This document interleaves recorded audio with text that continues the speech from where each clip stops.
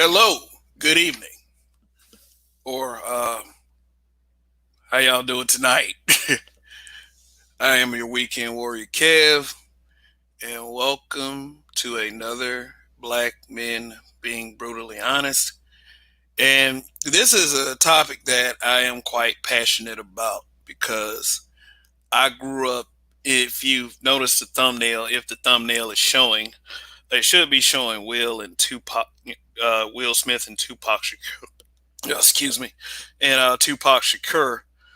Uh, anyway, just want to do this one because, like I said, it's near and dear to me, and I will be using the word unbelievable as frequently as possible. So, sorry guys, this is just the way it is. I want to have a good time tonight, and for those of you walking in, please hit that like button. Uh, And if you have not as of yet, if it's your first time here, please hit that subscribe button as well.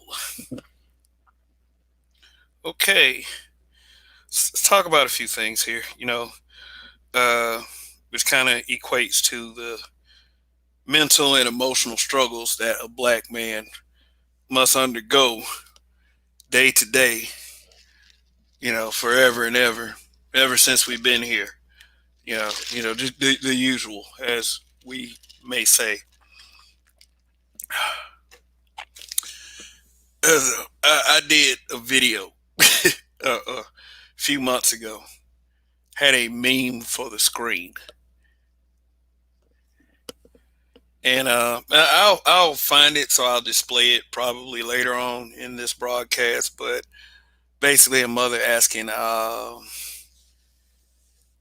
son, what does she want to grow up to be, like a good man or something like that.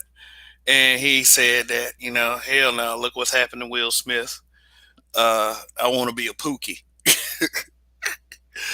And shout out to BGS. He vehemently disagreed that, using Will Smith as the example of this nice guy, it was just a bad idea.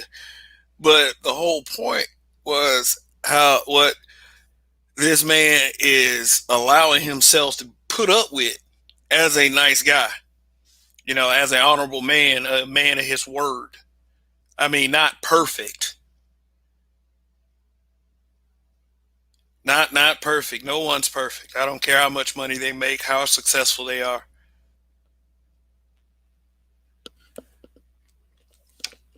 But it goes like this. Will Smith is basically, I don't know, a punching bag. I guess that's their way of getting at him, since there's no kind of scandal that you could stick on him. Well, not yet, at least. Excuse me. I do think that he was found on Epstein's list. I'm not real sure. I think I remember seeing his name. Epstein's island list, and that's kind of speculative, because what if? Uh, sorry about that. Because what if some people actually went there just to visit the island? But it's suspect anyway, and we all know what happened to Jeffrey Epstein. Google it if you have to. Outside of that, we just had Bill Cosby. Many a great black men have gone down, for reasons. And maybe the reasons they have with Will Smith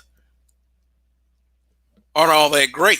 So, you know, instead of sticking a scandal on him, they just put him through like a humiliation type deal. Now I know this is tinfoil hat stuff, and let me go ahead and scroll across the. Let me get the message scrolling across the bottom of the screen. Okay, just remember what this program is, and remember that everything is fair use with this program, without teetering the line of copyright infringement. If you ever so choose to join the panel, keep in mind that your avatar or if you choose to share your likeness with the program, and all of your words belong to this broadcast, thus belonging to this channel. So, back to the humiliation. Let's take a look. Let me hit that screen share and make sure you hit the like button on the way in. You know, because trying to make a case here. It is up to you whether you can determine that it is a strong case or not. Let's start with the entanglement. Okay, let me put it to you like this. Number one, BWs need to stop acting like this is the first time that Jada has done something.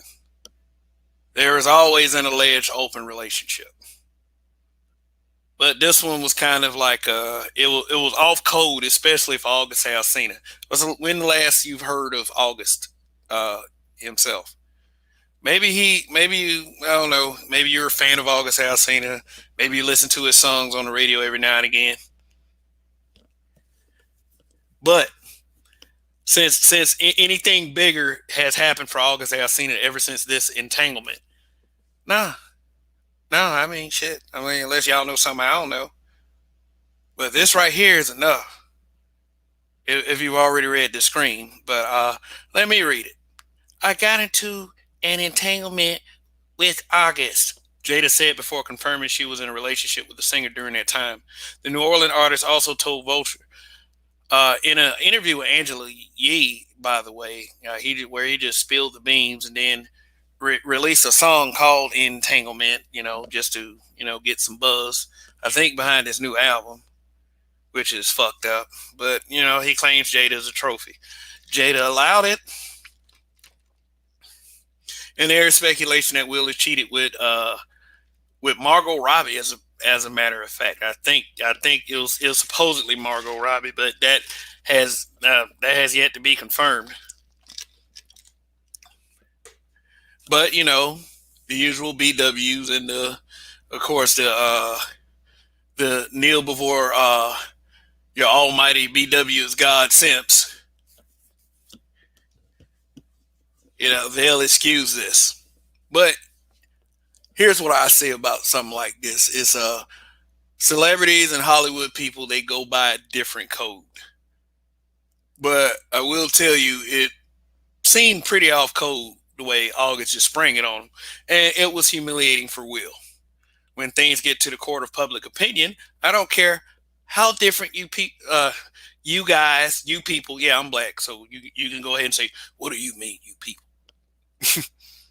As much as y'all want to admit it, the court of public opinion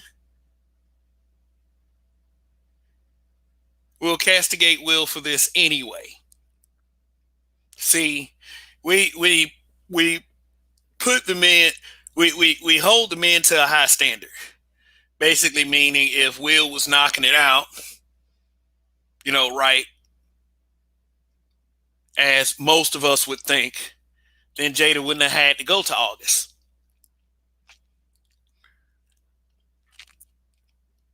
And all of this is because Will Smith carries that nice guy image. He just does. It is a fact. He is nice for the most part. He's not somebody who gets busted for drugs or is constantly arrested, partying guy, DUI. He's never presented that. He's at least from what I observe, he's always presented himself as a successful male who loved his family and put his wife on a pedestal. And you would think, and I guess he would think, that this is the way he was supposed to treat his wife, since he saw his dad hit his mom and yell and curse at his mom. So he developed that value, was like, okay, I'm not going to do that. That's not the kind of marriage I want. Will said he said he had, when they were dating, that she cursed at him or hit him or something. And then he pulled her to the side and said, if you act like that, I'm leaving. I'm gonna assume it was before they were married, because this is Mister. Oh, I have a no divorce clause, so you can't leave after you get married if you have a no divorce clause. That's Will. He said that. He said that with water in his eyes when he was looking at his wife. Tell him, yeah, I fucked August. We're in an entanglement.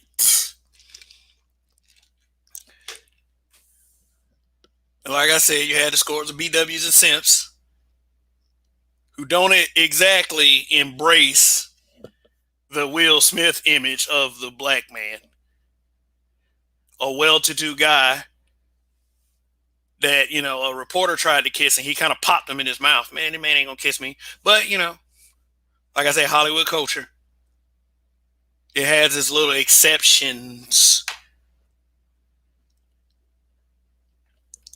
All right, but let's move forward a little bit. If it's not one dude, it's another dude, alive or dead. Let's scroll up here, and people are already popping fireworks outside. In fact, after the broadcast, if I'm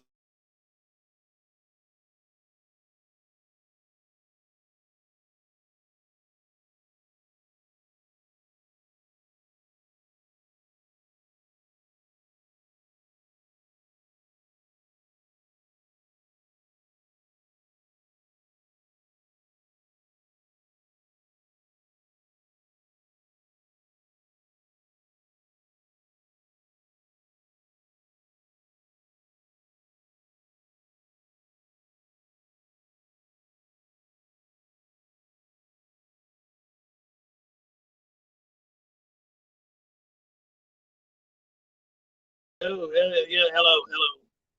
Sorry about that. My I didn't have my laptop plugged all the way in, so I'm on my cell phone right now. But yeah, uh, I see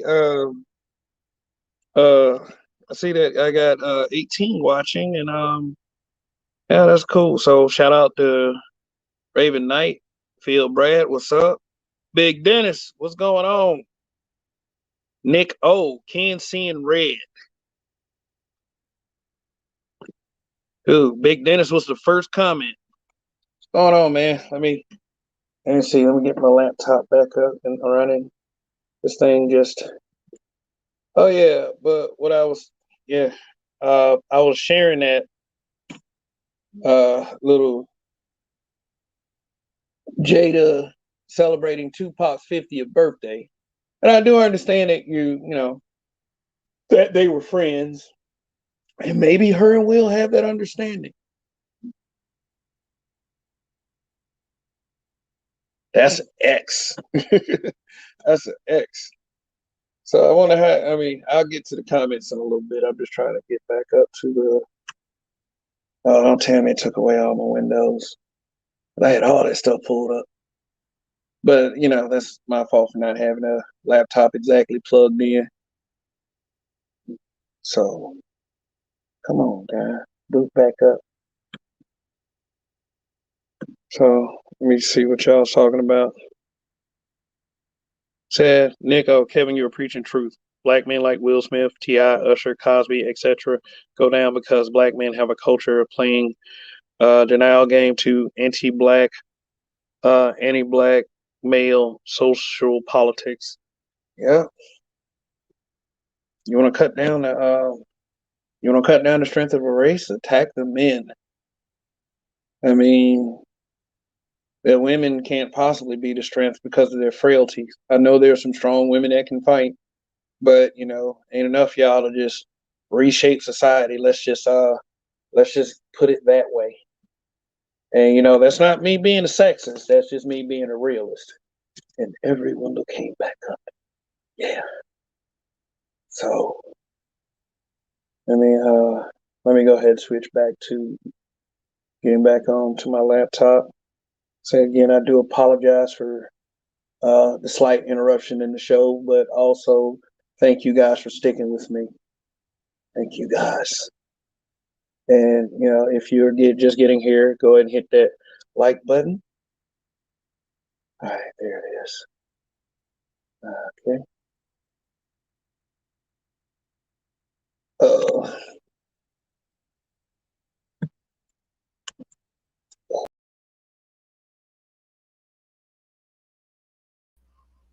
Okay. Whew.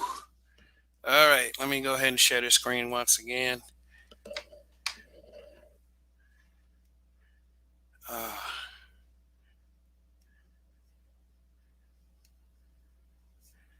all right.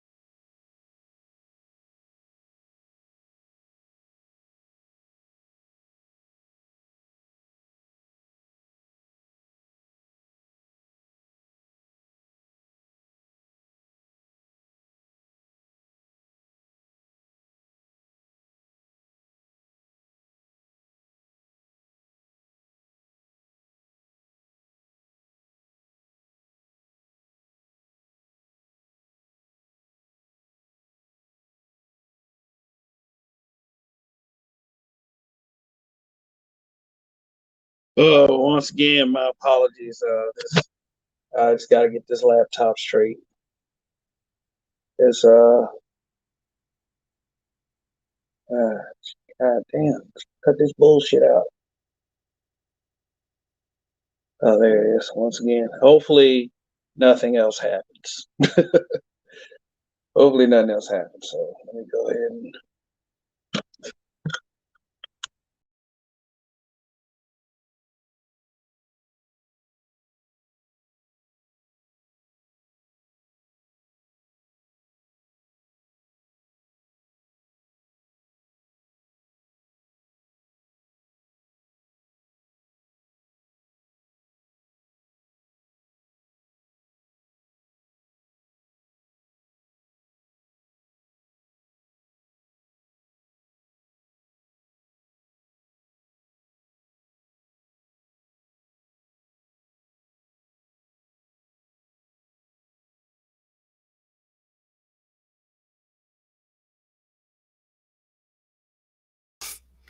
Good night, little girl. All right. Good night. Bye-bye. Bye. Yeah. Sorry about that. The little wife, the little one's out of town. And hopefully this is the end of my technical difficulties. Yeah. So let me one more time share this screen. And thanks for sticking with me. It is much appreciated. Oh God. All right. Cool. Cool. Cool. Cool. Cool. Cool. Cool. Let's see. Cool. It's make sure. Jada Pinkett Smith celebrates Tupac's birthday with never before seen poem. And the title of the poem was Lost Souls. Now, question. So, right after this right here, then there's this. And this right here is, I believe, was after Will Smith did that dad bod bullshit, which is kind of like an L, I would say. Yeah, it was definitely no, he did the dad bod shit before. Because this is June 16th. Yeah. So let me ask you a question. Was the court of public opinion overreacting when people say stuff like well, Jada's still in love with Tupac, and she had to settle for Will. You know, Tupac put that thug life in her. And I'm gonna get to Tupac in a second. All them years, and then two kids, two weird, and everybody always they give Jaden and Willow a hard time. But let me read this poem, and let me see if I read. Let me see if I can read a person who feel like her real soulmate is gone by sharing this. But the poem's by Tupac. It's called Lost Souls. Okay. It says, some say nothing gold can last forever, and to believe this I needs no proof. I have witnessed all that was pure in me, be changed by the evil men can do. The innocence possessed by children once lived inside my soul, but surviving years with criminal peers has turned my warm heart to cold. I used to dream and fantasize, but now I'm scared to sleep, petrified, not live to die, put to awaken, and still be me. Let me scroll, see if there's more.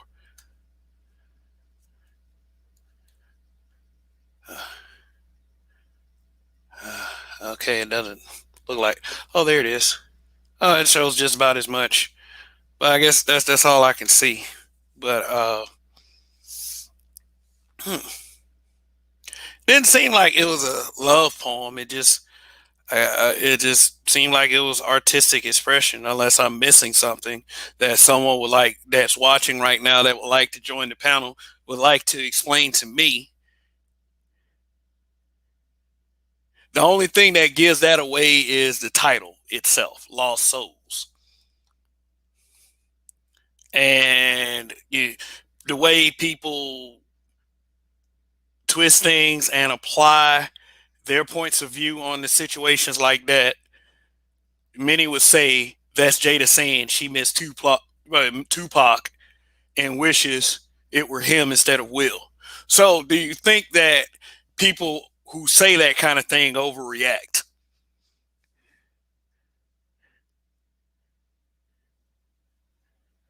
Now, what if my wife kept talking about a dead boyfriend of hers, which doesn't have?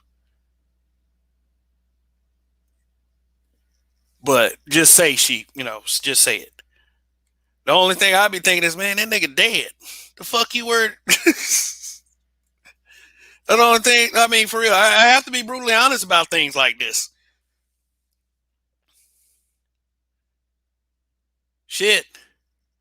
I mean, alive or dead, hearing about a Negro like that would be unbelievable to me.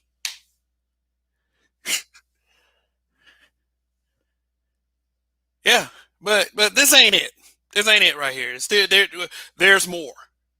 There's more than just her sharing a poem of Tupac, Jada's most speculated lost love ever in the history of Jada Pinkett Smith, ever since that episode of A Different World and that little dance video that they had released when they were in high school. Which, by the way, let me go ahead and get to Tupac real quick. And the whole Will Smith thing with this next. Why I have verses on the thumbnail. Okay. This one right here just kind of tripped me out because I had to really think about this. And my deal was I really thought that it was Jada that revealed this. So I don't know why everybody was making such a big deal of it. But if it really was that way, I'm just gonna go ahead and just give my take on it. So let me hide that. Yeah. Get off the screen. Get off the screen. Okay. All right. This headline says Jada Pinkett Smith allegedly, which means there's not really any kind of solid evidence That's what allegedly means. Asked Tupac not to beat Will Smith up. Okay, so, all right, let me read that again because that doesn't make sense to that statement right there. Motherfuckers need to learn how to do titles to their fucking articles. Jada Pinkett Smith allegedly asked Tupac not to beat Will Smith up. Asked? What kind of asking was that? Hey, I need to ask you something nicely. Can you not beat Will Smith up? You know, me and him are starting to date and blah blah blah and all this other stuff. But you mind, girl. You mind. You mind. That's supposed to be Tupac. I know it's a horrible Tupac, but still context. All right. Tupac might have been in trouble as a kid or whatever, but here's how Tupac got started in the rap game. Tupac was a dancer for Digital Underground that could write poems. A dancer that could write poems. I mean, he's the son of revolutionaries, troubled revolutionaries, and some people would know more about the history of Tupac than I will. So I'm not going to try to go through what I think happened and be wrong. That's what the intelligent panelists with good diction are for.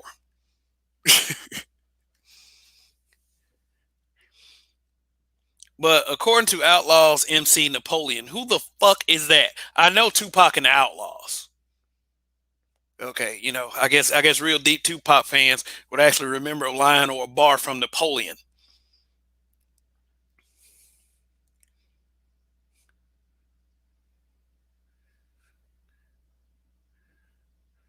But according to Outlaw MC Napoleon, Tupac wasn't happy with the request.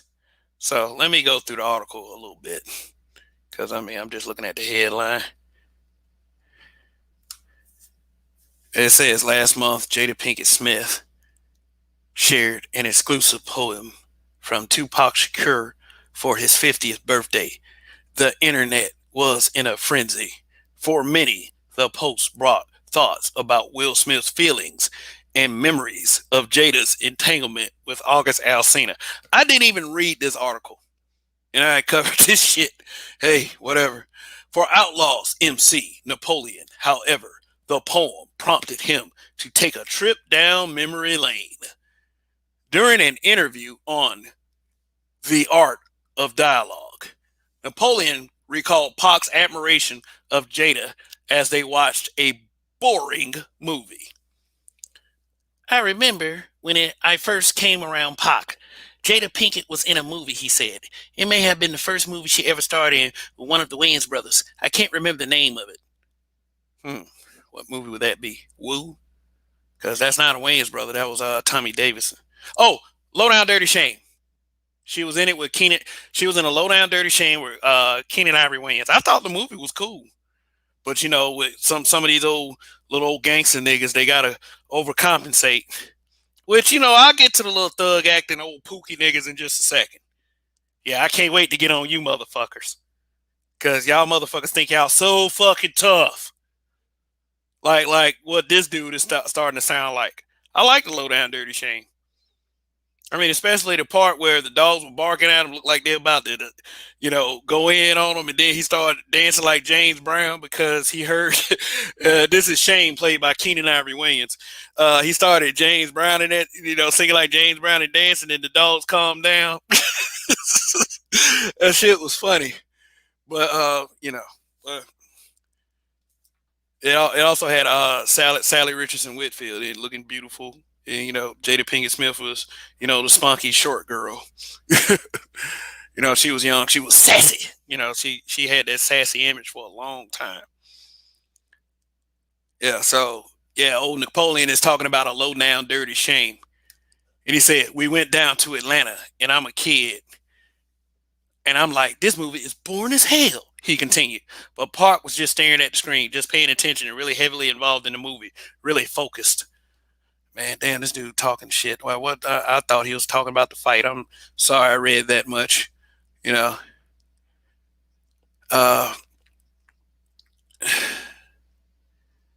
Oh, okay. Now in this paragraph right here, let me see if I can highlight it. Okay, let me see if I can highlight it so I can. Okay, cool. Well, that expanded. You know, I didn't mean to do that. That became very useful. All right. This is Napoleon talking. Old thug life, bored with comedies and shit. This Napoleon sound like the kind of nigga I play a video game around just to piss him off and see he'll say something. Man, man, that whack ass shit, man. You know, well, what are you doing this shit for? I said, then I just keep playing like I don't hear shit. Say, go outside and smoke, nigga. Who the fuck are you anyway? Do they call like I wonder do they call him Napoleon because he's like 5'3" or some bullshit like that? You know them rappers are kind of small. Shit, you should see Lil Jon in person. That motherfucker is like 5 foot nothing.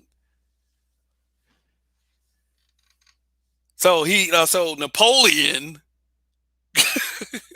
said the second time I probably heard him talk about her was when he went to L.A. and he was very upset. Ooh, said Napoleon.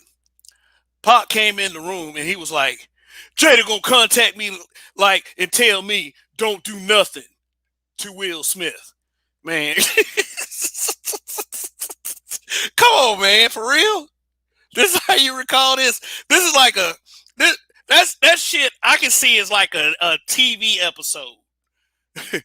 It's just like it's like the nigga like where the nigga is obviously lying, but he says the shit anyway.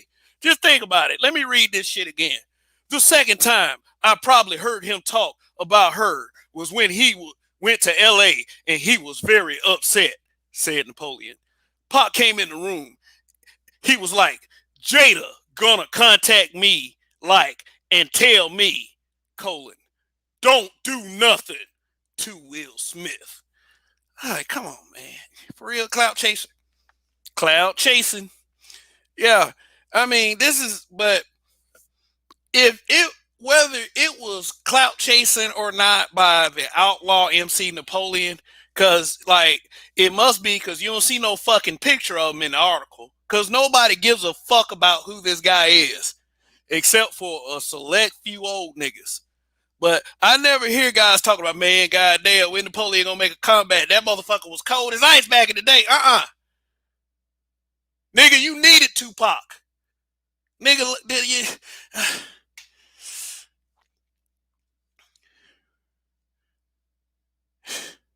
Oh, he continues. He continues with his possibly fabricated story. So Pac was upset. He went on. I guess it kind of hurt him. He had a lot of love for Jada Pinkett, a lot of respect for her, a lot of respect for her.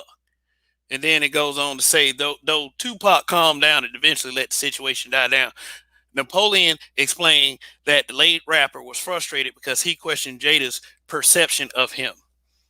Okay. All right. So this is getting kind of interesting. Oh, okay. So they did they did do a camera interview, but I still don't give a fuck about seeing this guy's stupid face. So I mean, you know, you can have your opinion on that. If y'all know this guy personally, I mean, you know, I'm sorry, I'm talking about your real nigga friend or whatever, but you know, let me see. Let me highlight this last paragraph. Said he was offended when she asked him not to do anything to Will Smith from a standpoint not to be violent toward him. He said, I think that just hurt him more than anything because he was like, what do you think this is? I'm not walking around being this impulsive, violent individual. So I think that probably hurt his feelings at the particular time. Uh-huh. See, here's what. Okay, now look at the word in that. Hurt his feelings? This dude is thug life. I mean, I understand. I mean, really, honestly, I do understand that men have feelings.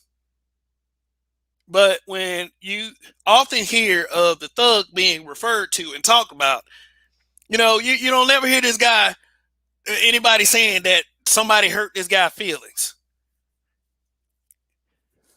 Well, Will Smith, maybe. Oh man, Jada hurt Will Smith's feelings. Goddamn. And that nigga was up here eyes watering as he was saying that, as she was in front of him saying that I was taking the pipe by August Alsina. Yeah, but Napoleon, that's that. Well, that's pretty much it. Like if you get a new CD or something like that, or you make a new CD, hope is great. I mean, for the real fans of Napoleon, I mean, there is an interview, and due to I don't know if they're going to do copyright or not. I'm not going to play any of this interview. I pretty much read everything that was important that he said. I mean, I don't think it. I mean, let me stop hating on Napoleon. That motherfucker might be doing some shit behind the scenes. He might be helping like starving old ladies and shit, man. And I'm sitting up here just being that way. Like, don't be that way. Don't be a hater. Don't hate folks. Don't be talking about folks like that. Like I just did with Napoleon Bonaparte. That nigga do look short though. That motherfucker look like sitting down. Like I don't know. It's like maybe they call him Napoleon as an oxymoron because maybe that dude probably fuck that dude. It's just that now due to an interview being done, it's like I don't think that really it might have sounded like BS, but I don't think that Napoleon from the Outlaws really would have a reason to lie because being around Tupac, one of the uh, Tupac is in a lot of people's top five. You always hear like Tupac and Biggie, Tupac and Biggie. So that so I don't think that he had any reason to really lie about this one. But here's an issue that I wanted to just like I said, things fall in social media in the court of public opinion. So here's what I didn't get about the way certain people were handling this, or they were speaking of this. Everyone thought that Tupac would have just drugged damn Will Smith all over the place. These Pookie types and these thug types or whatever, or guys who so-called consider themselves thugs. They look at themselves as these tough, unstoppable nigga ball Z. Shout out to Miss Fantastic. Kinds that can just whoop everybody ass just because mostly all the fights they've been in involve them with a few other guys against one other person and send up here fake sea walking with weapons. I mean, some people might say I'm speaking ignorantly when I refer to these guys as such. Because I think a lot of you thug types and you little game types, y'all be like, man, I know some niggas with some hands, everything. But see, you guys assume that you can't get your ass beat by somebody you consider a lame. Because see, the circumstances I grew up in for guys who talk that shit, and hey, no diss to Tupac Shakur, but you gotta understand, most of that shit was a public image. Just like Will. Most of that shit is a public image. How you know Will ain't got hands? I ain't saying because he was in Ali or Bad Boys and all that stuff. That's just acting. I mean, they do actual training to do stuff, but I mean, they're actors. They're not fighters. They're not any of that shit. The point.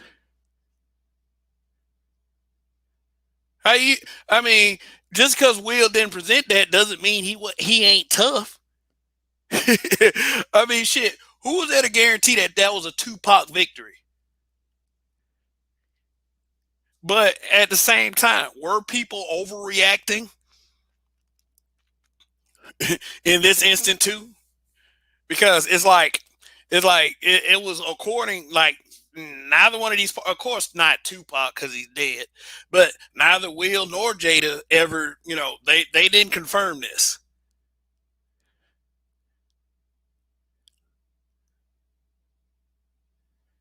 I wonder if they're gonna ask Jada in the near future if you had to stop Tupac from beating up Will Smith, because he didn't say fight Will Smith. He said beat up Will Smith, as to imply that Tupac would have won that fight. I mean, being in and out of trouble does not mean you can fight. It doesn't. Being able to gang up on one dude with your boys, that definitely doesn't guarantee that you can fight. Just because you're a nice guy, it doesn't mean you can't fight.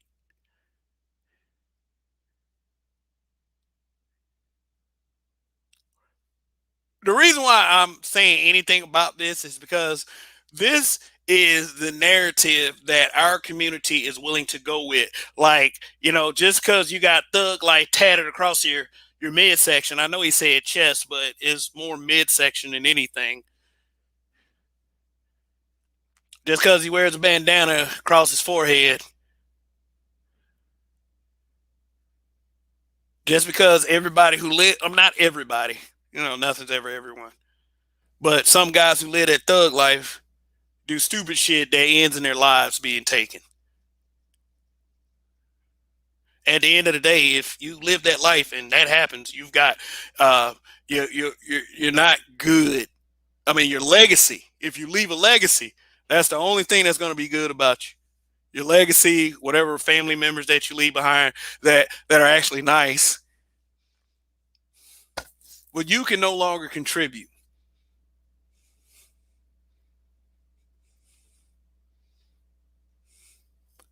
So why exactly? Why exactly?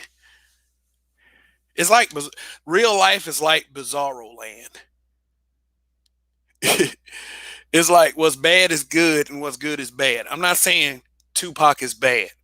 I'm saying the mentality that leads you to believe that Tupac would win a fight against Will Smith just because uh because Jada is carrying herself the way she is.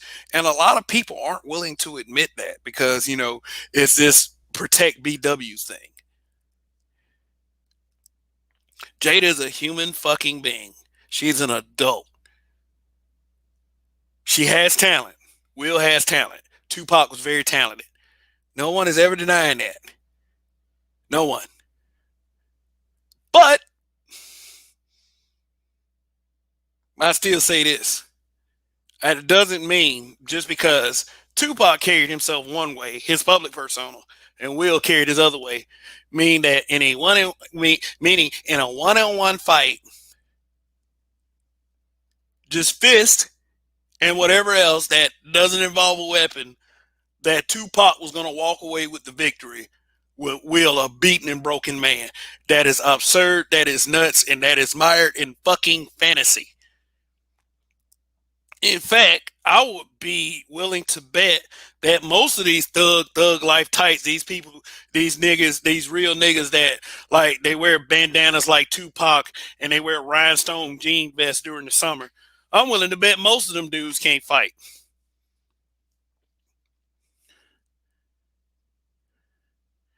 Dude doing fake crip walking and shit. Overcompensating by stressing their syllables. So, by my dialect, you can tell what side I'm on.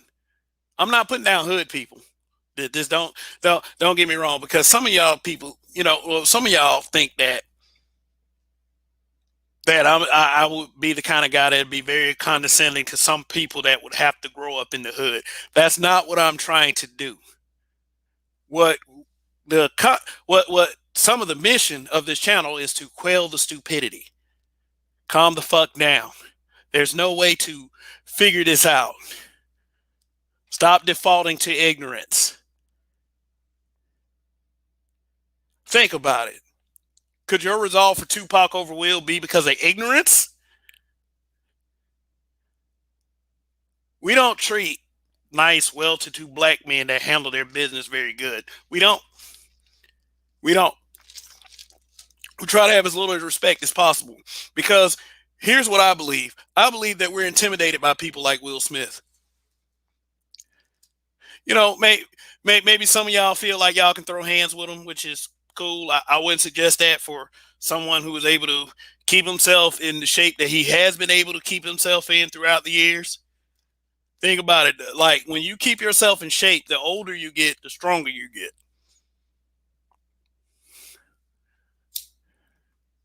So I know some of y'all probably could throw hands with Will Smith.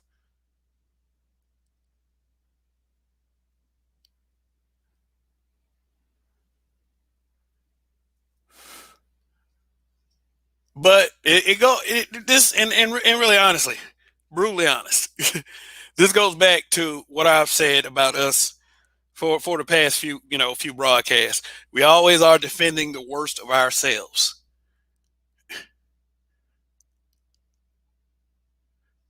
You're always defending it.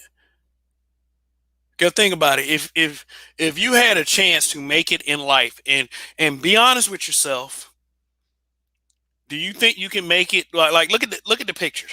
Look at the pictures up here.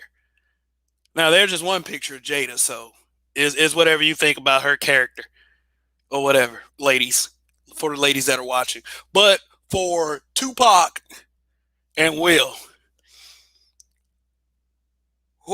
which archetype do you believe you could succeed in life being like? I mean, and let's just kind of think outside of the scope of entertainment. And stereotypes exist. That is a reality. See, I'm trying to make a point with this. This is what you hate about guys like Will. You feel like you have to present yourself like Will Smith is presenting himself in the picture in order for you to be as successful as possible. You want to do it another way. You don't see something like that as cool. Men in suits. That might be pun intended right there. You real niggas. This is like dudes that call themselves alphas. You don't, if you're a true alpha, you don't have to call yourself an alpha. People will figure it out. What Tupac did is what many rappers did. They presented a fractured, broken image as cool. Therefore, all the fuck some people had to do was perpetrate and dress in that image.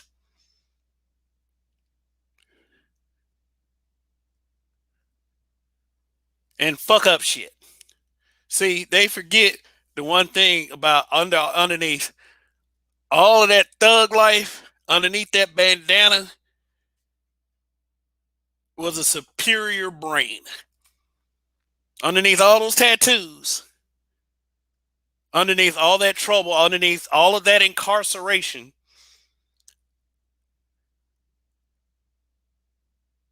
because some of y'all probably think I'm crazy for saying that Tupac possibly couldn't fight or beat Will Smith just because Tupac has been incarcerated. Man, real niggas throw hands, go to jail and get, we get ready to say night night, nigga, all that other shit. I mean, you have to understand. I think from one perception. I think from the perception of the guy who, at times, was kind of made fun of because I use good diction in my voice. I was never a Tupac archetype. I was more closer to Will, except for some of the fuck shit. Like when he posted himself in his drawers or something like that and did that little effeminate pose. I mean, that's something I would have never done. That's what I meant by fuck shit. Some of the fuck shit he does. Yeah, I believe he took an L for that one. But what like okay, what like and like I said, when I said choose the worst of ourselves, I'm not saying Tupac was the bad. What I was saying was the image, the archetype you let this kind of person become in your eyes, compared to Will Smith, who you view as a successful archetype, And it seems to me with the modern day BW, and it's kind of an incel argument too. That what I'm about to say, that they always choose the Tupac over the Will, and that's possibly why she got her a little bit of August. And let me keep it real with y'all. A lot of that is Will's fault for having that no divorce clause. Shit, he almost acted as if Jada had something on him. I mean, Cat Williams does talk about them weird Hollywood parties.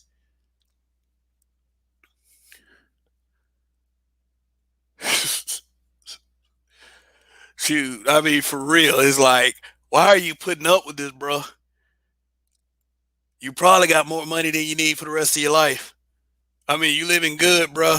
Why are you putting up with this?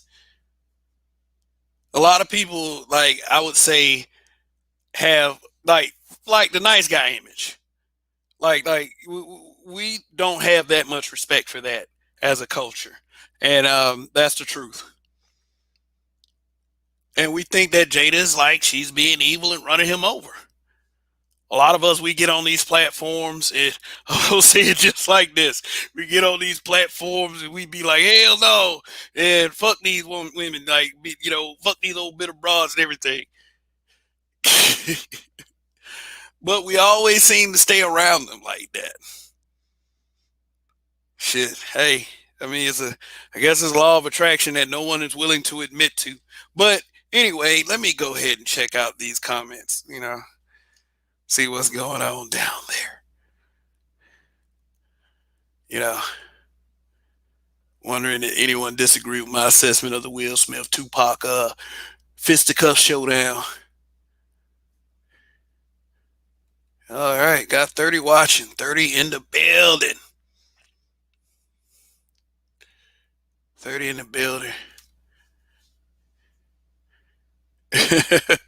Mo returns. Says, just got here. Pookie only wins with getting booty. Everything else is a L. Shoot. Well, see, Raven Knight, what's going on? Live by the sword, die by it.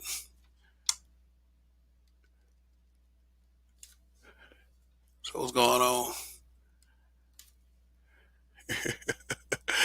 Perfect timing podcast. I feel a lot of heat.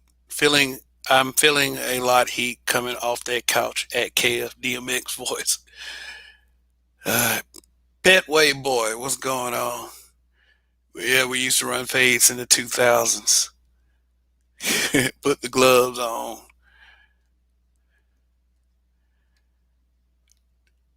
Perfect timing podcast. Y'all want to make this a versus broadcast? Will versus Tupac. Who you got? Big Dennis says I got Tupac Bay Area in the building. But Mo returns. Most of them are weak, but it's the appearance that makes them appear masculine.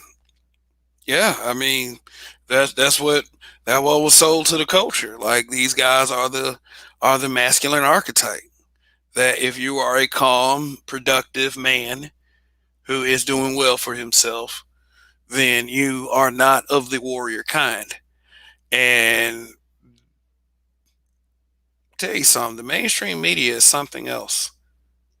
The mainstream media is something else. We often blame like the rapper themselves, but you have to also remember, like Tupac, and Tupac was considered gangster rap. You have to consider though it was the record company that pushed for those images.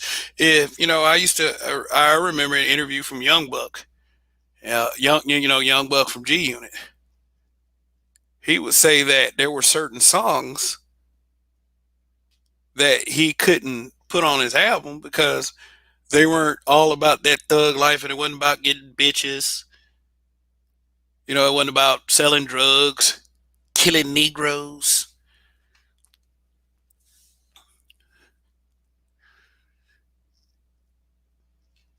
Hmm.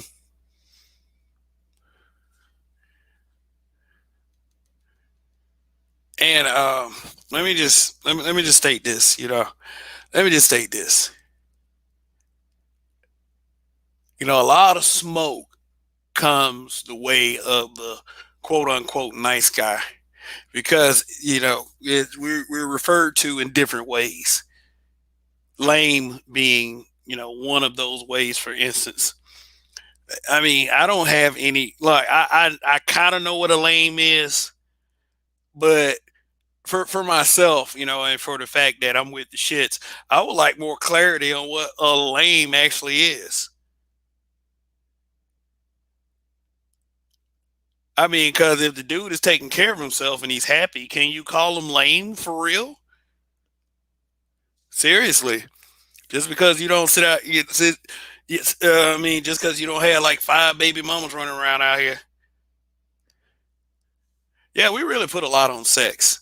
That's why Jada is seen as such I don't know, a boss, and Will isn't.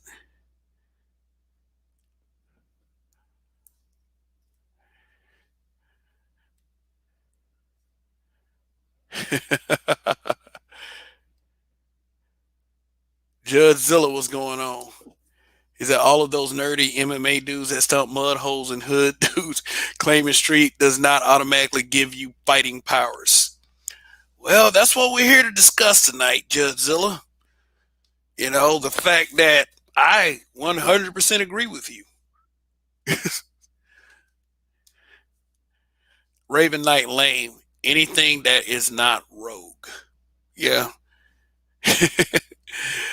Lame. A non drinker, non smoker, non radical, virgin prudes, bougies, stuck up Beckies, clowns. Maury Mo returns. Lauren London said even Lauren London even said that she preferred hood dude. She was dating Nipsey Hussle and he ended up dead. Well, that's their choice. That's their choice. R.I.P. Nipsey Hussle. Um,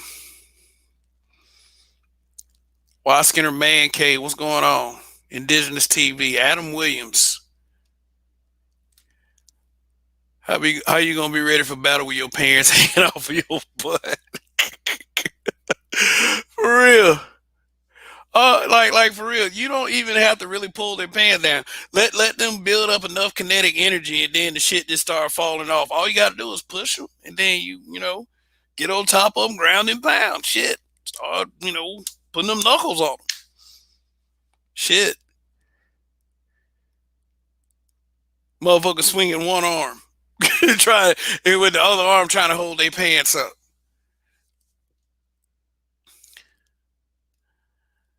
Mighty Mouse Johnson is a video gamer. It might have been something that something that was said earlier.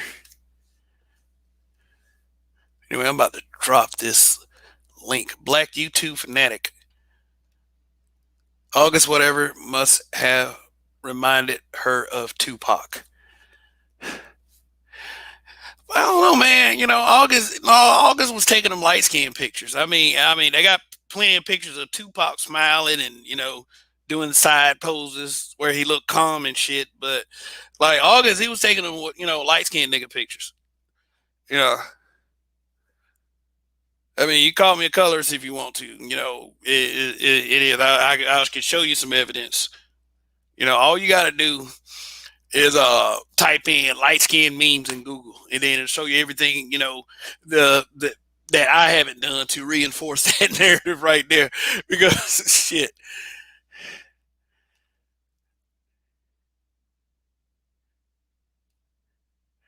I wish I had a mic. I want to speak on how bad the dating market is for nice black men. Well, these conversations run kind of rampant in this space, so you'll have another opportunity to get you a mic. In fact, start your channel. Shit, I did. All right, Indigenous TV. Kev, what would Jada have done had Will and Pac gotten into a fight and Will folded him up? LOL. I don't know. Probably, you probably wouldn't be seeing as much of Will going through this as you would be seeing right now. I'd probably say that because I mean, we all heard the story of how Master P pistol whipped Pimp C in a hotel room. Imagine a story going around with Will Smith folded up Tupac Shakur. Imagine a story like that going around. I mean, it'll probably be a much different climate for your boy, for the bad boy.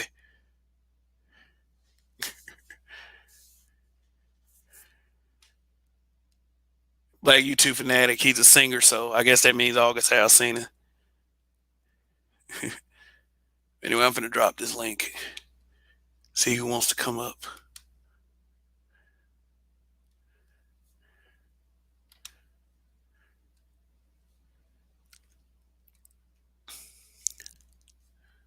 And I ain't finna sit up there and say, this is a challenge to all you pookie motherfuckers, to all you thug life, to all you so-called real niggas. All I'm saying is this: at one point, you got to get to the age where you got to act like you got some goddamn sense. Period. I mean, don't underestimate somebody just because you feel like they didn't grow up tough like you did. Shit, think about it. Some of the lifestyles that some of y'all grew up with. Talk about y'all growing up tough. I got another. I can coin another term for that: unnecessary.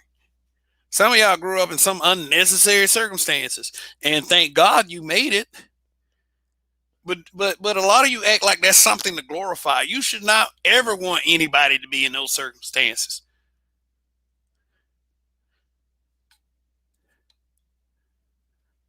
Shit.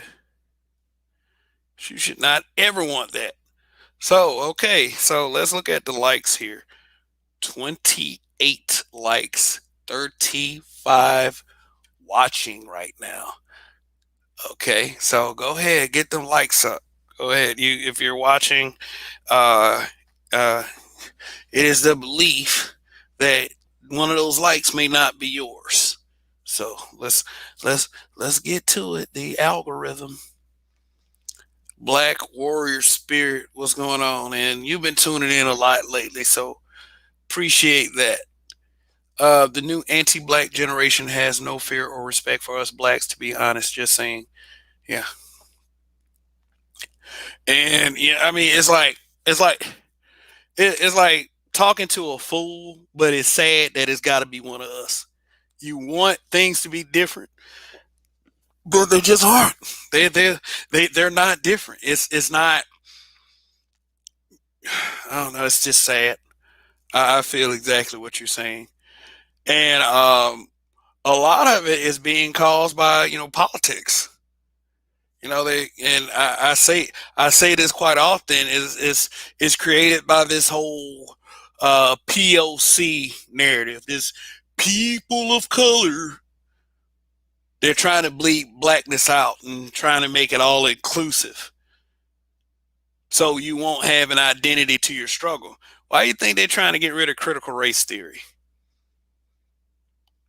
They're trying to work on that one slowly.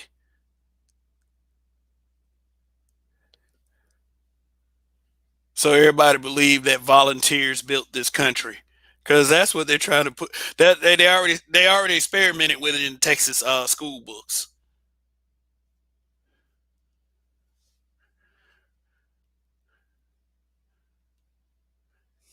Indigenous TV.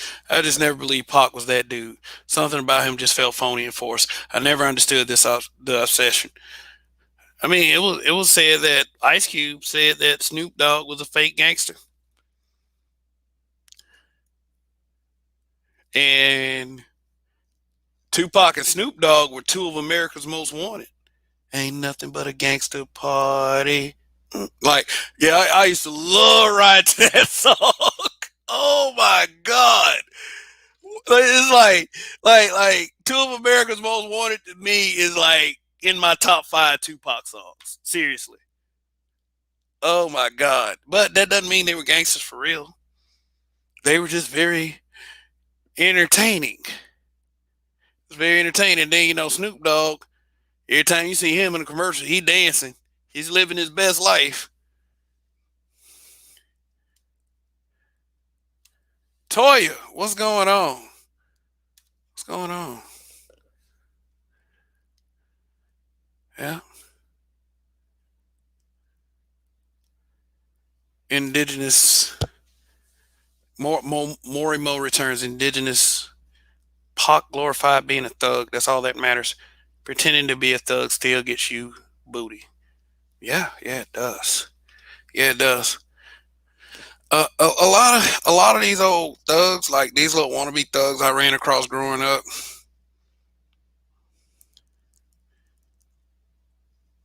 Yeah. I mean, I have to say, yeah, they knew how to speak to the ladies. I mean, you got to call a spade a spade. They knew how to say what they could to get inside those panties, and all the baby mamas you see around here is a result of that. And yet, still, they call you a lame for not being there to have enough game to stop them from doing that. Now, that's something that I have to tell y'all. That's part of what they believe. That's why they call you a nice guy. That's why they call you a lame. Uh, yeah, it's. I gotta admit, some women that I used to fool with back in the day ultimately did not want a relationship because they was like, well, he don't have enough thug in him. Which I mean, I thought it was silly. I thought it was really silly. I mean, I thought that when I was half the age I am now, I thought it was really fucking silly. Maybe they meant something else by it. I don't know. A lot of people say, man, sometimes the women just want you to take that pussy, man. I'm glad I didn't just take it. Like shit, like seeing the shit. Like well, from what I was taught, that you just don't take it because that shit foul. Well, I guess that's how a lot of it was doing. I mean, it was like a yes means yes type deal for some of these guys. But I know I wasn't gonna try that shit. But that was people trying to convince me that's what those women meant by me not having enough thug in me. Cause sometimes and it was dating for men is like a trial and error. It's like a trial and error. You have to talk to so many of them. Like you probably fail more than you score. But when you score, you got to make it count. That's what a lot. So we have to be careful when we say stuff like they wanted those thug types. Oh, got somebody back here. Judzilla, what's going on? Hey, All right. I'm sure you have some kind of creative spiel about the topic, based well, on what you've heard me say so far. if it has to deal with, I'm a weird bag of tricks, right? If it has to deal with professional careers, education, finance, crime, or violence, I'm here. All righty. So good to have you once again, sir. Like the impression that's given that way. Uh, the impression that's given that way. And it's funny because real life gives us these examples. And it's funny how people choose to interpret the examples that have been placed in front of them, how they choose to remember things and how they choose to not remember things. This example has been given to us countless times over and over and over again. I think this theme is an extension of a different theme that I won't get into, or maybe I won't get into yet because it'll change the direction of your topic. But as I put in there, right, plenty of nerdy MMA dudes have stomped mud holes in hood dudes. Plenty of cats that went. What do we? Okay, I guess we got to. I guess we got to consider what we're considering a hood dude, because are we considering Pernell Whitaker or um, Roy Jones Jr.'s hood dudes? Let me offer some clarity.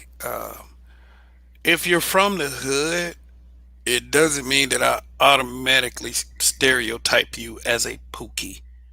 There are plenty of success stories that have come out the hood. Mm-hmm. And I'll give you an example, Judge Greg Mathis. Mhm.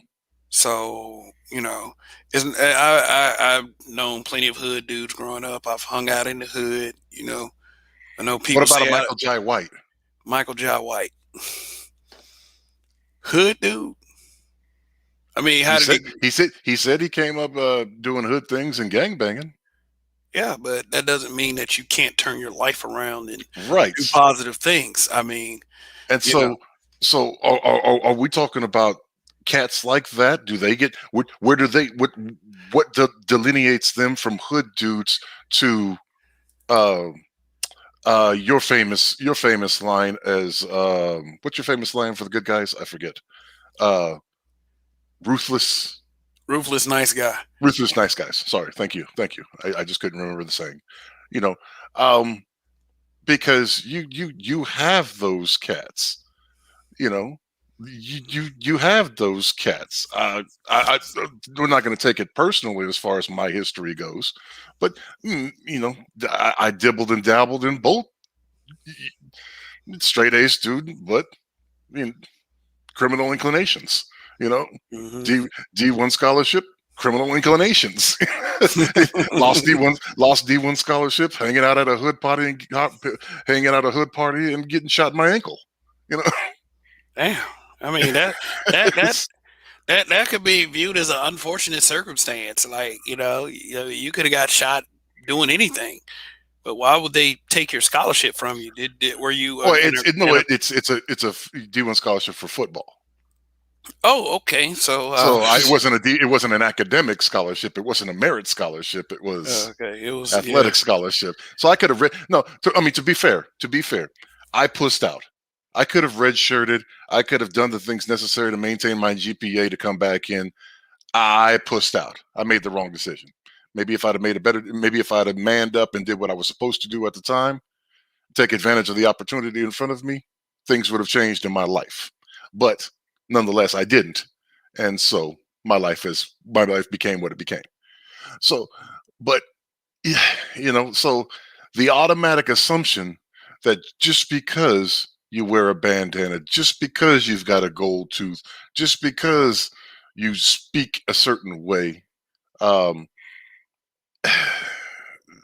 that's automatically going to give you, just because you wear two pairs of boxers, a pair of shorts, and a pair of pants, and all of them expose the first pair of underwear, uh, that you inherently possess some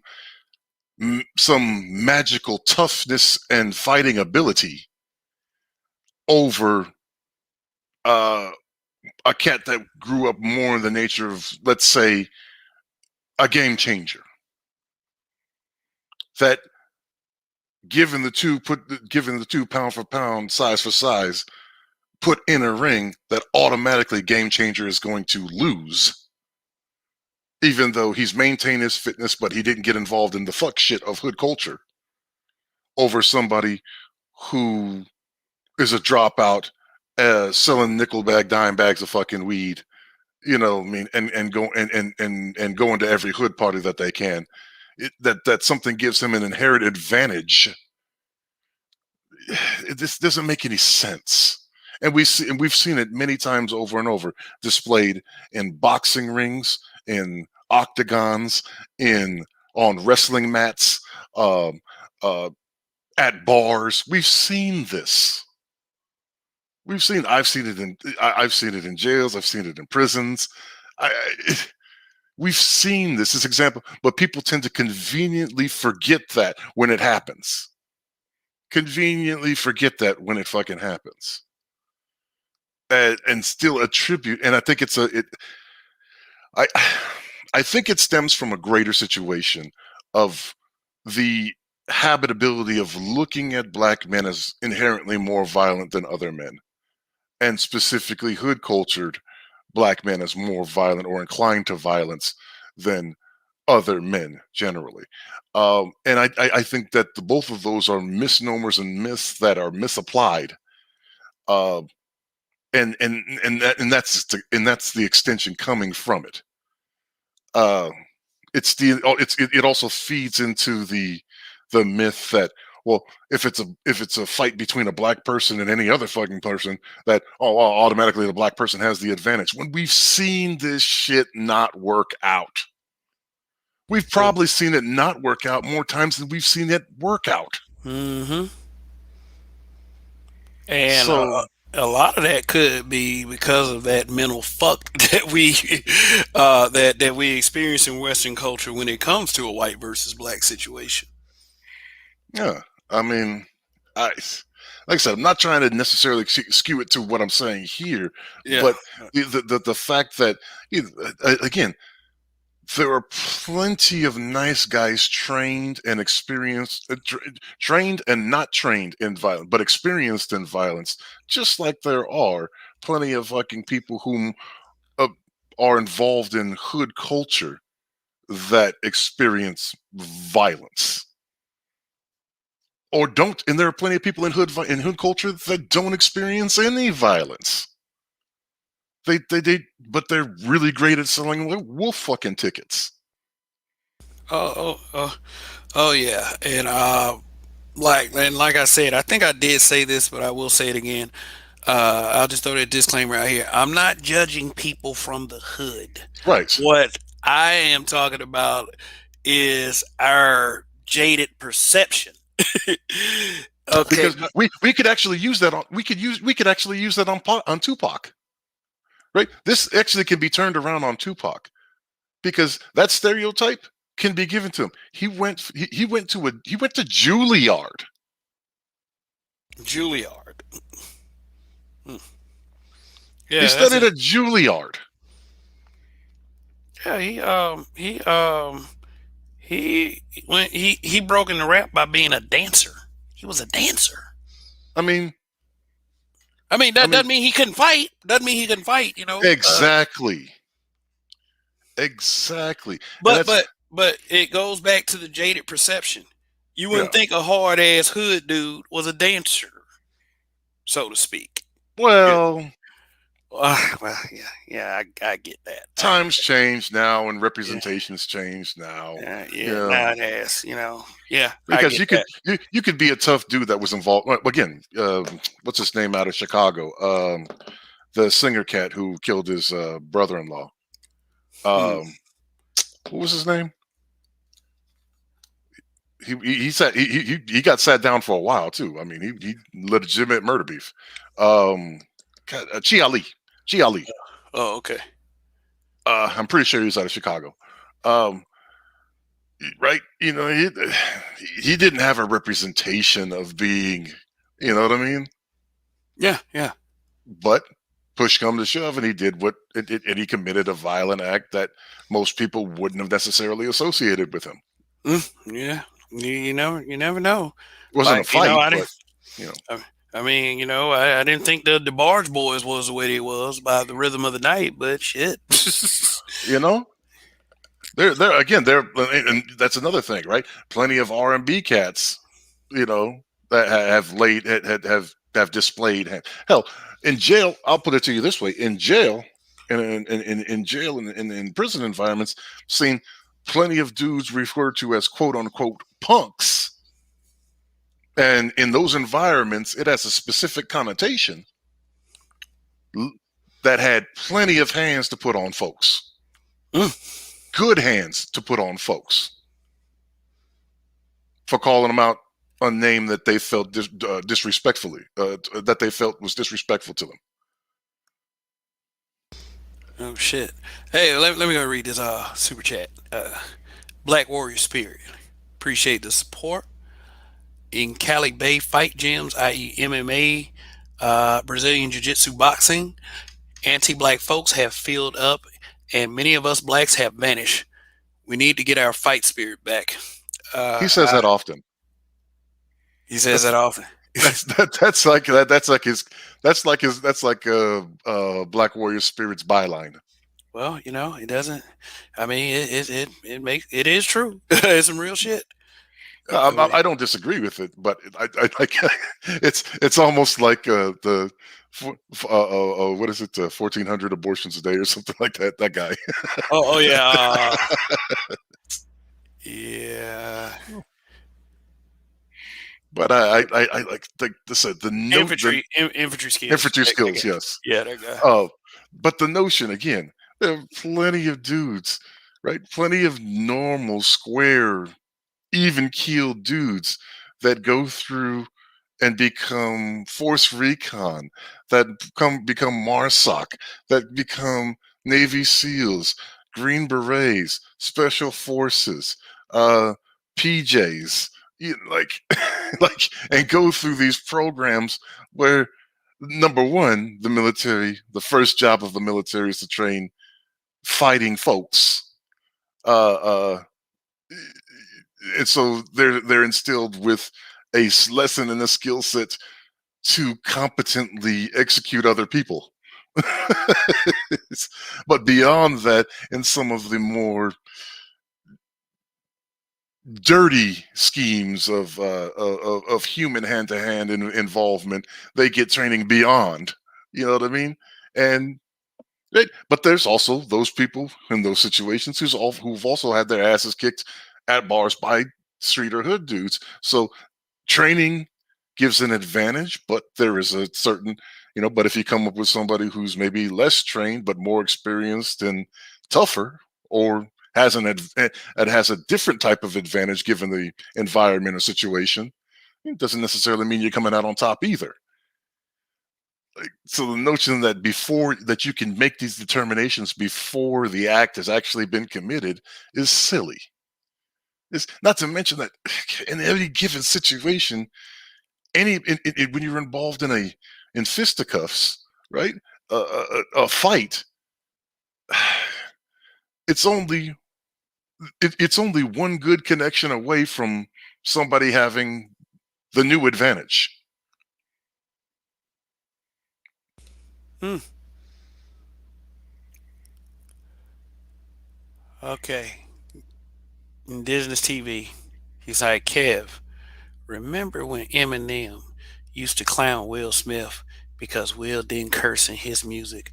A lot of black people sided with Eminem, but would you give him a shot against Will in a fight? No. Well, different. Again, you're talking. This like you said earlier. You fucking. This is a dude who stayed in shape for what? Is he 50 years old now?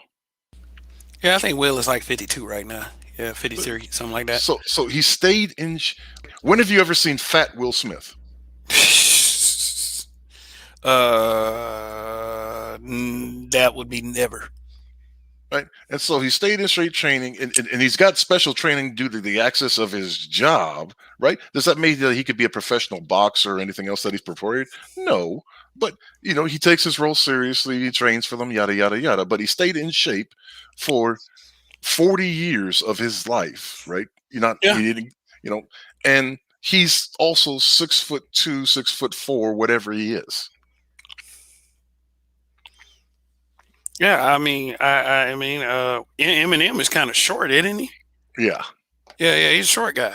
Yeah. But I mean, I'm not saying short guys can't beat tall guys in fights. I'm not saying that. But the numbers, weight divisions exist for a reason. Yeah, and then the fact that is in that time frame, a younger Will Smith and a younger Eminem, yeah, Will Smith would have definitely got him. Shoot, probably thought about all that shit. It'd probably be like what some of these old folks say around here. I used to hear people randomly say this growing up. The black might have came out of them because because we love to associate ignorance with our blackness for some reason. It's a weird, like there are so many weird incongruencies and dichotomies and in the community. And again, it doesn't matter how many times you see it proven wrong. That's one of the weird things. It doesn't matter how many times you see it proven wrong. If it's proven right one time, then that's the narrative. And that's weird. It's not only weird, it's unbelievable, y'all. It's unbelievable. Like, that's weird from a mental, rational, logical position. You know what I mean? Yeah, Black Warrior Spirit. The most dangerous person is the one you least suspect when you least expect it. Yeah. A bit of redundancy, but yeah, I get it. Uh, Will Smith is people label Will Smith as the one you least expected from, but I mean, you're talking about a guy that immediately popped a reporter in his mouth when he tried to kiss the man. The little slap, yeah. Yeah, the little slap. I mean, Yeah. okay, you didn't think very much of it. Sound like you have very much confidence in that one. Well, no, it's not that. It's not that. Again, it's not the violence that I'm experienced in. That's minor league, right? Yes. Yeah. I mean, it was a pat. It was enough to send a message. It wasn't like I'm not saying that he just kind of reached back from Kentucky and met him in Hawaii. I ain't say all that, but yeah. But in Will Smith's community, that level of violence was thundering. You know what I'm saying? Like, you ever seen that movie Malibu's Most Wanted? No. Okay. I know which I know the movie, that I just never watched it. Old B-Rad from Malibu, kind of like it was like Tay Diggs and Anthony Anderson played some actors that they were hired by B-Rad's dad's political team to act like thugs and kidnap Jamie Kennedy, who was a black acting white guy. Mm-hmm. And they said shit like, "This is no picnic, bitch." So that was Will's. This is no picnic, bitch. Yeah, like right there. Yeah, like that's what I'm saying. It's it's thunderous for his environment, but as somebody who's committed a lot of violence and had a lot of violence committed upon me,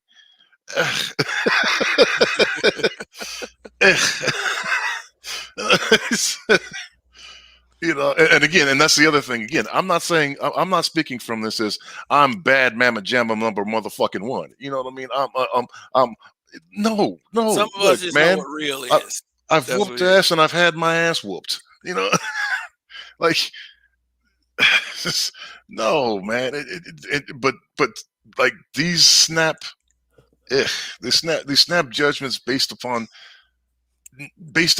next to nothing.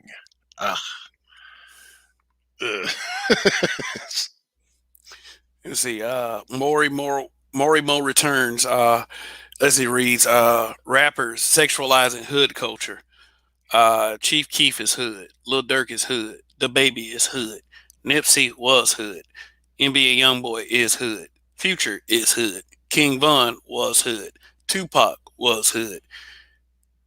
XXX Tenacious was hood. I gotta argue with some of these names, man.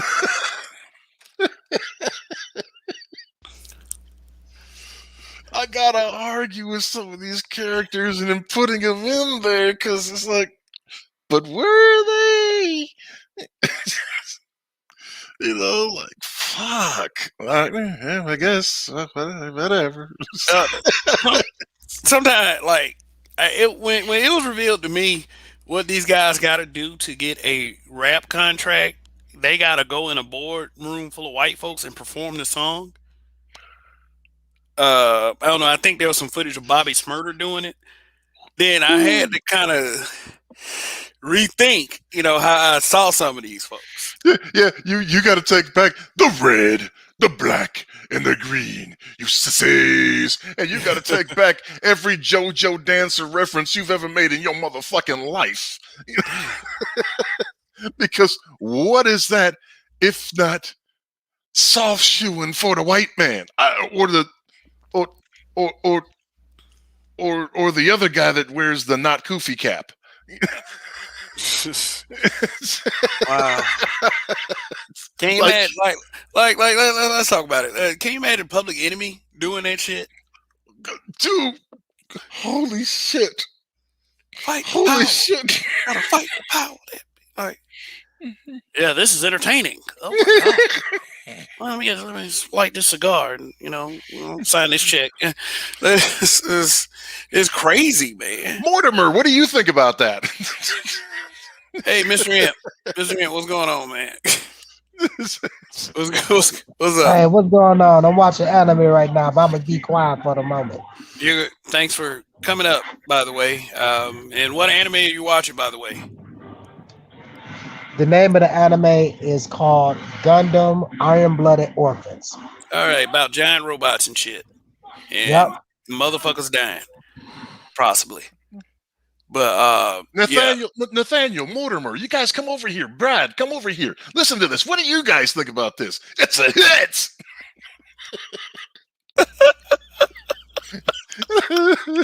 oh boy. Moisha gives it a thumbs up. Oh shit. Let's see. In Disney's TV, the people who knew him best said Michael Jackson wasn't no cupcake. I heard several stories about that. Mike was from Gary, Indiana. So I mean, laugh emoji. Oh, and speaking of Michael Jackson, let's take a quick 11-second break and remind you that there is a Cash App. So we'll be back right after this.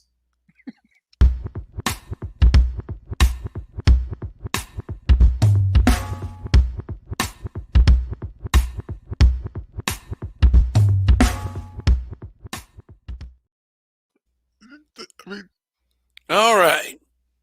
I mean, yeah, no, I get that, but Mike was a kid, and like again, Genuine took up boxing, but I still don't think anybody was really afraid of Genuine. I'm just gonna put that out there. Come on, let's do it. Ride it, my left hook. If my right cross is on it, you gonna feel my punches. Man. Yeah, shout out to Information Man Show in the chat. What's going on, man? Thanks for coming.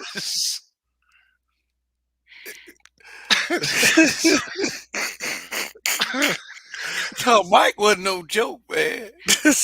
I mean, for real though, the only thing that I would probably would say to support that is the fact that he had some brothers, multiple brothers. So they might have been fucking some folks up for real. I don't know. Maybe. Well, Michael leading the charge, you probably would give that position to either Jackie or Jermaine. A guy named Jackie. But I don't ever see. Look, this is what I could never hear. This is what I could never look at them and say. I can never say, oh no, you don't want to mess with little Michael. You're gonna have to deal with all of his other. Oh, you're gonna have to deal with the rest of the Jackson 5 if you do that. I don't see anybody backing down off of that. I'm sorry, I just don't. Hey, for real though, man. Hey, you remember that Comedy Jam back in the day? Chris Tucker had a joke about that. I mean, he might. Slow down, Tito, damn! Like that's where Mystical got it from. Slow down, Tito, damn! Like he got it from the Chris Tucker joke. Right? Yeah, I think that might have influenced part of mine too. Like my mentality on that too. I said, my over there sitting on the curve. Don't stop till you beat his ass.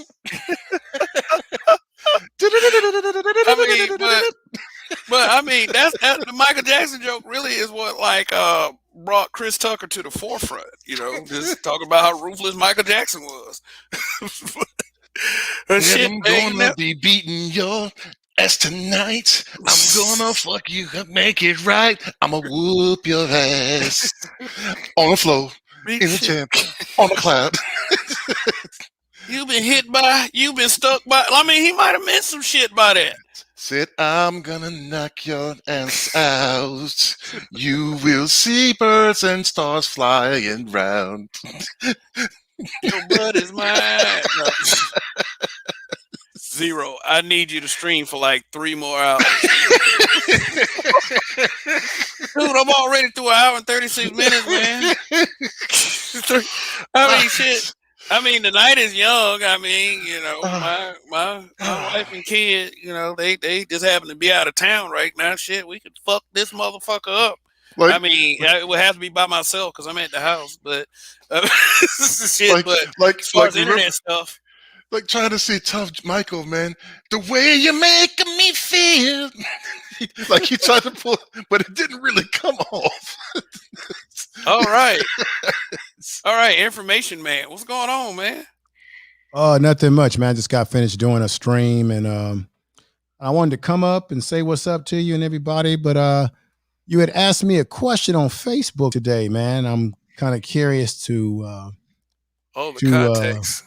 The context of it. Yeah. I asked you. Okay, this is one of those Black Manosphere questions for the audience. I asked the information man, did he blame the Black Manosphere for anything? The reason why I said that is because, I'm a guy that's often confronted with the whole, y'all ain't doing nothing but bashing Black women. So when I showed up to your stream the other night, it kind of was like, it started. You kind of started in on the, when I said Camille was dedicated because you was doing a stream about Bill Cosby. I was, the reason why I asked that because, the Black Manosphere is being stigmatized as a Black woman bashing area. And you were just clarifying yourself on the dedication of the Black woman. Yeah, there are Black. Yeah, I do believe, and I actually not only believe, but I have seen it. There are Black women when they have been in relationships with Black men where things have not gone right. And for whatever reason, you have a breakup. There's lots of examples that with some of our celebrities where when they get themselves in trouble, the woman that they were first married to or, what have you, have kids with, that woman will, in some cases, be right there when they're going through legal problems, even when they have either left that woman for another woman. There's examples of that. And I was clarifying that for Camille, she's a Black woman. She's sticking by Bill Cosby, and it's got to be tough because, let's be quite honest, the man was married, and she could have easily just said, "To hell with this! I'm getting out of this. This man is cheating on me or whatever he's doing," and for her to still have his back, that speaks volumes for the type of Black woman that she is. And there are certainly Black women that are like that. And then there are certainly Black women out there that won't have your back. But I just notice in general, sometimes you have Black women that will really have your back. And other groups that we may covet are the ones that sometimes will get the hell out of Dodge when things get really rough and leave us all by ourselves. It does happen. It's a phenomenon that does happen every now and then. So, and when you said that, I like that you said that because it's true. You have to have dedication, and she has been dedicated to Bill Cosby over all these years, either wrong or right, indifferent or however, whatever he's done in their personal relationship, she has still been rocking with him. So you got to say that shows what type of Black woman she is. Okay. Yeah. And Are you saying that in with regards to what her personal perspective is on what she views as the contract of marriage and vows displayed and honoring? If not, because I think it could be argued that maybe it's not her backing up of him necessarily, but her perspective of how she sees that marriage contract, though that contract of vows issued for matrimony, right? And owning up to him, because again, the marital vows don't say, and if you cheat on me, I'm going to leave you. And if you say the underlining tone of how she may perceive the marriage contract. I don't really think it's that complicated. You got to look at Bill Cosby and her in the time that they grew up in. They come from a different time when you had Black women, Black men being dedicated to each other, and Black men and Black women really lived in real community. So they come from that background where they probably grew up seeing their own parents, their own mothers in holy matrimony, sticking by each other in thick and thick. And it's a generational thing. We live in a generation today where people are more selfish, more self-centered, more focused on self. And if things don't go right and this person does this or that, I'm out of here. Whereas, like you said, you do make a good point. She's living up to the marriage vows, but I don't even think it's the marriage vows. I think it's the culture. They come from an old school Black culture that we have lost a lot today, where you stick together thick through thin.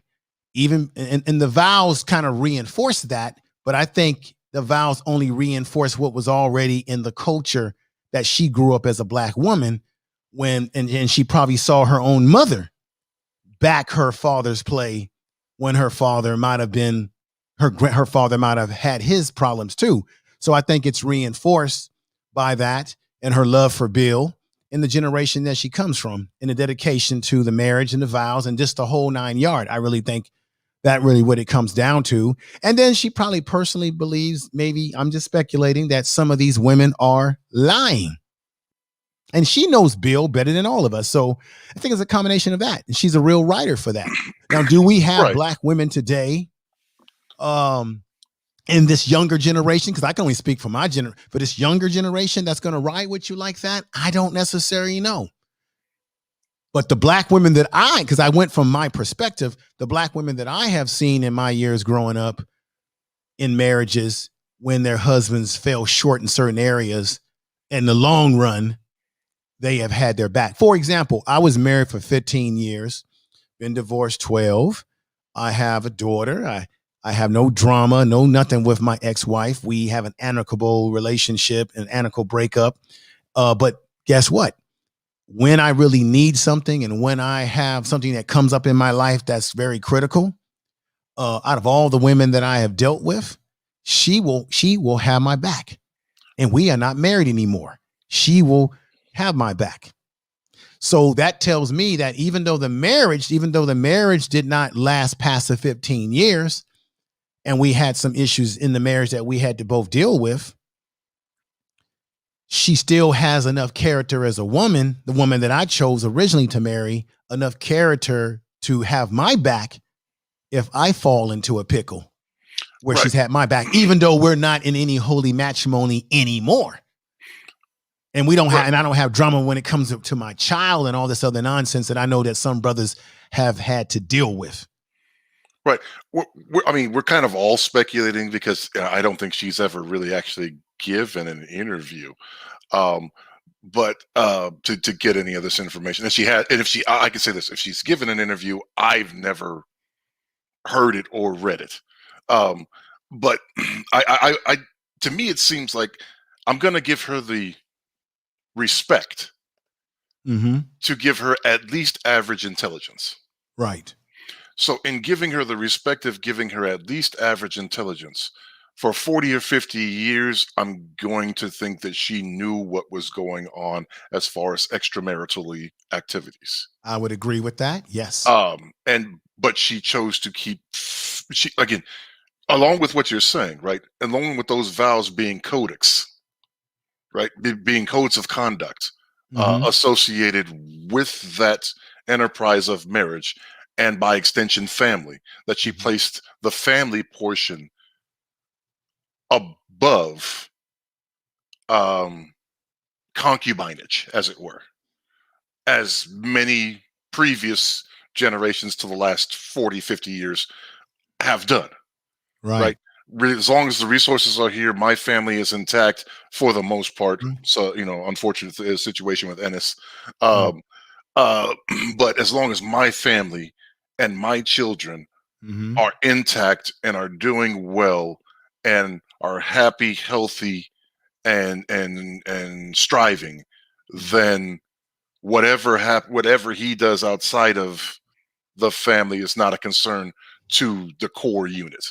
Right. And remember this too, Bill Cosby did have an illegitimate child with one of these women that he was involved with, that he had been giving money to this woman for many, many years. I didn't even know that. Yeah. And one of these very females that he got involved with tried to dump on him as well with the rest of these women. Yeah, there was a white woman that Bill Cosby had a child with, that she got pregnant, and Bill Cosby was sending this child money Every month, he was taking care of his economic responsibilities, although he may not have been there for that child. I don't know all the details, of course, emotionally, but that came out a few years ago. And so what I'm saying is, I'm sure his wife is aware of that because that became public.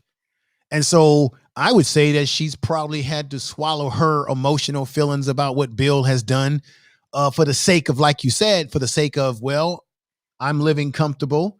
I have we have children. We have this and that.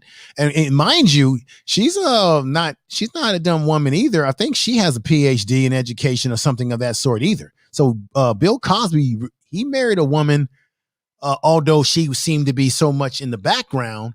He made a good selection in the kind of woman that he married, because obviously she's been rocking with him through all these things he probably was doing in his younger years into his older years and into him even being incarcerated for 3 years now. So I would say kudos to Bill Cosby for picking such a woman that would be able to deal with all the ups and downs. But not too many of us brothers are lucky enough to get those kind of women like that will, although they're out there, but they don't come a dime a dozen. I'll say that. They're out there. You just have to be a brother that has that kind of communication with a woman and that kind of disposition that a woman is going to stick by your side. Because most women in this situation with Bill, they would be out of there and they would be in court suing to get money out of him, right? Possibly. To turn it around and bring it to the topic. Now, where are we placing for the nice guy versus the hoodish guy? Where are we placing Bill Cosby in the spectrum, right? Because Kev, you're old enough to remember. I know you're old enough to remember Information Man. Pre-Cosby, Bill Cosby. Yeah. Pre-Cosby show, Bill Cosby. And the art that he put out. I believe that. And so remember, when it comes to entertainers like Cosby, many entertainers, there's the performer on stage, television, movies that we know. Right. That's the Bill Cosby that most of us grew up with. Right. Then there's the personality. And then there's the real person themselves within that personality. What I'm doing with this is the end game to this is to match it to the topic and say, and then what comedian would we put up against him in the nice guy versus Pookie or versus hood dude combatics? Well, the reason why I have a different way I look at it is that if you look at what Bill Cosby has possibly engaged in, you can make the argument that Bill Cosby has portrayed himself in the nice guy image, but he might actually be a sophisticated Pookie himself, a Pookie who has money. He's also portrayed himself as the Pookie in art. Right. And the Pookie who has the sweaters, the Pookie who has a PhD in education. So you can make maybe a argument that Bill Cosby was always a Pookie himself, and he just diced himself with a little bit of good guy because why? That was the performer, the one that we grew up looking at and saying, yeah, that's the Jello pudding man. That's the hey. And we grew up with that man and the man on Sesame Street. And that's the man that we say, hey, he's the nice guy, when in fact, really, you can make the argument that just like O.J. Simpson, that he might have always been a Pookie. Right, Rael, go back and look at some of Bill Cosby's old filmography. He was pooktastic.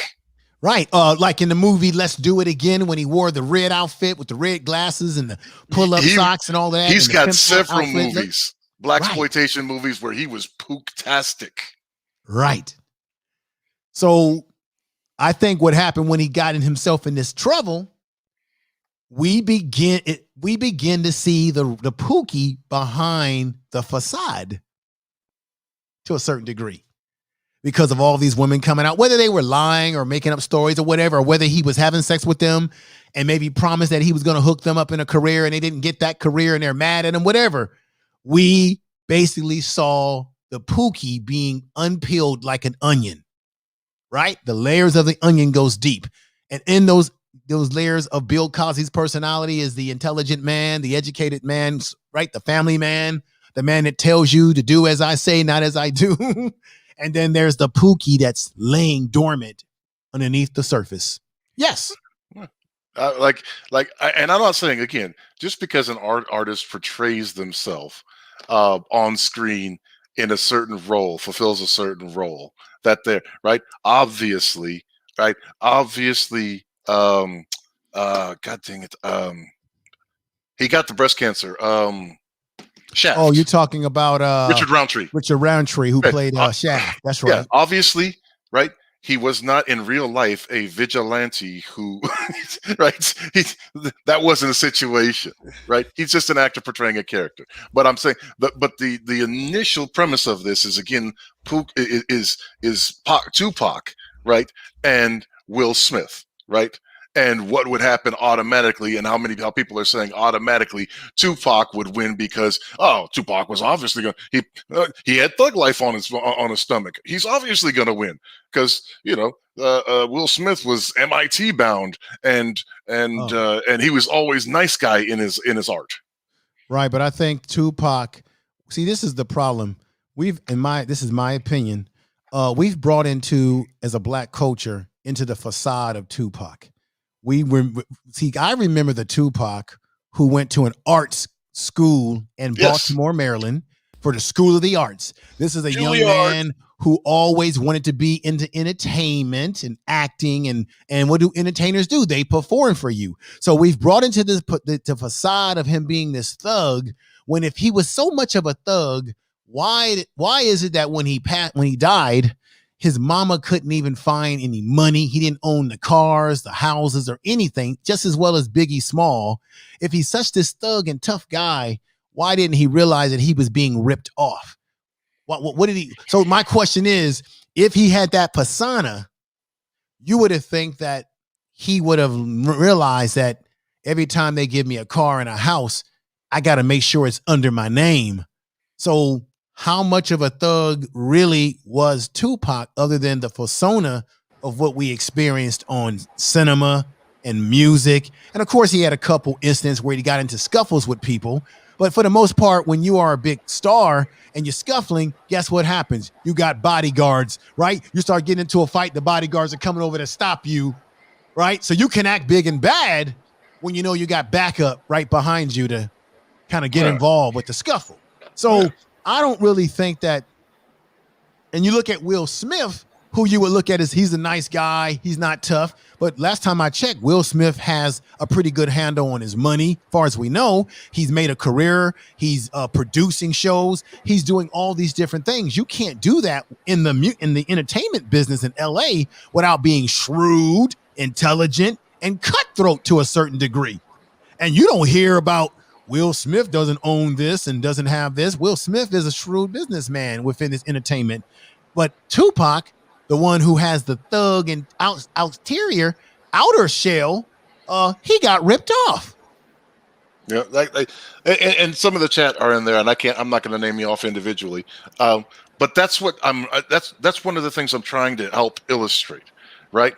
Is how broadly and narrow, broadly and at the same time how narrowly we define the educated lame standard, and then we define the Pookie and Ray Ray standard, while at the same time how dichotomous those positions can be, right? How that you can have somebody, how you can have somebody, and again, we're attributing these also on artistic personas versus real life personalities, and how muddy this can get by the way things are utilized, by having no real firm definitions of really any of these archetypes. Right. I think we have a good definition for these brothers. They were all imposters. All imposters. They were Bill Cosby wanted to do Pookie and Ray Ray things and still hide under the I'm a good married man that cares about the future. He was hanging out with Hugh Hefner. I mean, one thing about it is when black men, we get caught on trying to play both sides of the fence, work twice as hard to be considered half as good. Where guys like Hugh Hefner, who's that guy that had the magazine, the Hustler magazine? That was Larry Larry Flint's. These guys were able to pick they was able to pick a yard and play in it. We have had to straddle the fence too much. We haven't been able to pick a role and play it. Well, part of the problem, brother, is that the fence, straddling the fence, is the problem is that we have never owned the fence. See, white men can do all these sort of bold things because they actually own the fence, they own the infrastructure and the system that surrounds us. Black men, we simply play within that structure and hope that we can get something out of it. And then when we try to cross over and do the things that they do, such as messing around with women and, and all that kind of stuff, they unfortunately will hold us accountable for our actions, while giving them the excuses to be able to continue what they're doing. So I would say, like, for example, the brother asked me originally, is the manosphere responsible because the brothers in the manosphere are getting some kind of pushback from the outside? I would say it depends, because there's some brothers in the manosphere who talk about things, and they kind of push that fence, they kind of push the envelope in which someone looking at that can interpret it as, in my opinion, it's hate speech towards women. But this is my advice. I think that the manosphere personally needs to now move the conversation more to solutions to the problems rather than just talking about the problems. Because now when you're solution based, then people can't come at you with this whole thing about, well, you're being hateful, because now you're saying, well, these are the problems, but now we're talking about what the solutions are to our problems. Okay. However, whatever those solutions are, that's just my opinion. I just think that if you're not happy with something, common sense tells me, logic tells me that you change the paradigm in which you're not happy with. So if it means you don't deal with certain women, you don't date certain women, you don't put your personal private parts in certain kind of women, you vet women differently, you either choose, as brothers have said on here, I'm not going to get married because I don't want no woman to take all my money. It's your personal decisions that you make that fits the solutions that you need. Because sooner or later, it becomes a conversation in a vacuum, it becomes circular, and it keeps going back and forth to the point where you say, okay, I get that. I get this. This is what's going on. Okay, what is your solutions to these issues? Let's be solution based. Okay, all right. This is where I kind of step in, and I may have a little pushback for you on this. I don't care, brother. I'm a solution based brother. My channel is solution based. If you don't have a solution attitude, then all it is a circular conversation. I get regardless. I get you, but let me kind of explain to you a little bit before you go into that. Solutions are discussed every day. Maybe you're not watching the right content, but yes, there are brothers that are problematic in Black YouTube that are some weirdos. But I hear this thing every day about the Black manosphere. Like, all we do is have circular conversations, but why is nobody pointing out the other side of this? There are circular conversations that seem like direct hate toward Black men. I get that, every time that there's a structure that Black men are in, that Black people task them with saving the community. But usually when people say that stuff, they come from bullshit enclaves. And that's not to say that you yourself, information man, does that on your channel. I understand there are solutions that's discussed on your channel, but there are a lot of channels within the manosphere that does that too. I think that you may be listening to some of the wrong people. I understand. I don't listen. Look, brother, this is how it goes down. Okay. I don't listen. When I go to a channel and I hear a lot of bullshit being talked, I don't listen. I turn it off. What I'm simply saying, what I'm saying is that you are right. There are brothers that are talking solution, but what I think is happening, this is just my view of it, so don't shoot the messenger. I got you. I think what's happening is the bad acts that you just said, I think their voices might be either drowning out or maybe being elevated over the brothers who do talk about solutions, because you know that people gravitate towards the negative more than they do the positive, and negative things have 10 times or 20 times the power than a positive over you. Like, for example, when something happened to you dramatic when you were a kid, something bad that happened, you probably will remember that even more than you would something good happens, because negatives have a very strong effect on us. So people walk away with the negative within the manosphere and say, okay, Lorica, that's what the manosphere is. And their point of view could be completely wrong, because that person is pushing the negative narrative, and this person and that person, and it becomes a swell over those that are sort of like past that, and they're saying these are the problems, these are the solutions, but this is what the real deal is. And I tend to agree with what you're saying. We really are not that far apart. But even when we give solutions, the problem is, you said Tarika, right? Or the proverbial female that we're thinking of. When we give solutions and they're explained to the women, they're not going to like them a lot of times anyway. Even if, like you say, be solution based, right? And some of our solutions are not going to sound very nice to women, honestly. Right. Well, let me ask you this question, brother. I'm asking obvious questions here. For the most part, even though things are changing in our society with all this, we can't even determine who's a man or a woman or a girl anymore or a boy. But even though these things are changing in our society, at the end of the day, men still control this society. Now, they may not be the right type of men, the ones that fold under pressure to women's demands, but in general, men are really in control. And to a certain degree, women still have to fall in line within the paradigm of a man-run society. Now, we can argue that too, because we got a lot of men that are not becoming men anymore, and that's a big problem. But overall, men are still overall in control of this society. The question is, when do we start getting some balls again and start operating it like we're back in control? Well, but information. Let me throw this at you. Let me throw this at you real quick here. So, an analogy, if you will. No problem, brother. An analogy, if you will.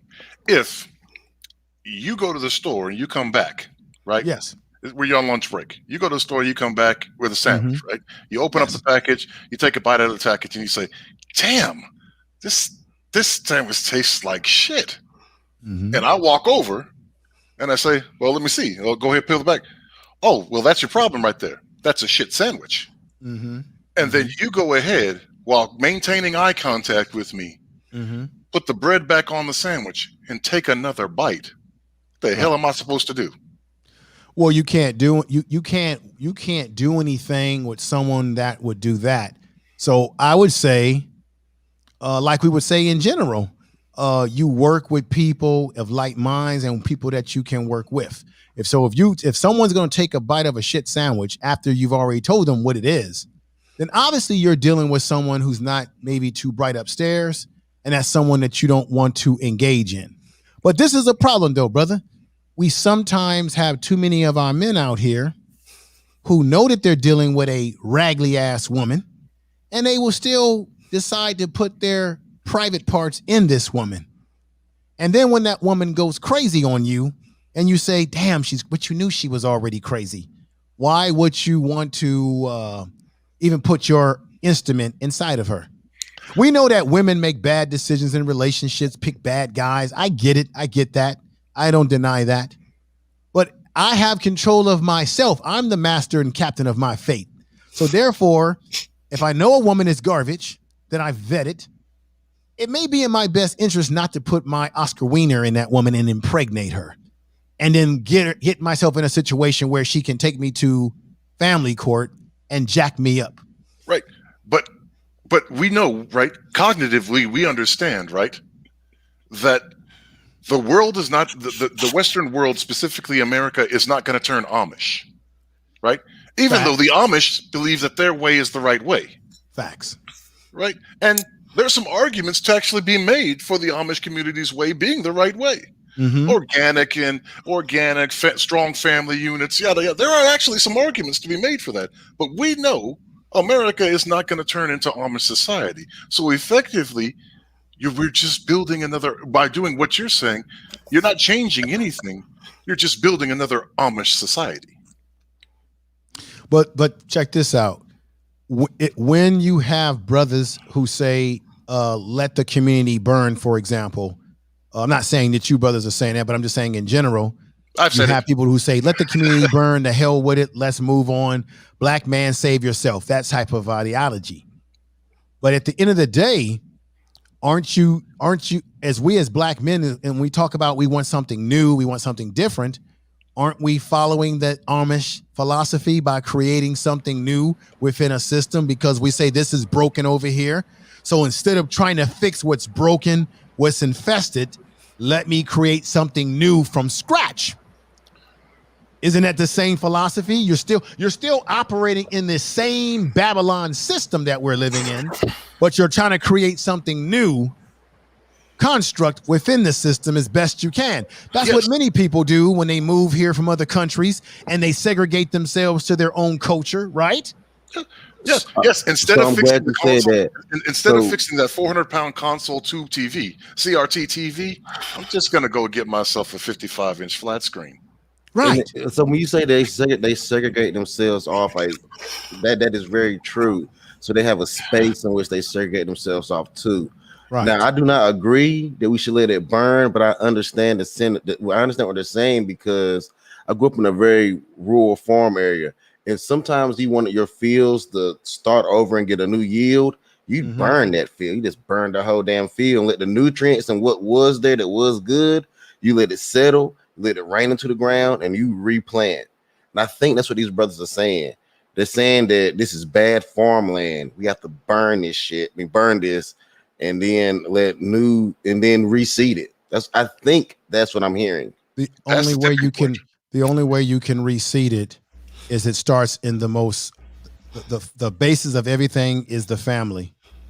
So therefore, to rebuild it and reseed it, that means that these black men with that mindset have to now seek out other alternatives in terms of the type of women that they are going to get involved with to rebuild something new. You have to start with something new. So if that means that brothers go across seas, get their passport, and they meet women in other countries because women in America are just damaged, if that's how you see it in general, then you have to do what you think, what you feel and know and believe that you have to do as a man to create something new. But you cannot create anything new without it coming from a system of family. That's the basis of it. Because if that means you're having offspring, you're developing a new legacy, and you're teaching your kids this whole new way of life, or you are personally living a whole new way of life if you're not going to have a wife or kids or what have you. But that means you must seek out different types of women. I get that.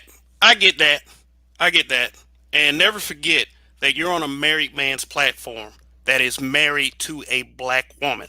I feel some of these brothers. It's shitty out there. It really is. Oh, yes, it is. I am not going to mince my speech because, and I don't want you to take this personally, information man, some of your friends' feelings are hurt. I've seen you sit on panels where black men and black women are trashing black men literally. What I get tired of is all the trash shit said about the black manosphere, because there are plenty of good figures in the black manosphere that get this bad stigma because someone thinks we ought to change the way we speak. But everybody, and I believe that there are many, many channels who have big fucking viewerships that shit on black men, but no one, just like you're talking to us, no one goes over there to them and says, hey, motherfucker, you need to probably shut the fuck up. No one ever says that. There's always this, okay, black man, if you're talking, then you must have to be talking about saving the black community while the community that you're trying to save shits on you. I understand what you're saying, for real, but I'm not really digging it right now. I mean, I don't feel like that I should have to mince my words when I listen to a bunch of people. And it seems like their spaces are a lot bigger. If there are many of those people with that mentality and it's not being addressed, then we as a community, we're being cowards. We're scared of those fucking people. And this is what a lot of these guys are talking about. A lot of these guys are just simply explaining themselves. No, it's not like this with black men. I do this, I do that, I do have solutions. A lot of these guys are over here talking about crypto. But the funny part about it is every time, and I can say this because of that Facebook group, every time black men make something and express our opinion, there's always a group of people that got something against it. And I respect you, brother, but it sounds like that you're amongst those same peoples. I've seen you sit on panels with people who literally just shit on black men. It's no correct way to say that shit. Let me ask you a question, because I don't get on that many panels anymore. I like to know, but I've seen it. I would like to know what panels, either lately or are you talking about in the past or currently? In the past. And I mean, like, wait a minute, brother. Let me just say this. There's a lot of things that I was involved in the past when I first got on YouTube. But I'm talking about currently now. I don't even get on that many panels because I'm more selective about the panels I get on based on what the discussion is. Well, so for you to wait a minute, brother, for you to say, well, this is what you were saying, what you did in the past. Well, first of all, as a man, don't we grow? Don't we develop? I don't even do the videos I used to do in the past. Hell, I used to do a video when I was jumping on Umar Johnson and some stuff I got rid of and deleted and got rid of those videos. There's content that I don't even do anymore, and there's channels that I don't even go on anymore and have those conversations. Now, I have certainly been on panels, yes, where I've been on panels where you've had women say certain things that I didn't agree with, and even currently where I've personally got on the panel so that I could correct some of the bullshit where women are saying, well, black men are this and that. And I'll get on there as an ambassador and say, well, wait a minute now. You can't say all black men.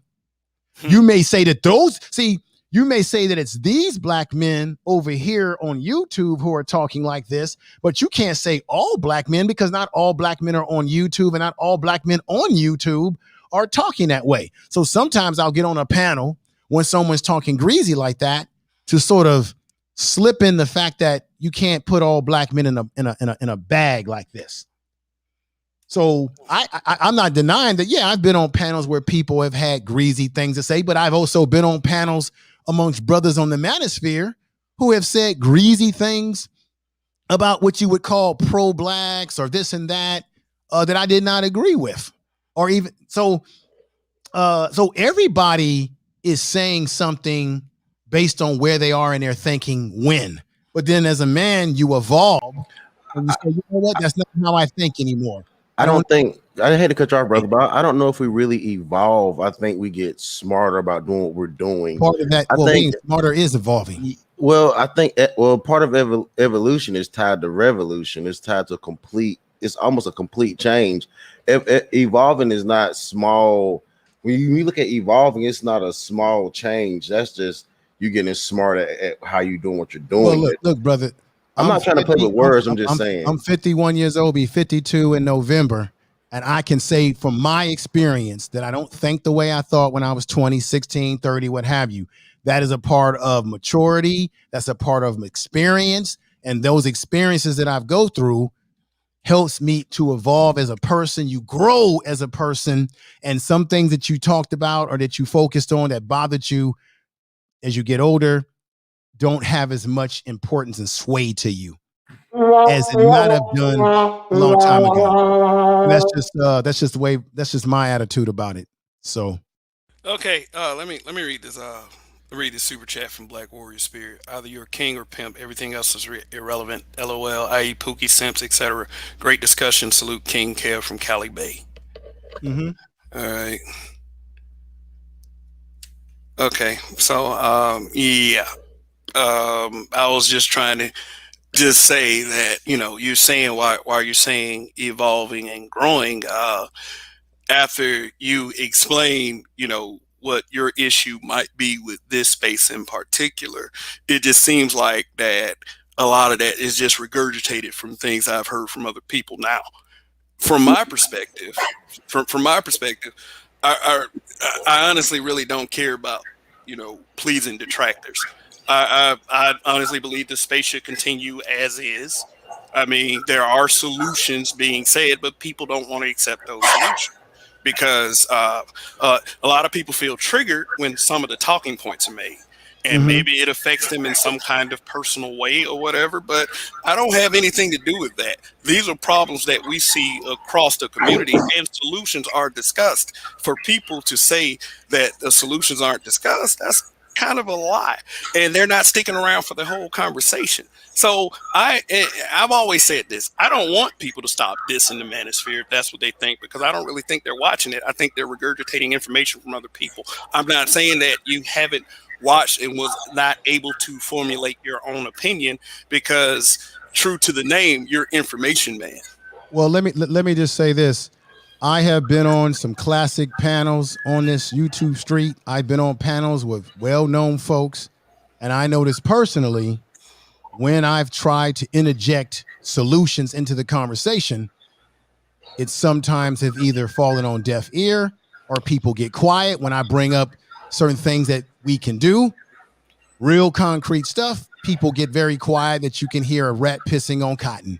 And when I'm around black men and I bring up solutions or things and it gets quiet and nobody wants to talk about those things on that level, then that lets me know for that particular panel or those men that I'm with, for me personally, it lets me know that I may not be rocking with people who are really about solutions. There are those like yourself who speak solutions and talk about what the issues and problems are in solutions.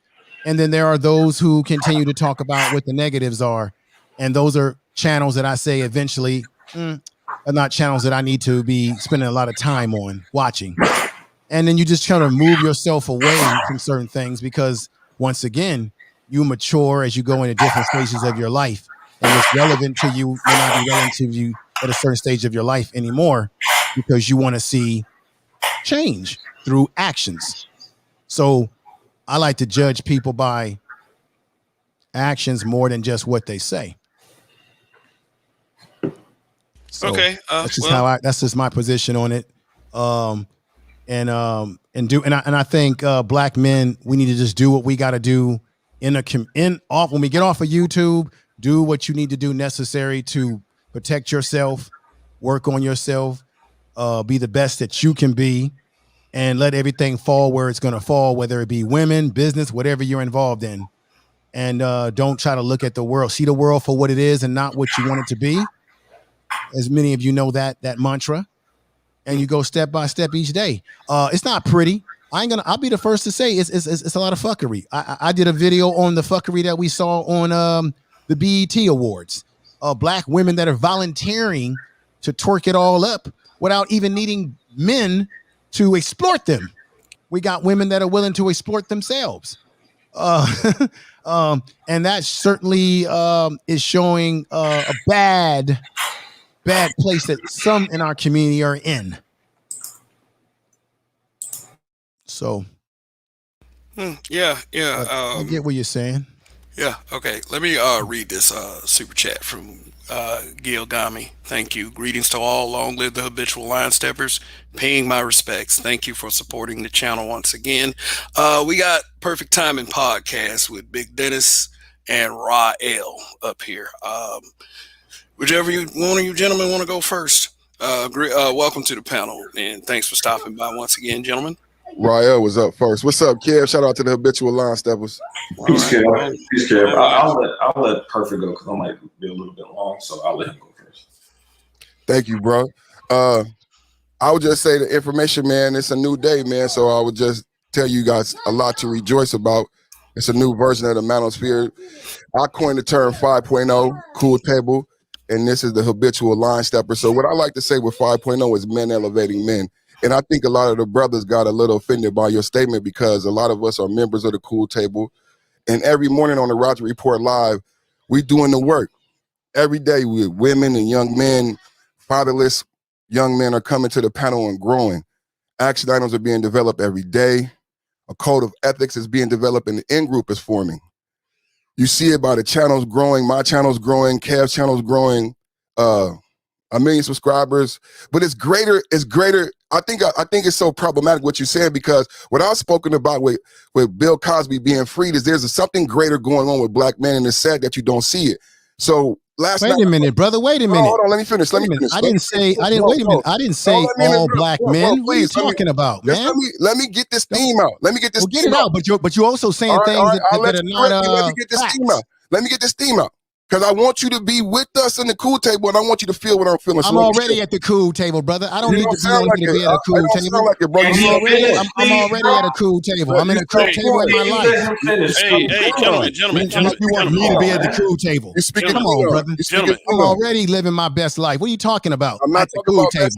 Okay, well, not saying it to offend you, man. You are offending me because I didn't come up here to say all black brothers in the manosphere, man. I said there are some. You're very excited. A negative narrative and don't get the solutions. Now that's what I said.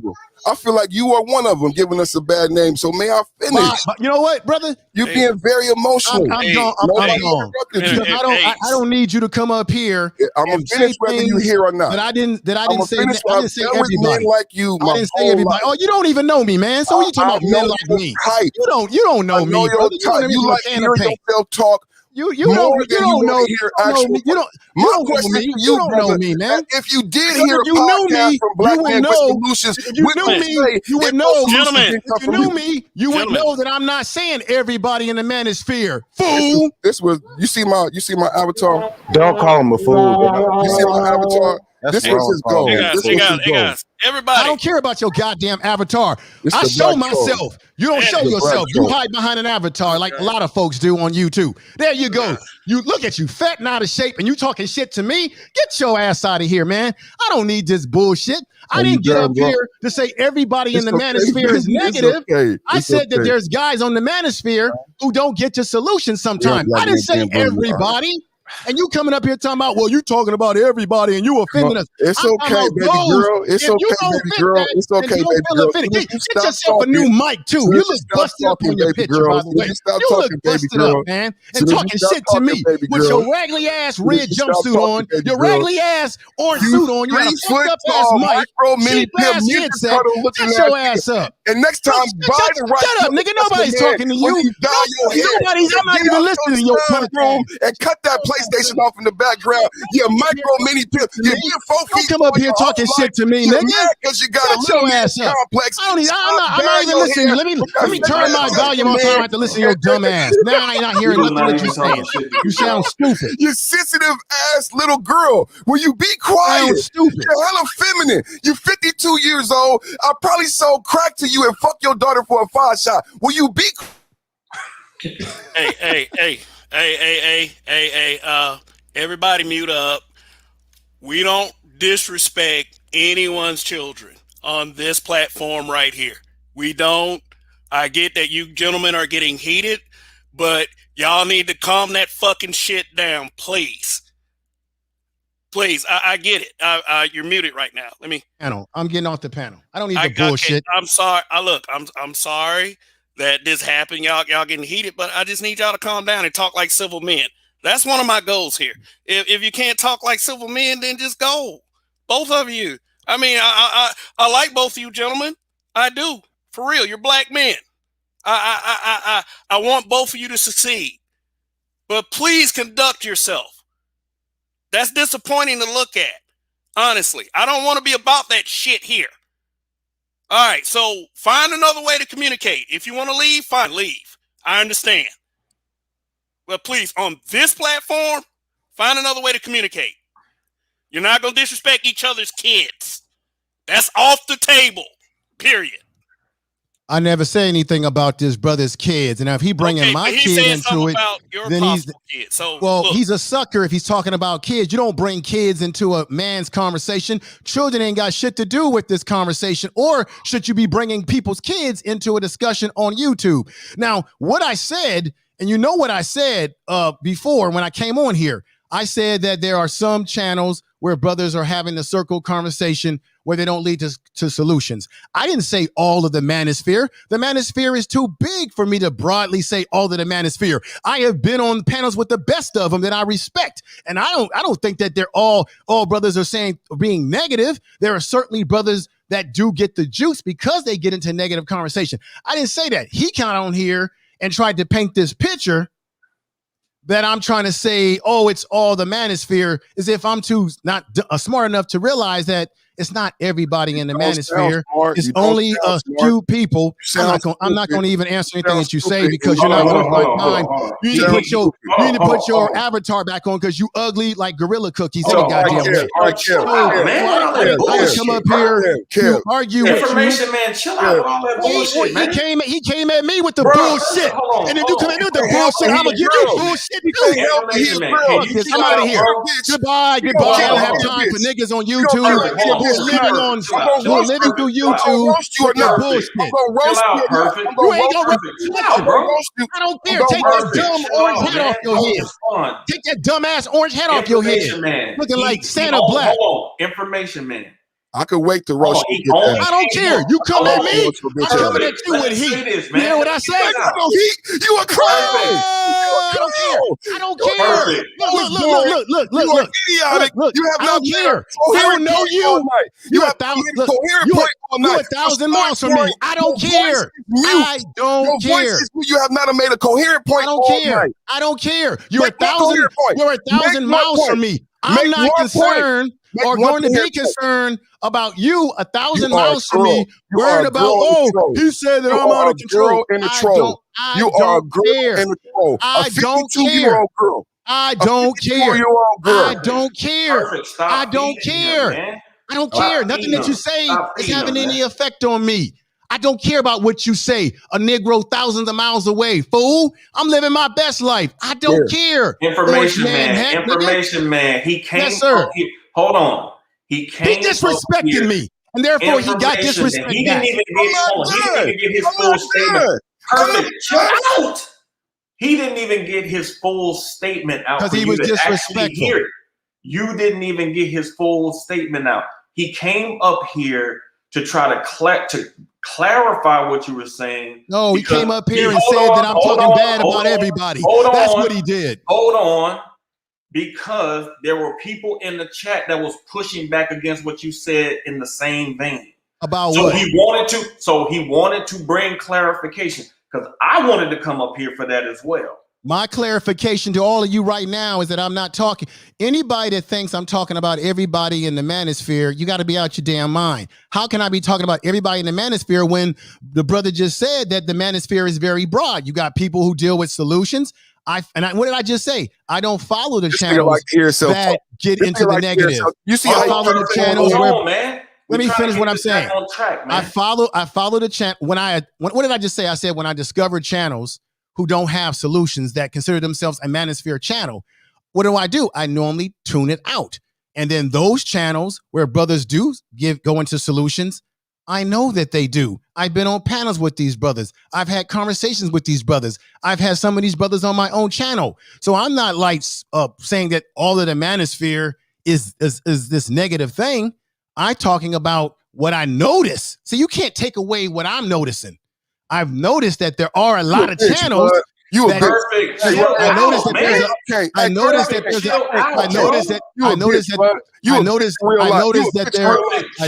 there's a lot of channels. You just want to hear yourself talk. You a bitch. I noticed that there's a lot of channels. I noticed that there's a lot of channels. Okay. I ain't made my opening statement, bitch. First you say you're going to mute me, mute you.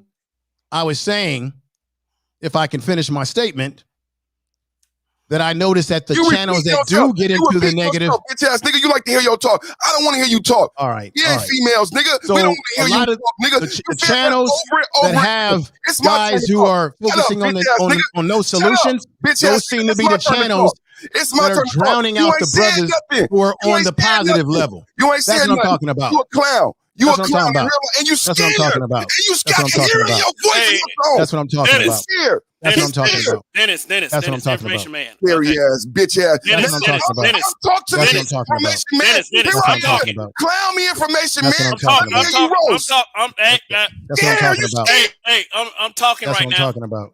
I'm talking. You scared. I done dealt with faggot ass niggas like you my whole life. Hey, Nigga. You hella scary ass nigga. Dude. Dennis, make your opening statement. Don't direct nothing toward the information man. Go ahead. Go. You were not being interrupted. Thank you, sir. I simply wanted to just state that there are solutions and action items being created every day from 7 a.m. to noon on the Roger Report Live. The 5.0 and the formation of the cool table in this in-group has people popping up like pimples. And it's unfortunate that you feel like what you did didn't resonate. And it's okay because it's resonating now.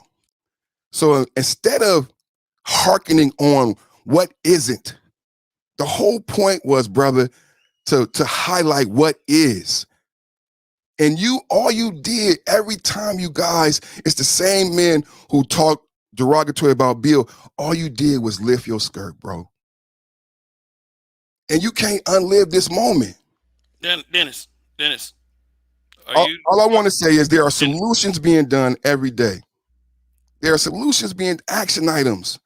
A brother even changed his avatar name to We Ain't Signing Shit. Black Uru said, we not getting married unless you're going to procreate. Every procreation has to be DNA tested. Alonzo Hall said, brought in, information to us that we're going to have marriage insurance. That's 3 powerful action items. We got the 90-day rule, the 2-day rule. We have 29 and down. We have young women, young men, star player, young men understanding that they are the sun and everything orbits around them. All day, every day, 4 hours, 14,000 hours a month. For you to say what you said is trolling. You cannot ignore that. It's showing up on the Perfume Psalms channel. It's showing up outside of YouTube. So all I wanted to do was simply educate you to not hearken, someone your age should know better, to not hearken on what is lacking, but to focus on what is. And what is in abundance, and it's only growing. What I was going to bring out, and I wanted to show you that was so sad, is that there's a light shining on us from God on men, period. Melo Ball is in the playoffs. All 3 Ball children are in the NBA. That is a vindication for LeVar Ball, who got so much flack from black men and fathers everywhere about how he parented those boys. It's a vindication for black fathers. Bill Cosby being free, that's a vindication for Bill Cosby, a vindication for fathers, and a dagger in the heart of the Me Too movement. You got 1 million subs from the Perfume song. And it didn't come from beefing. It didn't come from doxing. It come from a man who believes in marriage between black people. These things are all happening and converging within a week's time. And you chose to come on here and talk about what negative is and what lack of intelligence. You don't see the light. It's a strawberry moon, the biggest moon in 10,000. It's an alignment happening for black men and fathers. How tonight is you off topic. We shining the light on what's happening. And instead, you want to talk, and you came here arguing and trolling. You lifted up your skirt, bro. That's all I got to say. All right, can I speak? Yeah, I came up here. I didn't come up here to troll. That's not accurate. I came up here because you asked me a question on Facebook today. Yeah, I specifically, so this whole thing about me coming up here to troll is pure bullshit. I came up here to answer your question in person like a man, because you asked me a question and I said I want some clarification. And then you said something about, is the manosphere is being looked at as negative. I didn't just flat out say the manosphere is negative. I tried to say the reasons why it's perceived as negative, because you do have channels. I wasn't talking about the channels that are doing the things that Perfect Timing Podcast is talking about. You asked me a question and I answered it as best as I could. I said, people are getting a perception from the negative channels because there may be channels that are being pushed more. And I know for a fact that YouTube and its algorithms, they love to push the channels that get into the arguing and push the negative stuff. So I said, yes, there are probably those channels that they're focusing on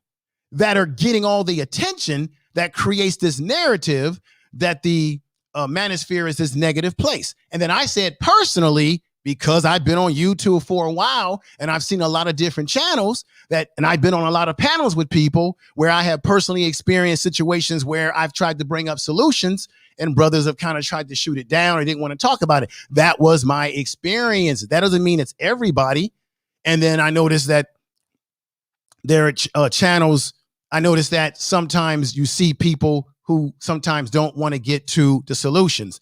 I did not say that there's nobody within the manosphere, which I know is broad and very vague and very big, that there's nobody within the manosphere that are doing good work. I even said it. I've been on panels with people who are doing that work, right? So I didn't get up here to troll, to say that the manosphere was negative. I was trying to answer a question that you presented to me on Facebook today. That's why I said what I said. When you asked me the question, I tried to give an honest answer. That doesn't mean all of the manosphere. There are certainly positive channels, and there's probably channels, quite obviously, that I don't know about. So of course I may not know, but if they're out there and they're doing the work, that's fantastic.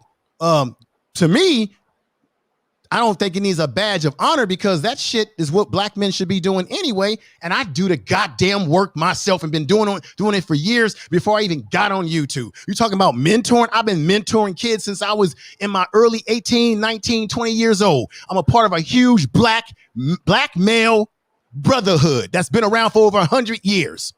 And we send kids to college. We get kids in skilled trade. I've mentored kids. I've been in hard knocks communities. I've done all those different things. I personally work with brothers in the prison system right now who I help to get out of prison. I deal with Bloods, Crips, every gang you know that you could think of, I deal with them. So the black manosphere, and I'm trying to help them. that. But they try to meet people where they are at. Right, that's all we're doing is right. They met me at a bad spot. Right. And now I'm able to. It's getting better and better and better. So that's what I'm saying. They meet you. There's space for everyone in here. But I'm not. But look, I'm not. But I'm not trying to be personal. It may come off. I mean, I know. Like he said, he's saying that folks were offended, and the narrative was being painted that I came up here purposely to try to shit on everybody. I'm not trying to shit on you or anybody. I was asked a question. And I focused, and he said, "Do you think there's some why do people have a negative opinion of the manosphere?" Well, I answered it very on point. I said because there are people who do get into the negative a lot on these platforms, and that's what people are seeing, and that's what's being promoted. Anytime black men are doing things that are positive anyway, they never promote what we're doing positive. So we have to promote. You're looking at a brother you're looking at a brother that on my channel. See, this is why I don't deserve this pushback.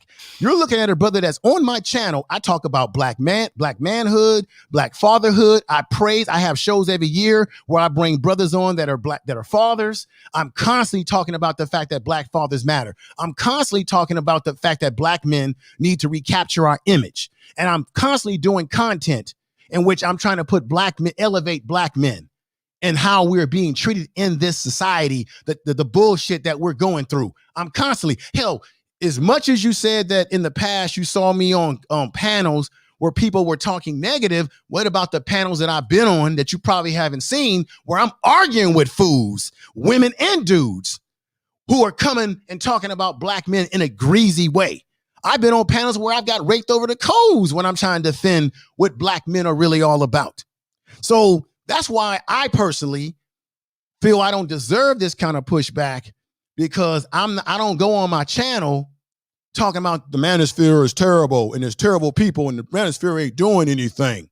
I might point out somebody that's raggedy that ain't doing nothing that you know is phony and baloney. You know that there's raggedy individuals within these spaces that talk a good game, but they're not doing anything. You know that. But I'm not going to jump on brothers that are actually doing the work, that are positive and putting it down like yourself. I'm not going to do that. No.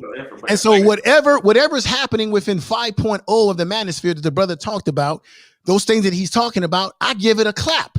I give it twofold. I'm not saying that you're negative. Brother, what you're doing is negative. That's not what I'm talking about. You. All I want to do is extend the invitation. Let me read this. Let me read the super chat. Let me read the super chat. Let me respond to Information Man a little bit, and then I'll let Rael go. Stoic One, thank you. Kev, chat, long live the habitual line steppers, Black Manosphere forever. Thank you for your support of the channel. Information Man, I did hear you use two words in particular that is kind of very dangerous to the narrative that is pushed around here. You used the two words hate speech. Right. What? Well, that's how people perceive it. People. Who are these people? People. It could be women. It could be Black women. It could be the largest society. It could be the media. When I said hate speech, I use that in terms of the question that you asked me originally, because that is see, there's a thing called perception, right? There's reality, and then there's perception of what people think.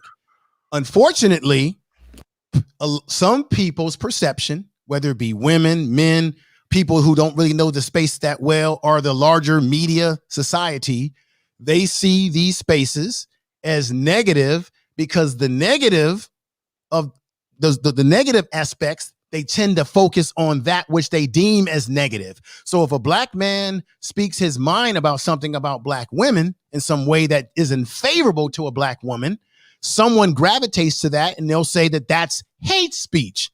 And I'm saying, you asked me the question, why is the manosphere being perceived? Is it being perceived as negative? And I'm saying to you, it's being perceived by people as negative based on what their interpretation is of hate speech. So if you say something that's not favorable to women, depending on that person's sensibilities, they may say that's hate speech. They can label things, all kind of stuff, and then create this reputation in the space.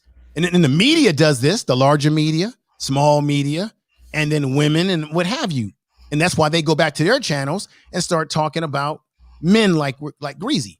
Here's the thing about that. I think they talk about men greasy because of what happened in their personal lives, and they try to project, and they're trying to come to these platforms to project what the accusation that many use against the Black manosphere. So I mean, you're saying some stuff, but at the same time, I want to let you know that that's some of what it is. But Rael, go ahead, get in, man. Go ahead, get in.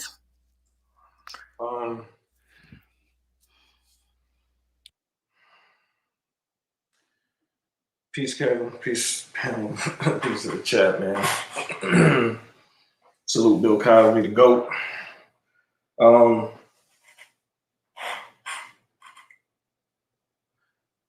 One of the things I had a problem with was when the association with Bill Cosby with secret Pookie behavior. And much of the literature that I've read,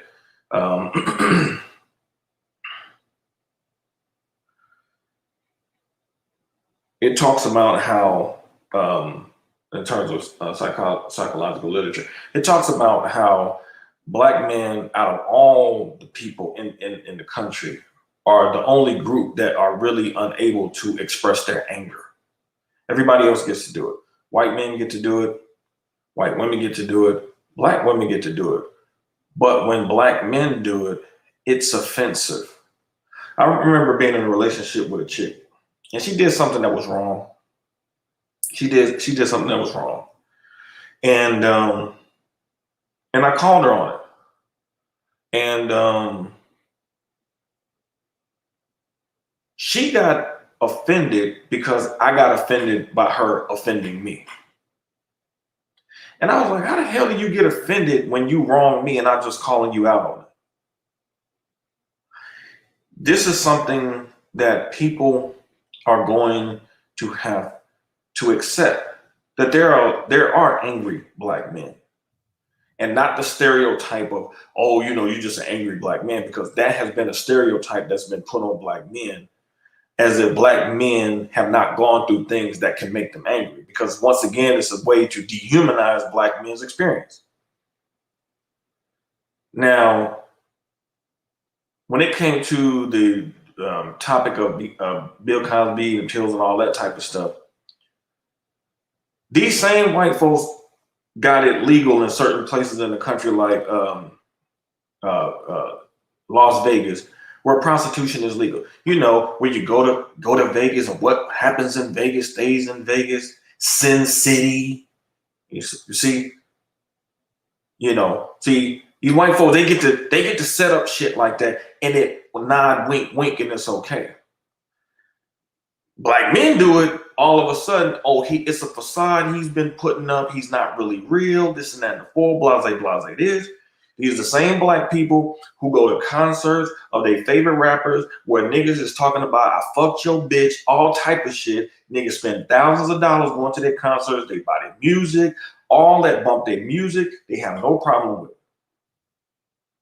Now, I put their record, Bill Cosby, in his own private, you know, situations that nobody would have known of had a chick not come out here and lied.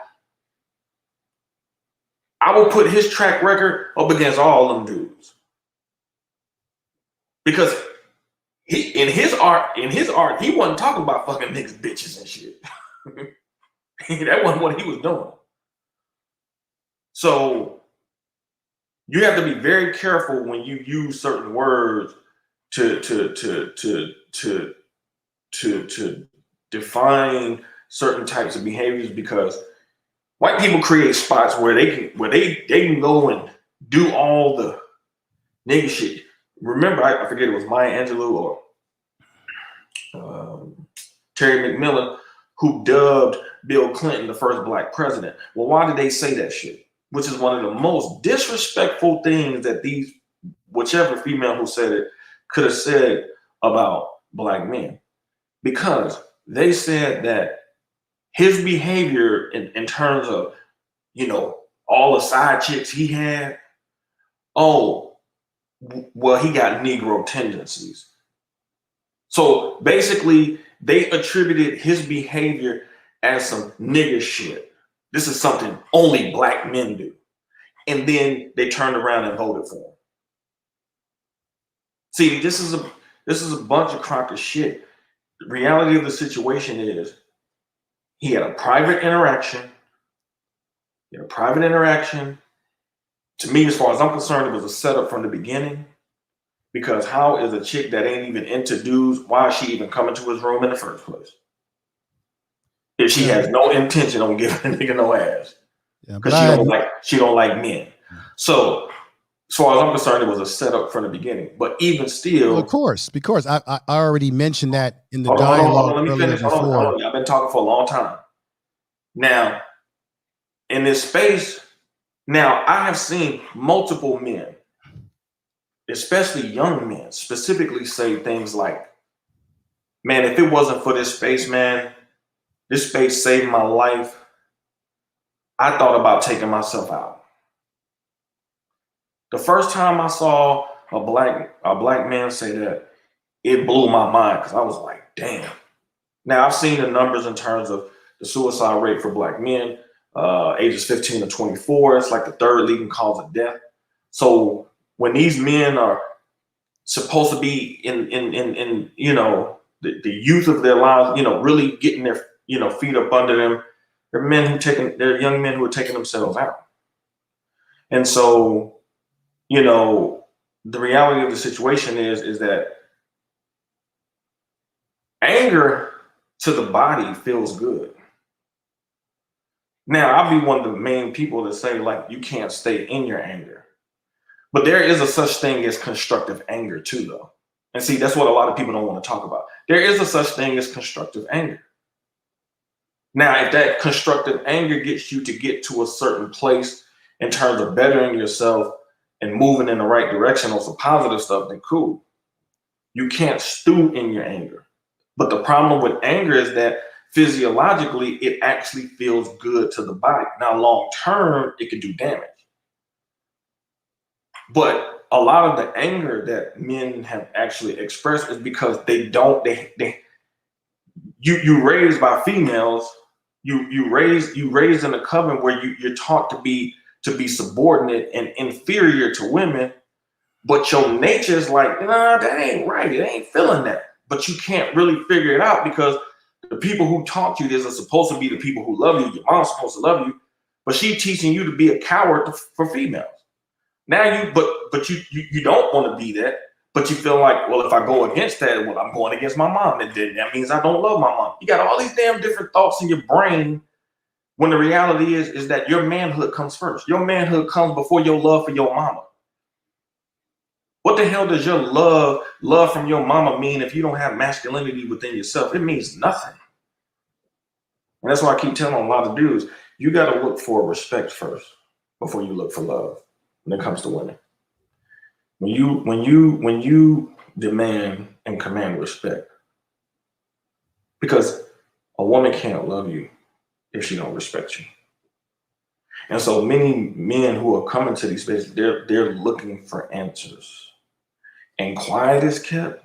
There are a lot of women who are coming to these spaces looking for answers too, because they can't go to the women's side and get answers. So for all the talk about the space and things like hate speech being attributed to it, there are a lot of females. They might be quiet. Some of them are vocal, but they come to the space and they actually learn and realize, dang, these brothers ain't been my enemy my whole life. Damn, it's been my grandmother. It's been my mother. It's been these older women around me giving me bad advice, because they finally have gotten to a space where there is an objective third party that is not emotionally attached to them, who is not trying to get anything from them, and is just telling them what is actually going on. Because many of them are completely oblivious because they have gotten played too, just like the men. Both of the men and women have gotten played, and it's just played out in different ways. But one thing we can't do as Black men is diminish. We can't just diminish a 21-year-old, 22-year-old's experience who is completely in the world, feeling alone, not understanding what's going on. As older men, yeah, we help guide them through it, but we can't just diminish it and say you don't have a right to feel that way. No, you have a right to feel any way you want to. The question is, what are you going to do with those feelings? Are you going to put those feelings in the proper perspective, the proper context, so you can give your life the proper meaning it's supposed to have, so you can be successful in life and be on your purpose, so you can develop your masculinity in the way that you're supposed to, so you can get the accomplishments you need, so you can actually build up the self-esteem you're going to need, so you can build up the confidence that you need. So when people assault you emotionally, you're capable of withstanding the emotional assault. Because most of the things that we deal with out here is not a physical assault, it's actually an emotional assault. And if you're not emotionally intelligent and capable of actually understanding when the assault happens, you will react in ways that are counterproductive to your growth and development.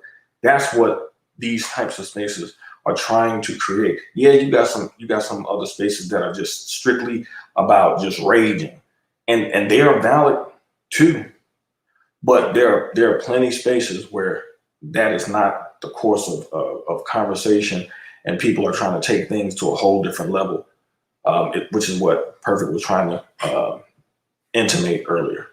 Yeah, but you're talking to someone who already knows that. I've been on YouTube for a long time now. I know that there are spaces. The question was, why is it perceived as negative by some people?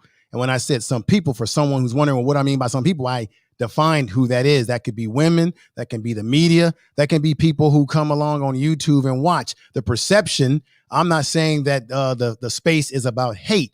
The question was, why do people may see it that way? And when they see it that way, they do acquaint that H word in there. And I was simply explaining that fact. I wasn't setting up here and trying to say the fact That's how how some people perceive it when they only get a small piece of it that comes off for them as negative.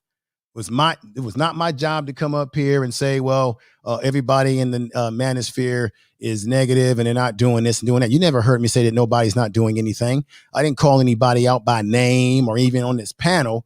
I was answering that brother's question what the perception is for some people.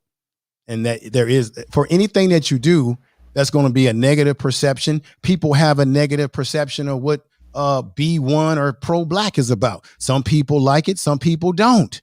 And so it's whatever your taste is, whatever speaks to you. There are young men who get on here and they get something out of this. Although I personally think you should learn your manhood in rites of passage programs or from your father or from somebody in the community that you can see every day, that you can touch, feel, and engage with, because that's how I learned my fucking manhood, from black men in the community that raised me as a Gen Xer.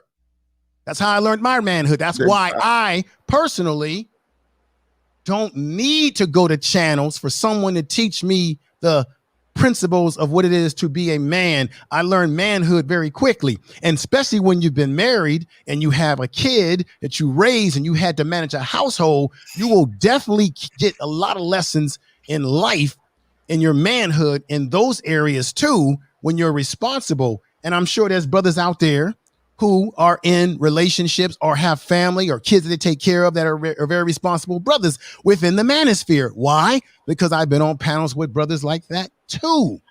I understand what you said, brother. What was that, brother? I'm not trying to. You guys are trying to turn this into this info. We came up here to shit on the manosphere and to say everybody is negative and you're trying to make a narrative that I wasn't even trying to project. I was answering a question of why some people, henceforth the word some that I use, may have a negative view of it, because you have channels like that are getting a lot of the attention because people, as I said before, like car wrecks. Then when you have brothers that are doing positive stuff, you don't get as much eyeballs on what you're doing when you're doing the real type of work. That's where some of our people go to sleep on that. And if work is being done, then I appreciate what you brothers are doing, and I have to seek out more of the channels that are doing the things that you're talking about as I exit away from the channels that I believe, as I said, are not always trying to get to a solution. That's not everybody. And then I also gave a personal anecdote where I said I've been on panels where I myself tried to interject solutions. And sometimes in my experience with brothers on panels I've been on in the past, there were some brothers that were giving me pushback when I tried to bring up solutions. So what I'm saying is based on that experience and maybe the perception that some people have, knowing that not everybody on these spaces is not doing any work. I didn't come up here to say that none of y'all are not doing work, that you're lying, that you're full of crap. I didn't say that, but I felt like when everybody came up to try to pile on to me, felt like you were painting this narrative as if I came up here to troll and say the manosphere is completely negative, all of y'all are negative, and you ain't doing shit. That's the narrative that I felt like, or it appeared to me like that was a narrative that was being painted as people were trying to tell me, well, this is what we're doing. And see, you're wrong, brother, for coming up here. Wait a minute, I came up here to answer this man's question from Facebook. It had not a damn thing to do with everything else. The Bill Cosby situation, it is what it is. I gave my opinion about it. It is what it is. And as far as Bill Cosby is concerned, I already mentioned that black men, we're operating within a system and with a society in which we can't get away or do the things that white men can do that they can get away with. I said that very clearly earlier on when I was on the panel. I made that clarification as well. Well, that's not necessarily true, because yes, I did. No, I'm not saying what you're talking about when you said about black men not being able to get away. Charlemagne the God did. He got away. It just depends on what side of the aisle you're rocking. in general, if you look at the historical history of this country, I'm not going with little individual isolated situations. When you look at the historical history of America in this country, black men in general don't get don't get an even deal like white men do. The black men that we know that are prominent black men who did get a sort of a deal were black men who have money, like Bill Cosby. He's got the money to get the best lawyers. O.J. Simpson had the money to get the best lawyers. I know this for a fact, brother. I deal with brothers within the criminal element of prison. Not to mention, you talked about mental health. I actually deal in mental health. I'm a mental health therapist. I actually counsel brothers every day at work who are on the brink of getting ready to kill themselves. And I've got to talk them out of killing themselves when they've got the shank or some weapon that they're using to cut themselves. I've seen black men kill themselves and die. So you're not telling me anything that I don't know and that I haven't dealt with personally in my profession. And black men historically have always been railed, especially if we don't have the best money for illegal. There's brothers that I deal with right now who have gotten chumped up on charges. And because they're in prison on long terms, because they had a public offender, they didn't have Bill Cosby, great legal defense team. They didn't have his money to get themselves out of a jam that most white men wouldn't go to jail for. Even with the best lawyers, he still got jammed up. Yeah, he did. So, hold on. Let me say this. You're right, but he's out because he had great lawyers too. Let me say this. What you have to take into consideration is I know specifically when I came up, it was to talk about that Cosby aspect in terms of the Pookie. But like I said before, there were people in the chat who wanted clarification because there are people in this chat that had never seen you before. Okay. So they wanted to make sure what you were really saying. So because we're trying to have a dialogue, we want to make sure what people hear is what's said. Mm-hmm. So that was the point. It wasn't about piling up on you, even with Perfect. That's not what he coming up with. He has a different way of communicating. It was in jest. It wasn't coming to give you any smoke. You received it as smoke and then you reacted. So and then it just went from there. But we have discussions all the time. People hear him talk all the time. He's not even coming with that. You know what I'm saying? Everybody knows that in the spaces that we're in all the time, on Rogers' channel, that he's coming more in a jovial spirit. You know what I'm saying? So we have to just keep it, even keel and not just assume the worst in each other. You know what I'm saying? Because there are men, young men especially. I'm 42, you say you're 52. They need a cerebral response to what's going on here. They really are looking for, a breakdown, of really what's going on, what this environment is looking like, so they can best navigate it. Because once they leave these channels, once the channel ends, once the stream ends, they still have to live that regular life. They still have their everyday life to live. What's this idiot in their chat room talking about? Is information man virtually signaling to black women, get your ass out of here, man, with that bullshit? Look, let me answer this brother's question up here. Let's see the question for Info Man.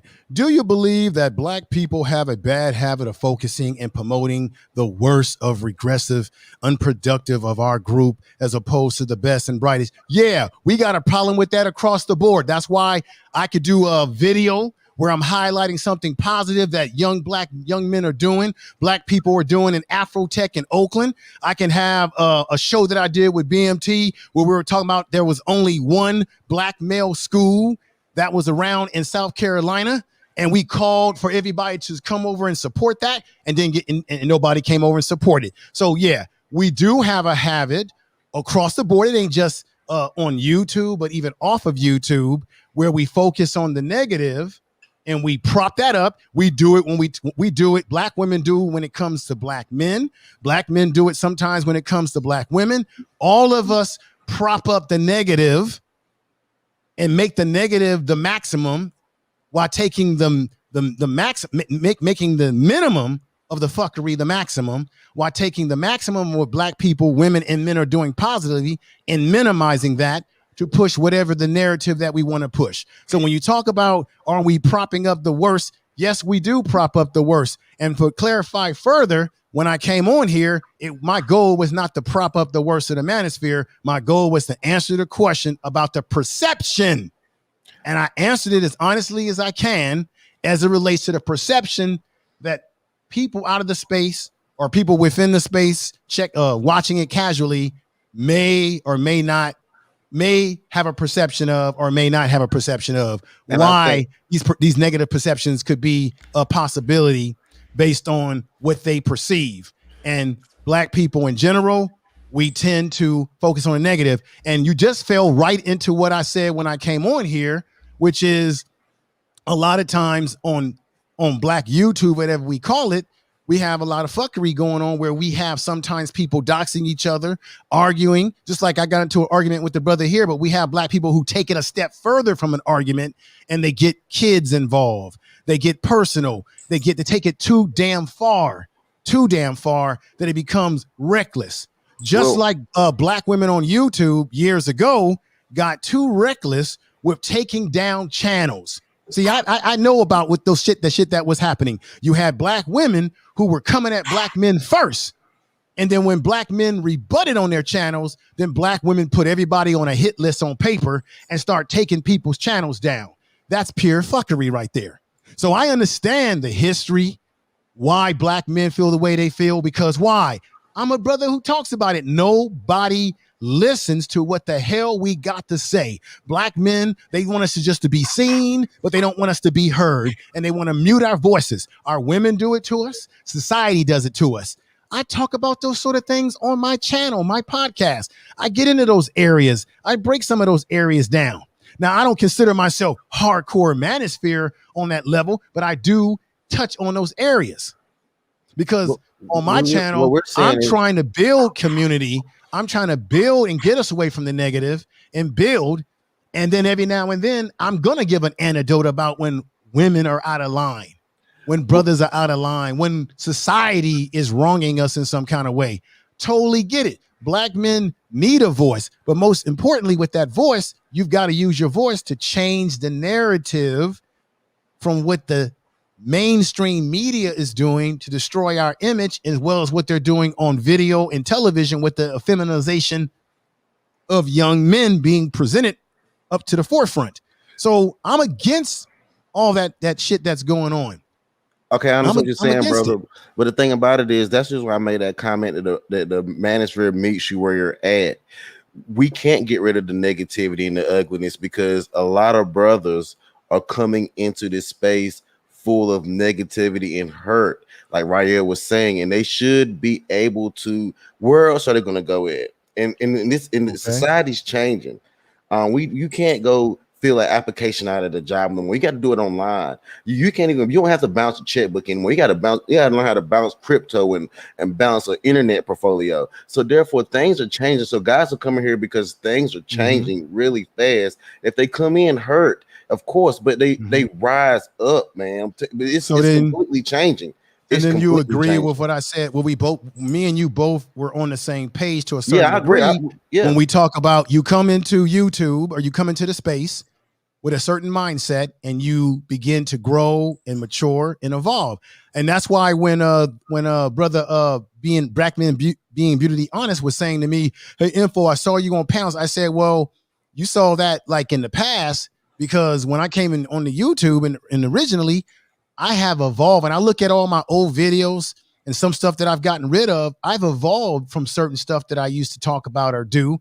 And actually that's what you should be doing. That's what should happen for you as a man. And as you get older and when you're on platforms like this, you should be evolving and growing. And as you learn from other people and you gain perspective, therefore your ideology and your language may change based on the perspective that you learn in more experiences. So I was kind of saying some of that early on.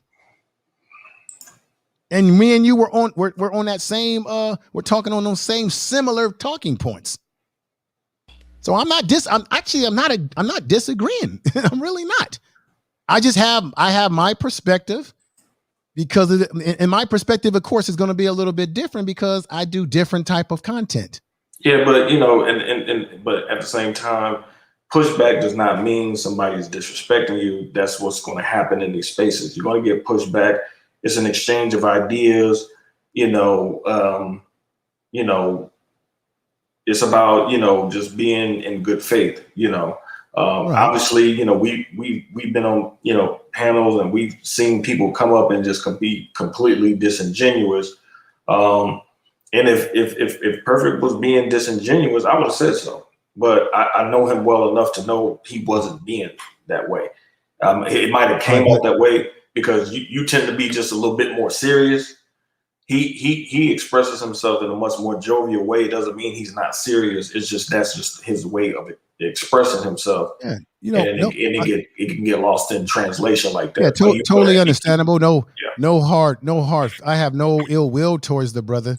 It's just that this is one of the things that's always bothered me on YouTube, but I know it comes with the territory, that you get on a panel and then people start taking what you're saying, and they say that you said this, and each person comes on and they create a new narrative out of what you say. And that narrative could go from you making a general statement about your experiences to like, you're saying this about everybody. And when you start doing that, now you're not, in my estimation, you're not being an honest broker, because now you're morphing and trying to change what you perceive that I say. For example, if we were all on a line together, and see, I don't know how many y'all see. I pledge, man. I'm a member of Alpha Phi Alpha fraternity, and we used to have this thing that we would do where you have a line of brothers, and you would have to send a message down to the next brother at the end of that line. Well, if we all were lined up, 20, 30, 40 of us, and one person gives you that message and you pass that message down to each person's ears, once it gets down to the last person, what that person just told the first person becomes something completely different when it gets to the second, third, fifth, 7, 8, 9, 10, 12 person. Now it comes out as something completely different than what the person first told the first person online. And now it creates this narrative that people walk away from, that, oh shit, he's pissing on everybody and that's not what I was trying to do. I was trying to answer a question as honestly as possible.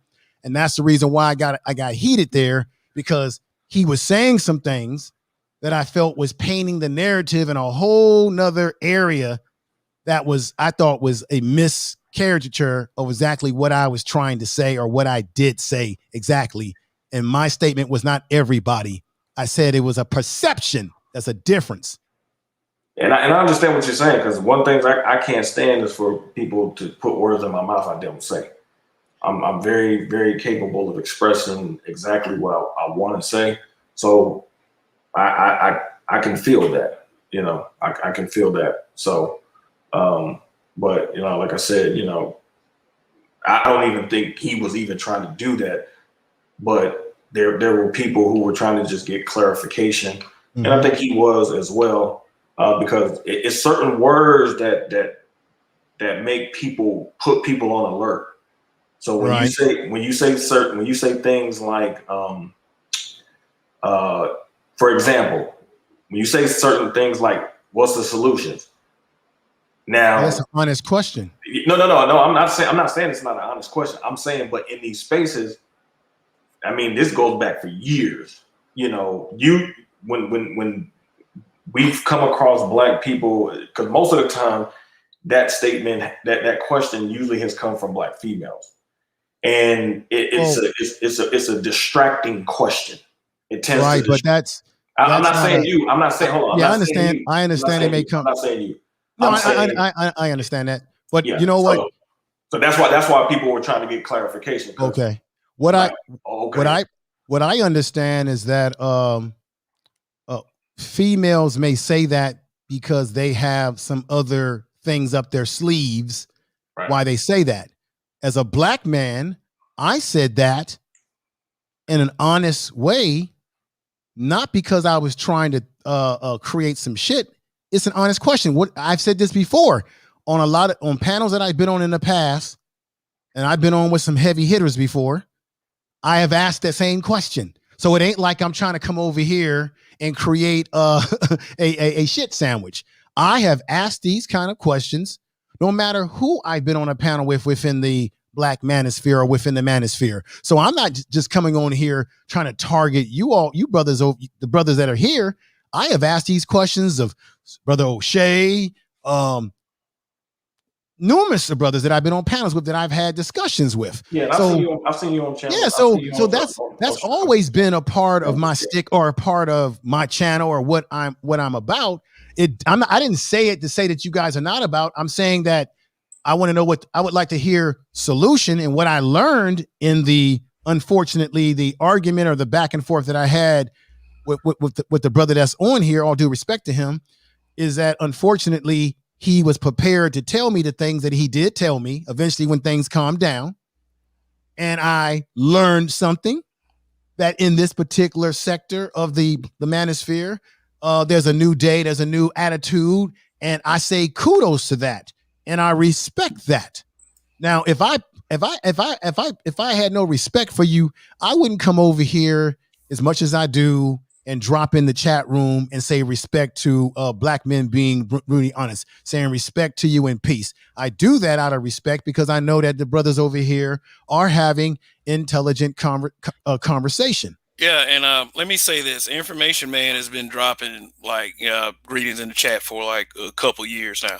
Like maybe the whole time I've been doing live broadcasts ever since Google Hangout. So he has been tuning in. But let me read this from Judge Zilla the Beast. Thank you. And also Son is Hot Raw. Thank you for that super chat. So, what I would kind of like to see sometime is when when I put a super chat on the screen that, let's go ahead and wrap it up so I can go ahead and read it so we can continue. So, Judge Zilla the Beast, I'm opening up a shit sandwich stand, thousands of toppings. Come on in and build your best sandwich. Okay. Thank you for the support, brother. Definitely. Information Man, let me question you brought up. You said some people in the Black manosphere, some people don't like the Black manosphere. Some people don't like pro-Black B1. Do you consider yourself like pro-Black or B1 or something like that? Since the day one I've been on YouTube, I never announced that I'm a pro-Black channel. I've never announced that I'm a B1. Now, have I said, when people come in my chat room and they say, greetings, Info Man, B1, I'll say B1 back to them. But I've never labeled myself, because when you label yourself, this is just my personal opinion, you put yourself in a box. I call myself Information Man because on my channel, I'll cover any and every topic that I can possibly get my hands on. So I didn't want to, and so some of my topics may appeal to people that call themselves pro-Black, or people that say they're B1. I may do, believe it or not, I may do something that may appeal to some of the brothers in the manosphere. Just depends on what topic I'm talking about that gets your ear at the time.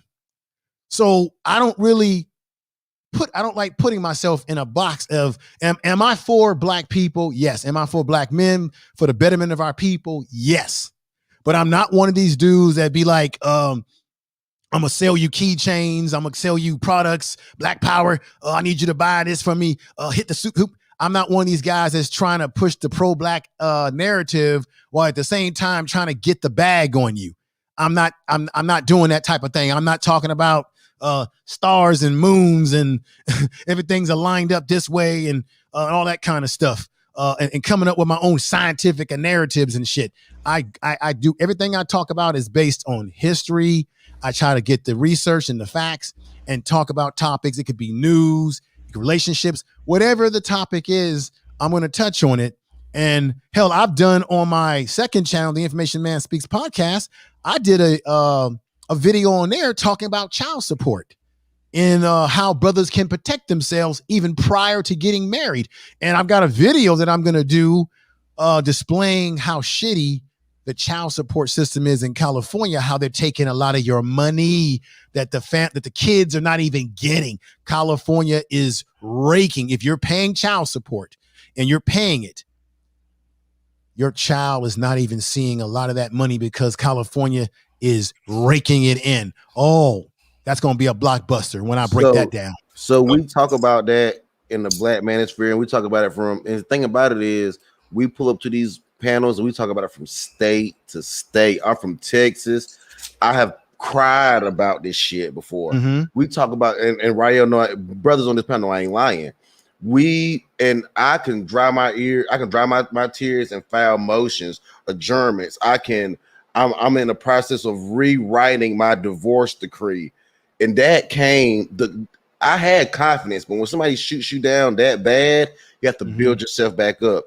And a lot of that building came not from no therapy, and I ain't from I love my father. I talk to my father all the time, but he's in his second marriage. Not even from my mother. A lot of that came from get your ass up. You can do this. It came from this space. That's just why I do respect this space so much. I hear. Look, I respect. I just want to leave y'all with this. I do believe that these spaces is like therapy. It allows Black men to come together to talk about the issues, like a barbershop, that larger society will not listen to us. They will not put a focus on our issues, and we must put a focus on our issues ourselves. And this allows Black men to gather, to build up camaraderie, brotherhood, and to deal with issues and give brothers advice. And I think originally that's what the Manosphere in its original design was for, to help Black men to navigate through life constructively. And I think that's a beautiful thing. And I agree with that. So I would never say that Black men don't have the right to say things. Look, I have said things myself on panels with people where I've had to go in on my opinion about women that came off negatively about women. And I don't consider myself a brother who likes to get too much into that conversation about talking about black women or women in general negatively. But if the shoe fit, wear it, because I'm going to talk about it if there's an issue.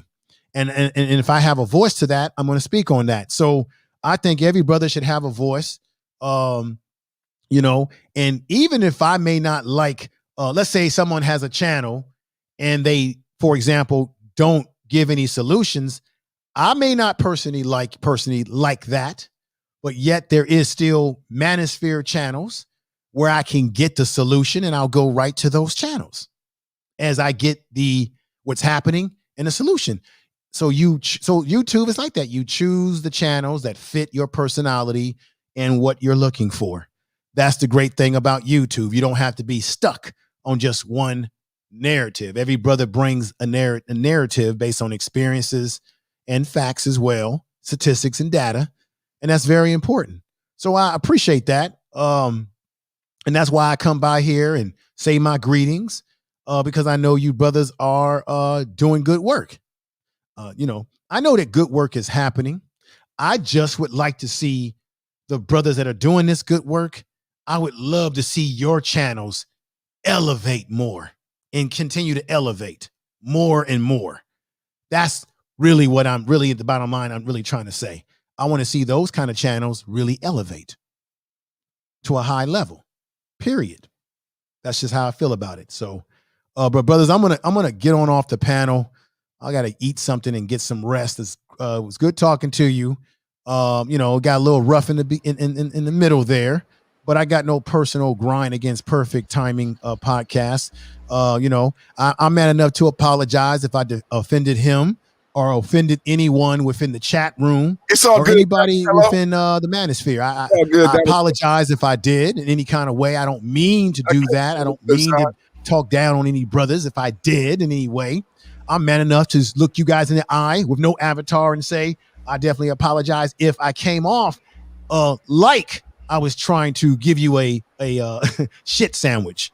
But really, I want the best for brothers. I want the best for black men. Okay. I will say this.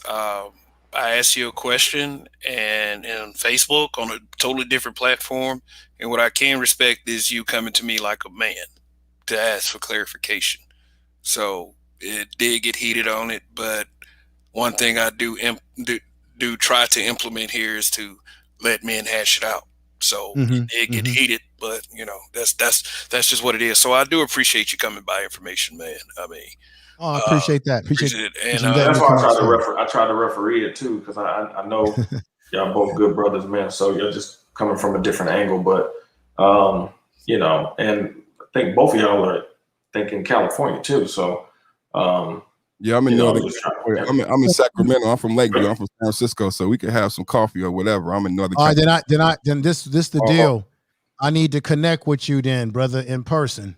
For sure. And like I said, I apologize for any disrespectful words I said to you, any nastiness. I apologize. I really don't like having arguments with black men, but sometimes it does happen. But I do apologize to you. On my YouTube channel, I do have my email in my about page, and you can email me, and then we can connect from there if you would like to, because I can literally get to you by a car's drive. For sure. And we can do that, and whatever's going on. And now you have a YouTube channel? Yes, sir. Check me out. It's called Perfect Timing Podcast Live. Correct. And that Perfect Timing Podcast Live is my backup channel. My main channel is Perfect Timing Podcast. And let me ask you a question. In the bulk of your content, you're talking more about what building up black men? Men elevating men. 5.0. I coined the term 5.0. Okay. Man elevating. I want you to this is how we gonna do this, brother. Email me. Hopefully we can connect in person, but email me so that I can book you on my channel and interview you about what you're doing, how you're doing it, and your channel as well, and the things that are happening that you attempted or you were trying to tell me about it when I was heated. That's how we're gonna do this. I'm gonna get your information, man. I'm subscribed to your channel, and maybe because I think we all saying the same thing. We just coming from a complete. I'm 34. I'm new to the game. You 52. You got a whole lot more. Your more seasoned. Rael is more seasoned. You know what I mean? So like, I'm gonna have to get y'all emails and break, because I'm starting to go live a little bit more myself too and talk about these things and try to help brothers out like I'm helping myself out. So I'll get your information too, brother. It was good it's a good thing to see this come together. You know what I'll do? I'll just put my email in the private chat, and you can connect with me that way.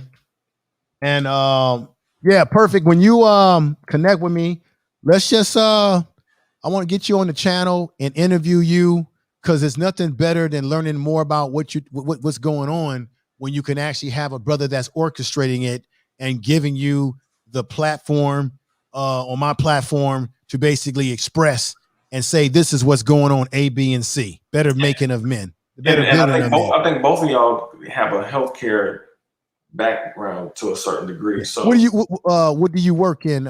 If you mind, since the brother's saying that, what's your profession? I worked at Kaiser for like 15 years. I'm in healthcare IT. I'm Epic certified. So I got fantastic. And I worked at UC Davis recently. So yeah, I think a lot of us in healthcare, because I'm a nurse. Yeah. Rael, ain't you in healthcare too, Rael? No. Well, not from that particular vantage point, but I thought you was in like psychiatry or something like that. Life coach. Yeah, I've been in every Kaiser in Northern California, so I'll probably been where you've been before.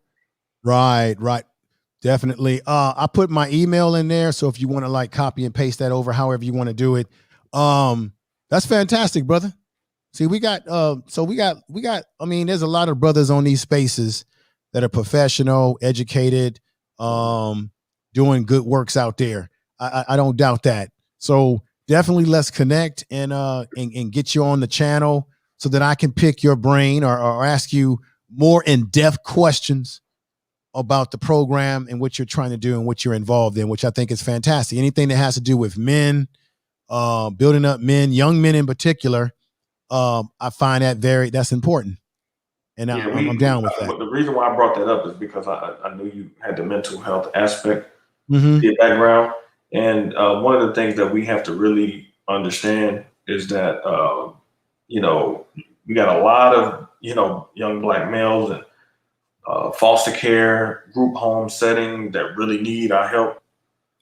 And, there are things that we can do. We can come up with some programs, some, nonprofits that, we can get, grants so we can really start really making an impact, because there's a shortage of mental health counselors just in the country overall. You are absolutely correct. So we That's really facts. need to take this mental health stuff, very seriously.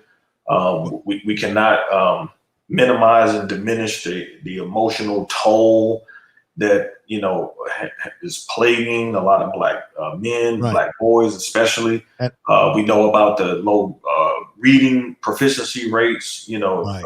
in the 8th grade. So there's a lot of work to be done. So these spaces can help us connect on that level to where we can come up with some ideas and really start trying to tackle some of these things, because the government knows that the government can't solve all of society's problems. That's why there's so much money out there for nonprofits to actually help tackle society's problems.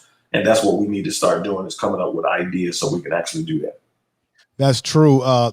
That's one of the things that I noticed, that within the Black community, there's a certain denial to a certain degree of the legitimate mental health. Some of us, like myself, you grow up and you got an uncle and you say, oh, that's Uncle Charlie, he's touched, or that's crazy Uncle Charlie, when in fact, some folks in our family were actually suffering from legitimate mental health issues that went untreated, right? You're so right. Then they would treat themselves with drugs, alcohol, whatever, and they crash. And it's a shame that we're in denial. And I've talked about this on my channel, and I've even did a video that, do you know that there is a high number of Black men who are suffering from depression that are dying silently, not to mention high number of Black men that are homeless, in particular in Los Angeles, California, on that Skid Row. That homelessness has increased amongst Black men, even though we do have Black men that are in the upper echelon making the high salaries. There are still Black men out there that are suffering. And so we got to stop. I'm not saying y'all, but generalizing here, we as a community, we got to figure out a way to not be in denial, right, of these legitimate mental health, because a lot of our people, exactly, or some of our people don't believe in going to see a psychologist, a psychiatrist, because we look at that as that, oh, that means that y'all trying to say I'm crazy. Some of us do need to see a professional. Damn it, we do. And this is why YouTube is good for Black men, because it allows us to have a conversation. Now check this out. Even though me and Perfect Timing got into an argument and I got heated, believe it or not, that was good therapy too. We both got some frustration out. Even though it was targeted towards each other, we were able to turn it around and de-escalate as we escalated, right? And went into the crisis phase. And now we were able to come out, we were able to de-escalate ourselves back down, talk to each other respectfully, but to a certain degree, getting some of the anger out. I got to be honest, that's a form of therapy too, because Black men, we do pin in a lot of frustration about a lot of shit. So I'll leave y'all with that. This overall still was a good night. I appreciate you letting me come upstairs to talk to you, brothers. Salute information, man. Salute. Hey, I'm honored. Seriously, I've been watching you for a while. So thank you, brother. Thank you. Okay, all right. I appreciate that. Coming from you, brother. Yeah, peace out. You had a question for me?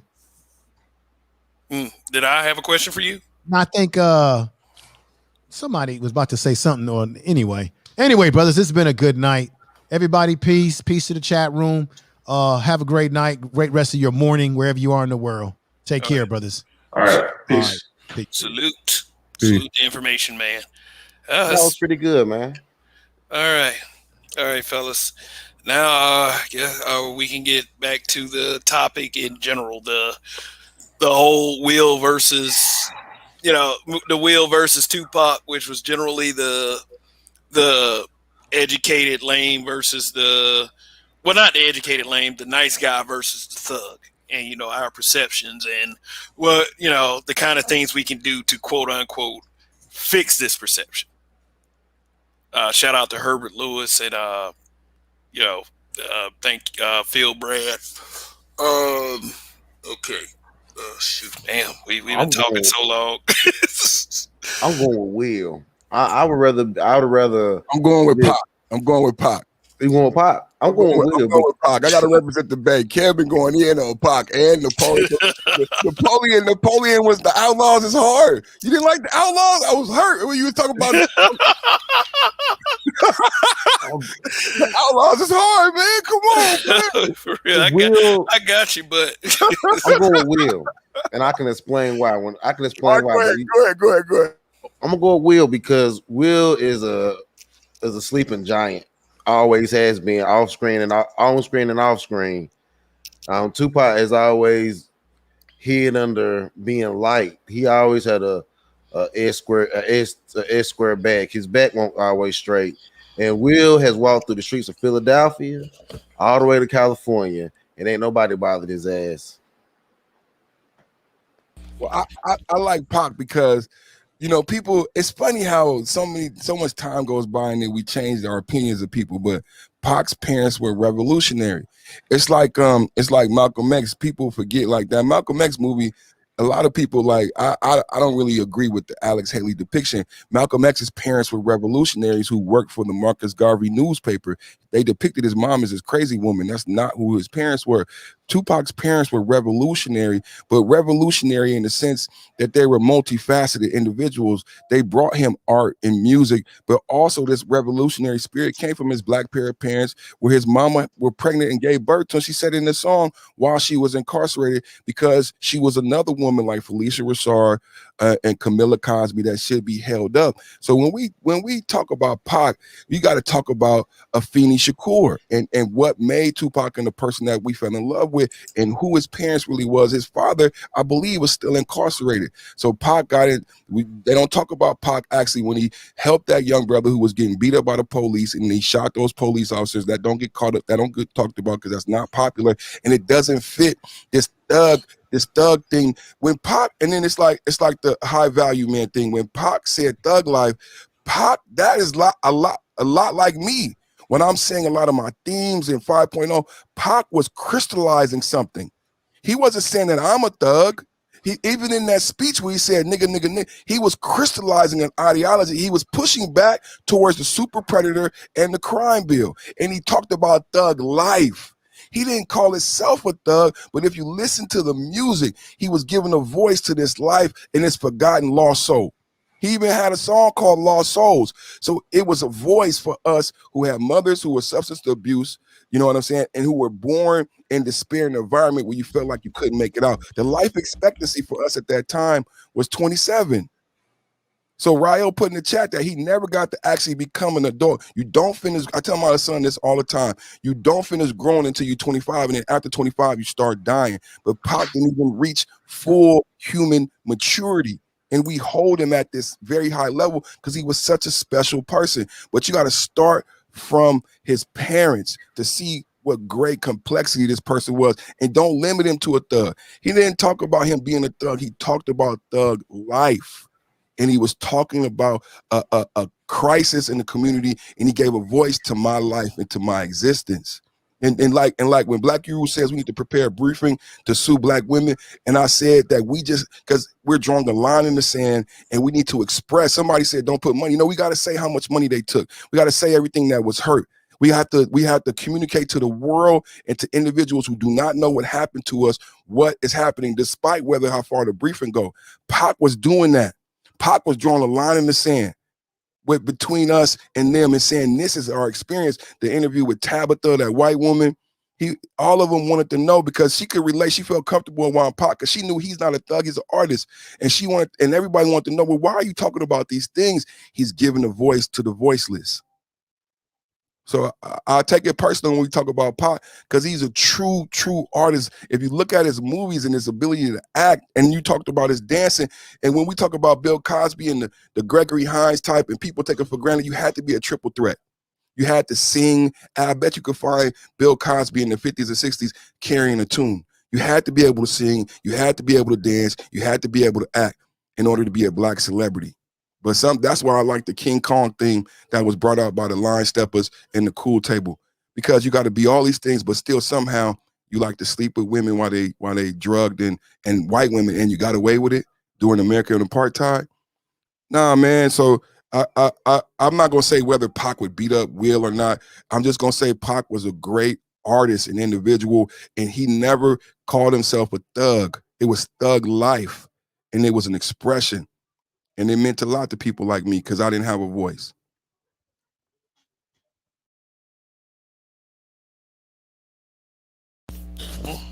Well, I think these conversations can tend to get convoluted. We saw this,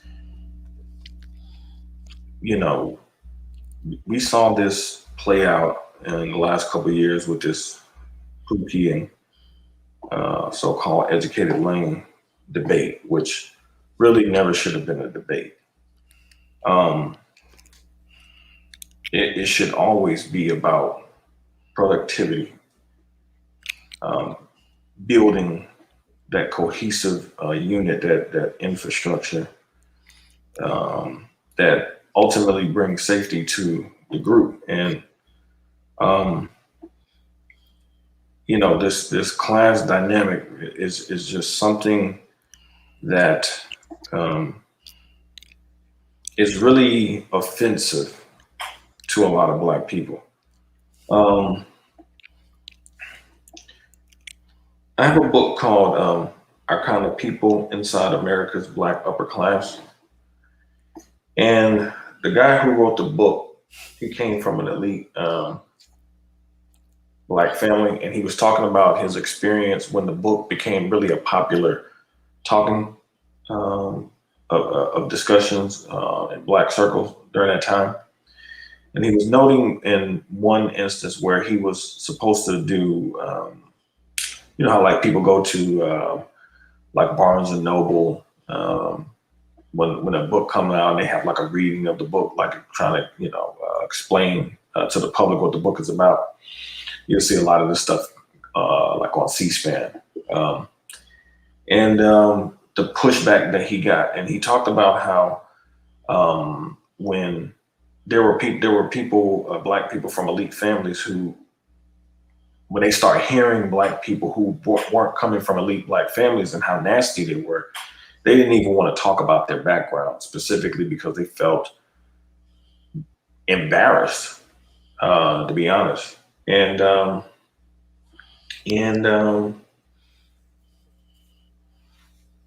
just want to read one part where because I think this is absolutely critical.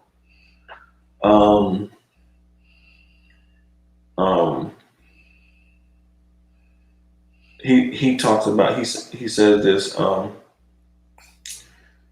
by the end of the discussion, the room had divided itself into non-elites who hated Black elites, Black elites who remained silent about their backgrounds, and Black elites who reinvented their backgrounds to placate the hostile attendees who felt that Black people had no business owning summer homes or going to medical school.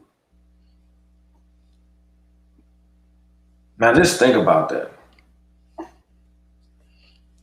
When this dude had this book come out, and there was discussions about, there were Black people in these spaces who were upset that there were Black people who had money, who had prestige, who had good family structure,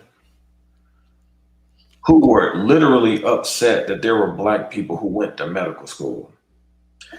Now, I think this is important because one of the things that used to be said about the Cosby Show in terms of Black people, for example, was that how unrealistic it was. As if Black people couldn't get to that level. Well, in this book, it talks about a whole bunch of Black people who actually have gotten to that level. Bill Cosby married into a family that was the history of his wife's family, and so this is just something that just really this class. It's a real class divide in Black America that really does not really get the attention that it needs. I remember being in HBCU and how many Black people that came from upper class Black families, one of the reasons why they went to HBCUs was because to get the Black experience. And so, because having two parents who got their shit together, married, great family, that's not really Black. You know, you got to come from some broken family and, you know, have a rags to riches story. That's supposed to be authentically Black. You got to be a thought. You got to be a thug. You can't come from 3-4 generations of Howard doctors who built up a family wealth, prestige, social capital, family capital, financial capital. You can't do that. And this book is really, it really hits at the heart of the matter, which I believe is really why Bill Cosby really got so much pushback. And why somebody like Will Smith got pushback. Remember, Pepper from Salt and Pepper wouldn't give him a chance because he wasn't a thug. It sucks. Undue You know what I'm pressure. saying? You know, and you know, this mentality really is very prevalent in our group. The fact that the manosphere actually not only tackled this issue, but defeated this shit. This argument is no more. You know, no more. And now it really forces women, for example, to have to make a choice. So now, since that argument has been won by the manosphere in terms of who should be in the leadership positions, a lot of times in terms of the productive men, now women who choose the other, now they're going to be much more exposed for their choices because the Pookies couldn't win that argument. There's no way they could win the argument. They tried because they know what it means. And so it means social isolation.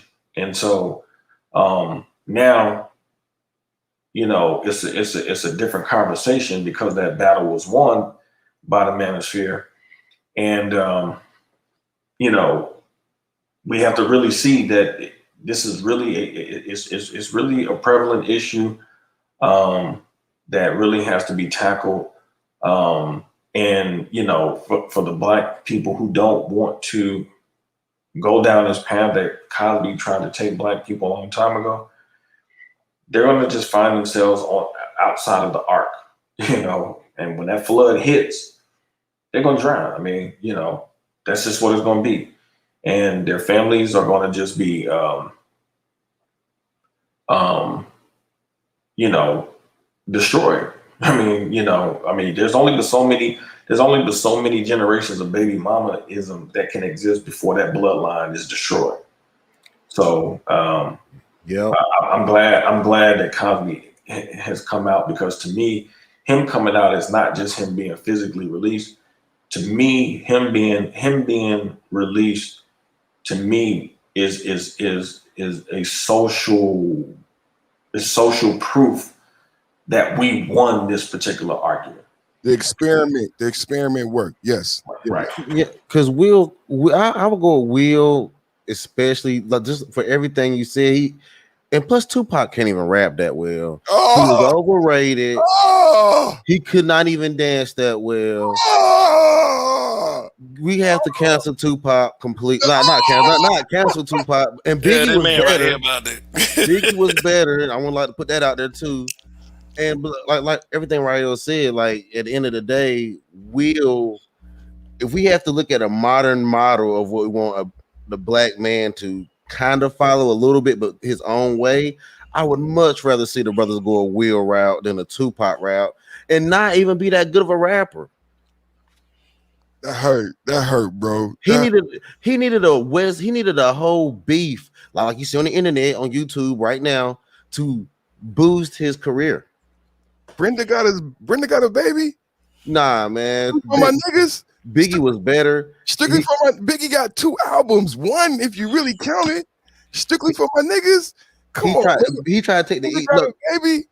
He tried to take the East Coast to the West Coast, and Will. Me Against the World. Me Against the World was before Thug Life. Me Against the World and Thug Life was before the Death Row.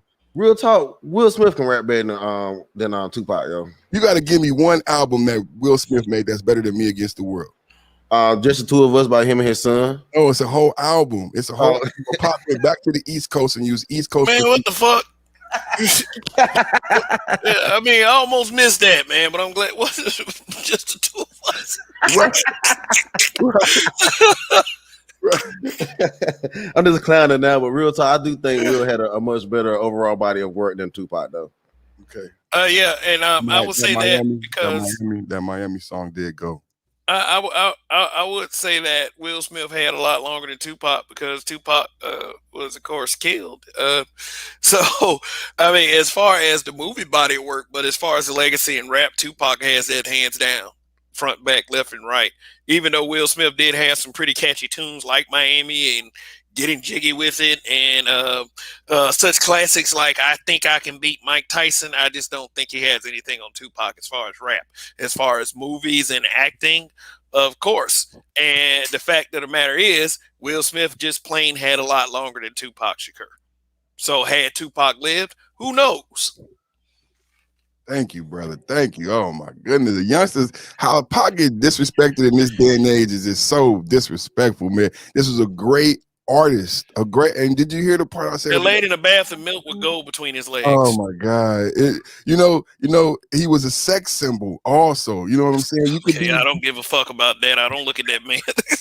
I would never lay in a bath of milk with gold between my legs, man. Come on, like I mean, but multifaceted. That's all I'm saying. We a jack of all trades in the Bay Area. You got to be a jack of all trades. You got to be able to do. But put a tiger in the background with some titties, like not a tiger with titties, but of course I'm talking about females. Where you from? How you not go like Pac? Where you from, Kim? Y'all didn't like Pac? No, I like Pac. I actually lean more toward Pac than Biggie, as a matter of fact. Okay. I mean, I respect Biggie. Biggie said some shit, but I mean, at the same time, I do have that kind of respect for Pac, and no, Nicola Collins, no, don't even. You can, but yeah, Big was hard. We have the Roger Report live, and we have Black Uru Strikes up here. What's going on? What's up, gentlemen?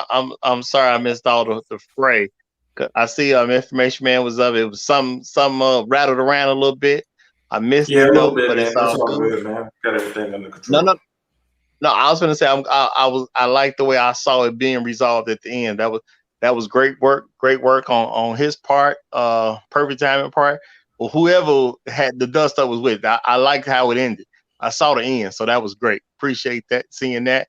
When it comes to this rap stuff, my thing is this, y'all. Biggie ain't do enough to even be in the greatest rappers conversation. He unfortunately he died. I'm not saying he couldn't have been one of the best rappers, but a body of work should count for something. And the man just got killed before he could do the body of work. He only got body of work definitely counts, but in terms of actual performance of a rap, I mean, it's really Biggie and then everybody else. In terms of the actual performance of a rap, I agree. Repertoire is lacking, especially in comparison to Tupac. But the actual performance of a rap, I ain't heard nobody quite at Biggie's level. Yeah, I would say Tupac was more of a rapper. Biggie was more of an MC. Yeah, I think that's a good distinction. I think that's a great distinction. Hey, I'm sorry to interrupt, guys, but was all this Tupac spooge and saliva all over here before I left? Oh my God! What did Pac do to y'all? I just really want to know, man. And also, actually, I think Will Smith was a hell of a rapper. I think he just because he limited he was kind of the rap equivalent of a comedian that doesn't swear. You know, it as great as you might be, it somewhat limits, you know, how far you can go with, you know, with your performance. But I think in terms of actual performance, Will could get down. Yeah, he could. Yeah, he could. Imagine if Will got signed to death row. Listen, Keisha said he ain't nothing but a dog. Man, Will is the Bill Cosby of rap. Will did call himself a comedian. Yeah, kind of. I think that's fairly accurate. Yeah. Yeah. He was a comedic rapper. He said that, and even in his video, and I would say Ludacris picked up where he left off in that same vein with his. I would say that too. Yeah, listen. Nick Cannon did it tens too. of thousands, hundreds of thousands of grandparents who bought their boys rap CDs can't be wrong. Parents don't understand was a consummate record. Yeah. Oh, absolutely. I mean, my thing is Will was very good, and why I just say he was the Bill Cosby of rap. If you ask other people in the field that Bill Cosby was in, they recognize him as being dominant. Oh yeah. Oh no, Chris Rock and Seinfeld, all those. Bill was the Don of comedians. And I believe if you ask rappers about Will, and that may be off camera, they knew the man was dominant. When it comes to rap, the man could do it. Plain and simple. He was great. No, he stole his father's Porsche, man. What's more pooky than that? No, if you recall, Jay-Z, before Jay-Z took the title, Jay-Z had a song. And in that song, Jay-Z said, Hard Rock Life still sold more records than Will Smith. Jay-Z in that song acknowledged that Will Smith was the guy that I got to knock off. I'm not that guy until I outdo Will Smith. He acknowledged that, and it was back. This same argument was then between Jay-Z and Will Smith, and Jay-Z had to accept, I got to knock him off. Listen. I will put Summertime up against Toss It Up any fucking day. Hey, I would put Wild Wild West up against any of those with Cisco and them. That was my jam with my daughters. We used to blast that in the house and run around in the house like cowboys and Indians playing Wild Wild West. And what was our jam?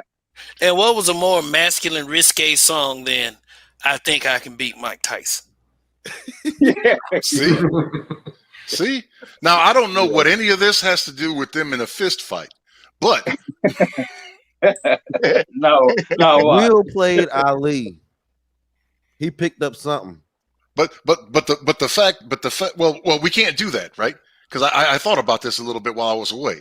I thought about it a little bit. We're giving credit for 50-year-old Will, right? We can't give credit to 50-year-old Will because when Tupac assumed that he'd whoop his ass is much earlier on in stream, much more earlier on in the time stream, right? So you really got to give you to be fair in this, considering that they existed at the same time.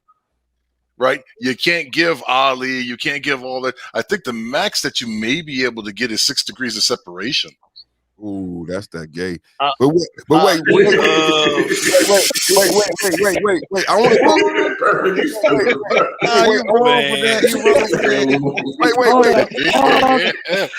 I'm good at this shit, ain't I? I'm good at this shit. I want to throw something. You hurt me feelings with that one. That was good. Wait, I want to throw something in with Pac because that's another thing too with Pac and with Will Smith, and this is the same thing I said with Cube when Kev had up Cube.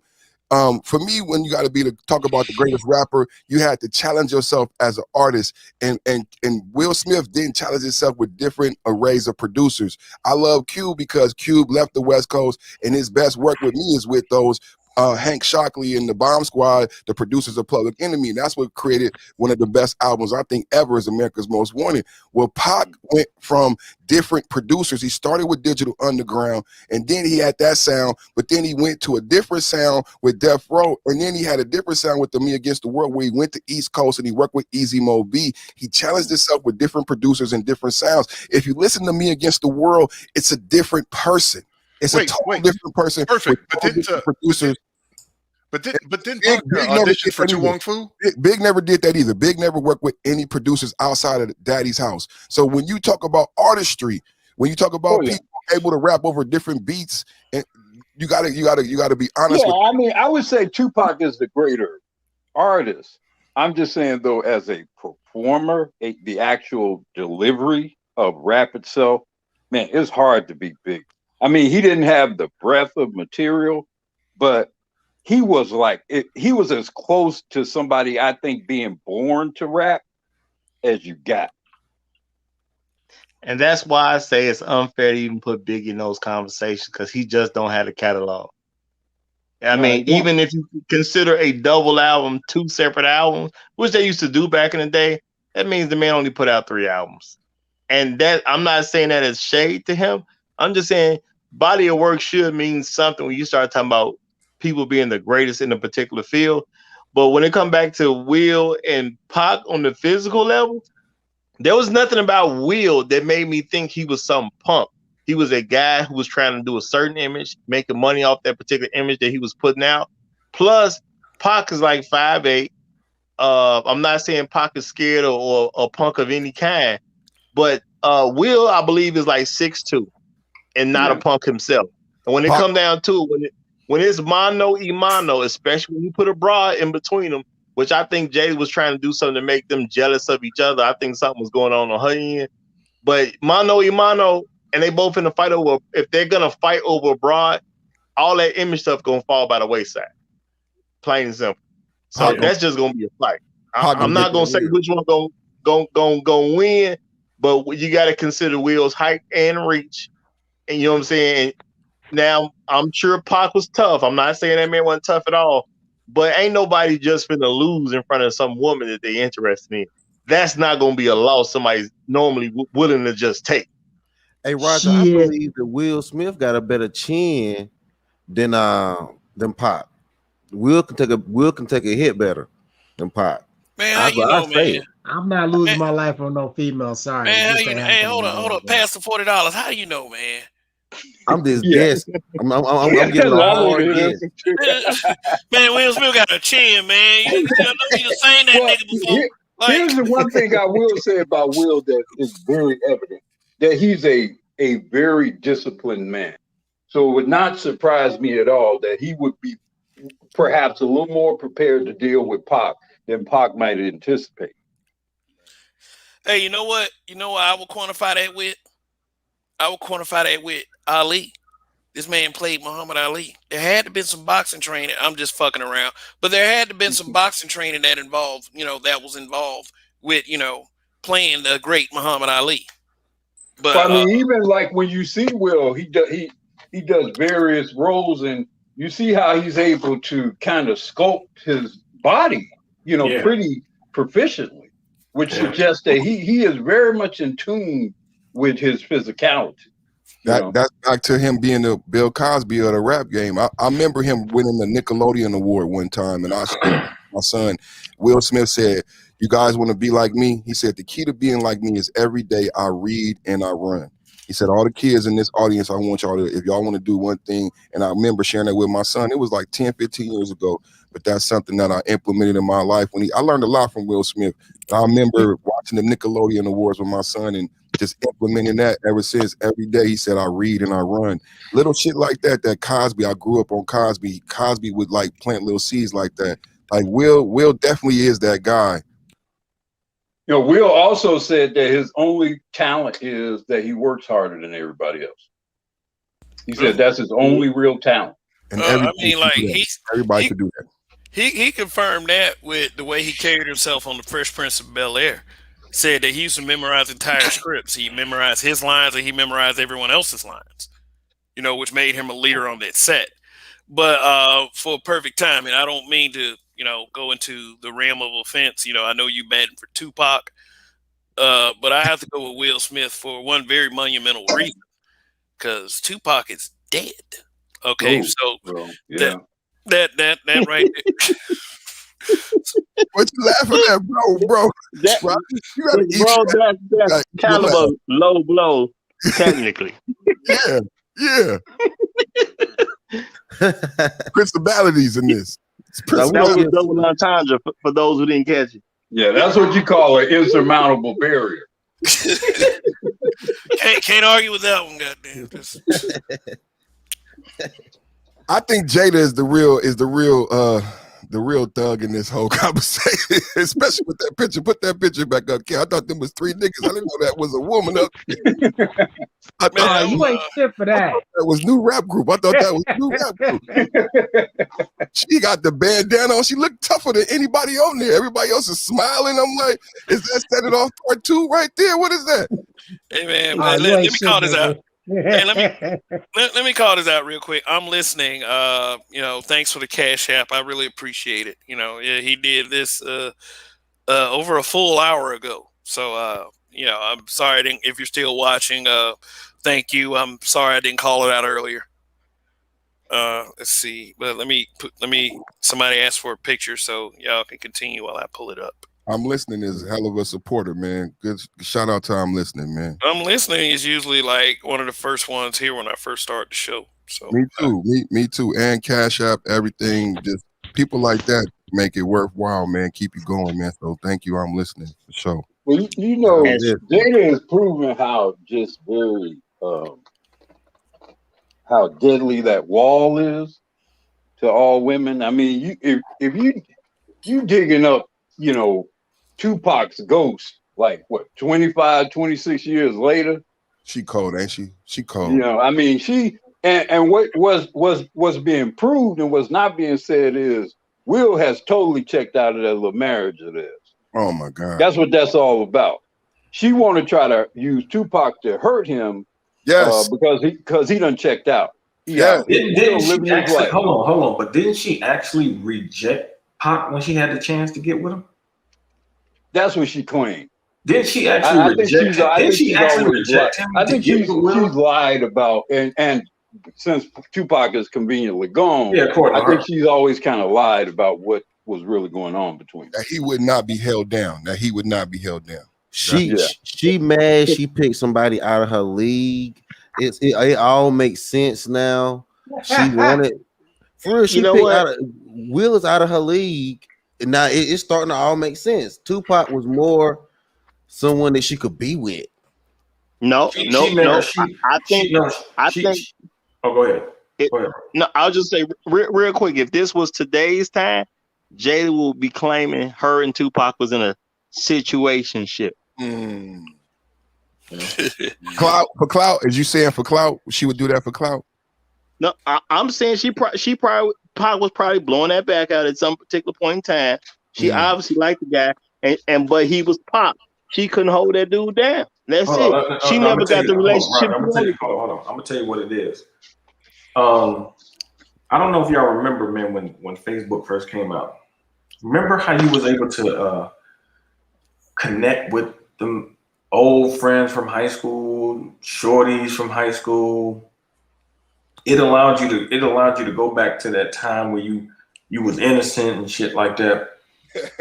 And that's what made it so fun, in the beginning. And I had a ex years ago who, what a lot of these chicks will try to do to feel like they got some power over a dude, they'll actually go back to high school to a dude that used to sniff they funky draws, like they could do no wrong. Them dudes just wanted them so bad. Well, damn. They will go back that far to actually try to get a dude to make them feel like they were in control. I had an ex who tried to do that with a dude, like a dude she absolutely rejected in high school, and she ended up trying to get in a relationship with him. And man, he almost damn near destroyed her ass because she thought that he was gonna be an easy win. She thought she was thinking that he was still 15 years old. Right. She was thinking that he was gonna like basically bow down to her, even though if he did that, she wasn't gonna even respect him anyway. But in terms of ego purposes, in her mind, she had the control. And even he waxed her ass. So this is really everybody ain't that Boy Watkins kind of sucker. Yeah, the reason why Jada is doing this is because it's just like with the Aisha Curry thing. She thinks she's better than Will. That's really what it is. She can't take the fact that Will is the engine. He's the fucking man. Nobody would know who Jada Pinkett really is because she ain't really a good actress. I mean, her acting skills ain't fucking good. She ain't no Angela Bassett. So the reality is that she just hates the fact that she's in his shadow. Man, Which is what she's supposed to be. Rael, how can you say that, man? That was Hawthorne. That was Fish Mooney from Gotham. Nurse Jackie. Yeah. And then how many seasons? How many seasons she get off that shit? Like 2? Shit, I don't know. About 8 episodes. Like, It was 3 Yeah, nurses. and then she started slobbing down Mark Anthony when she was on that show. Listen. Yo, hold on. I want to ask Rael, with that statement, Rael, getting at the gynocracy, and like, what is her real... Before you ask that question, let me just say this. Go ahead. Life actually showed us exactly who they are. There was a movie called The Matrix. She got the role Niobe. Will turned down the lead. That's their real life right there. Yeah, he can turn something that big down. She happy to be Niobe. This Go ahead. Is really this is really he fucking turned down obvious. the Bourne series too. He turned that down too. He turned down the Bourne series? Yeah. They brought it to him first. Damn. I think he was turning these things down because he couldn't have the level of ownership that he wanted.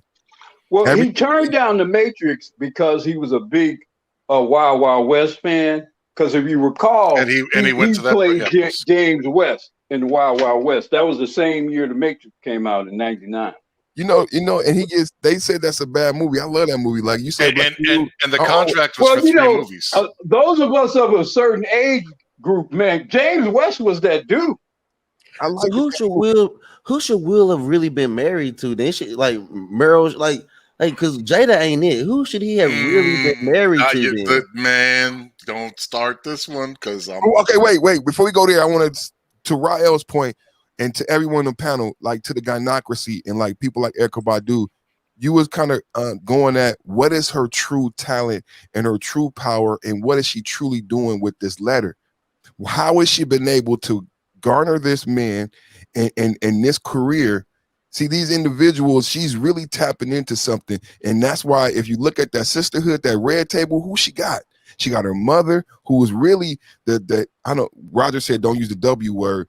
So her mother to me is like the grand W, and she's like a W, and then she got her daughter in, and the grandmother is indoctrinating all of these females into this same thing. And somebody said earlier, the WAP or whatever you call it, but she's been using this feminine powers, these feminine things. And I seen my mother do it. They do it with infidelity. They do it with the mental stress. They do it with physical violence. She's doing all these things, Black Uru, to keep herself in this position as long as she can.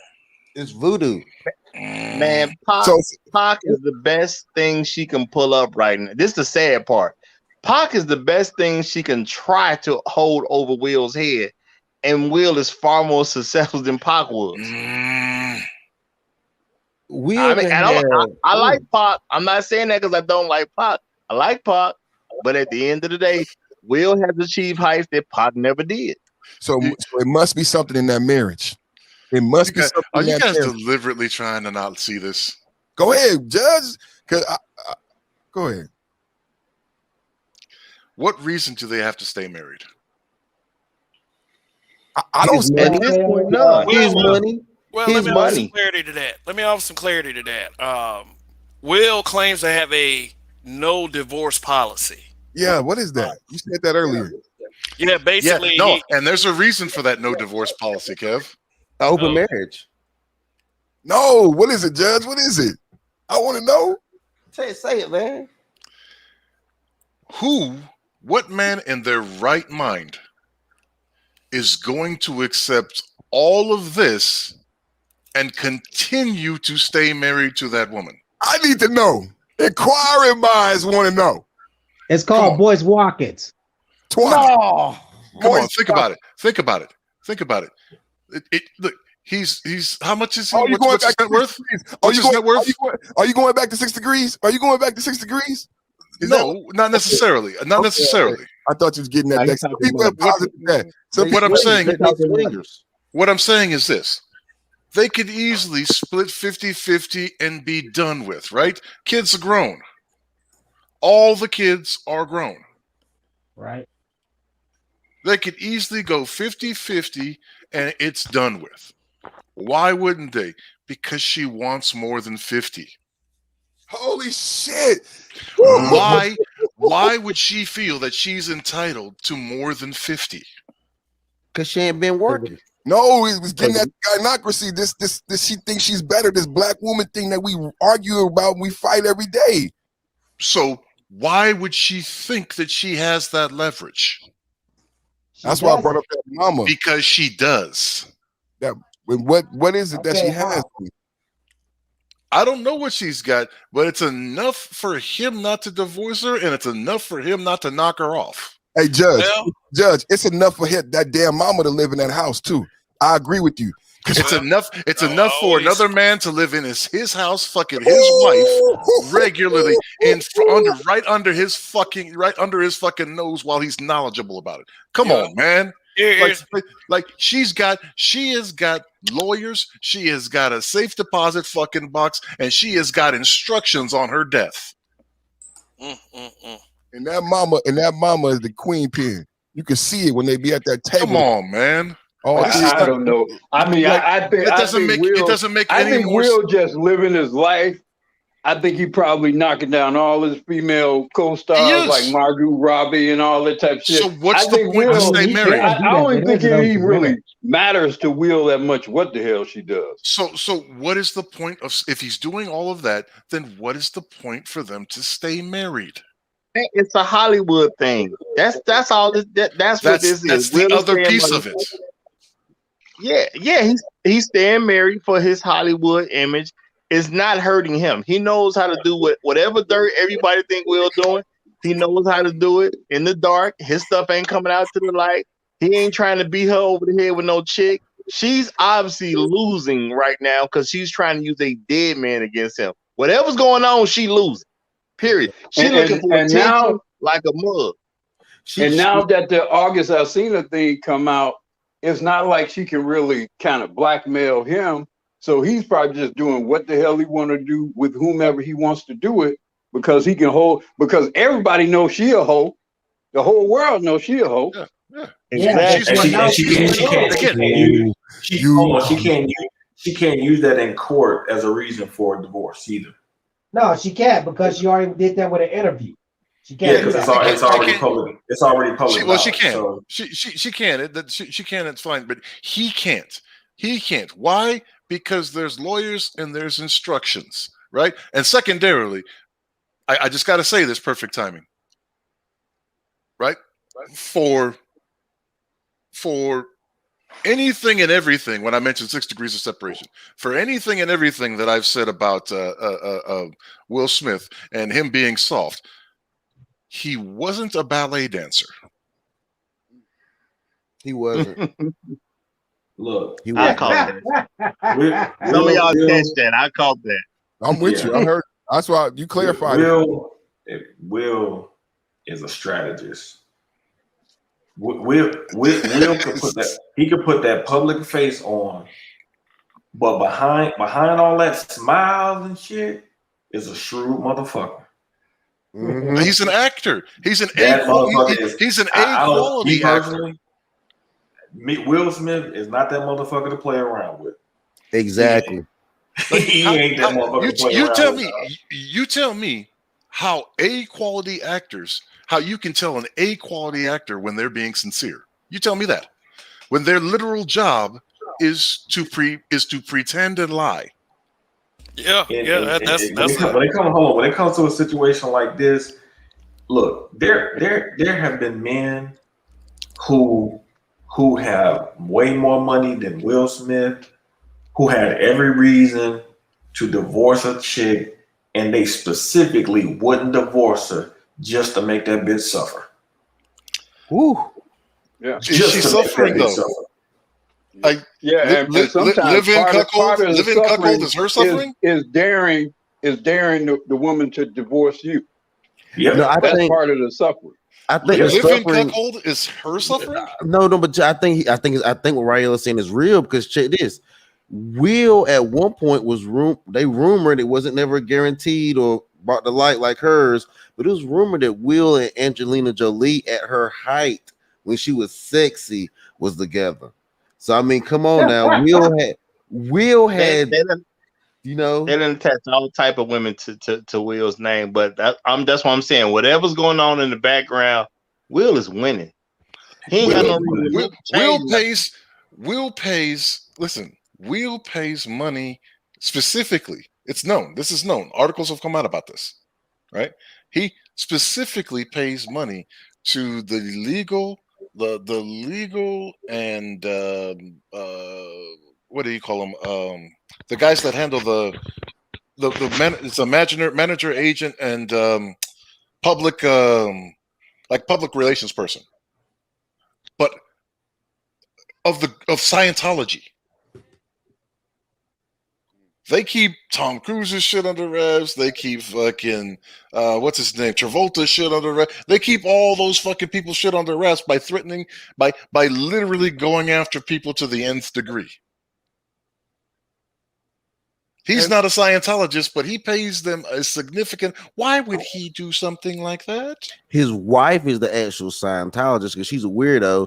I mean, I'm not trying to disrespect nobody's religion, because it's a religion, but and she also has a rock group. Have you seen?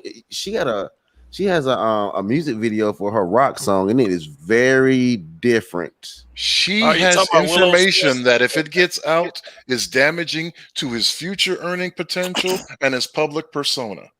That's why this is obvious shit, man. And he's been divorced once before. Let's not forget that. Let me say this, and I forgot what I was gonna say. God damn it. Sorry about that. Sorry.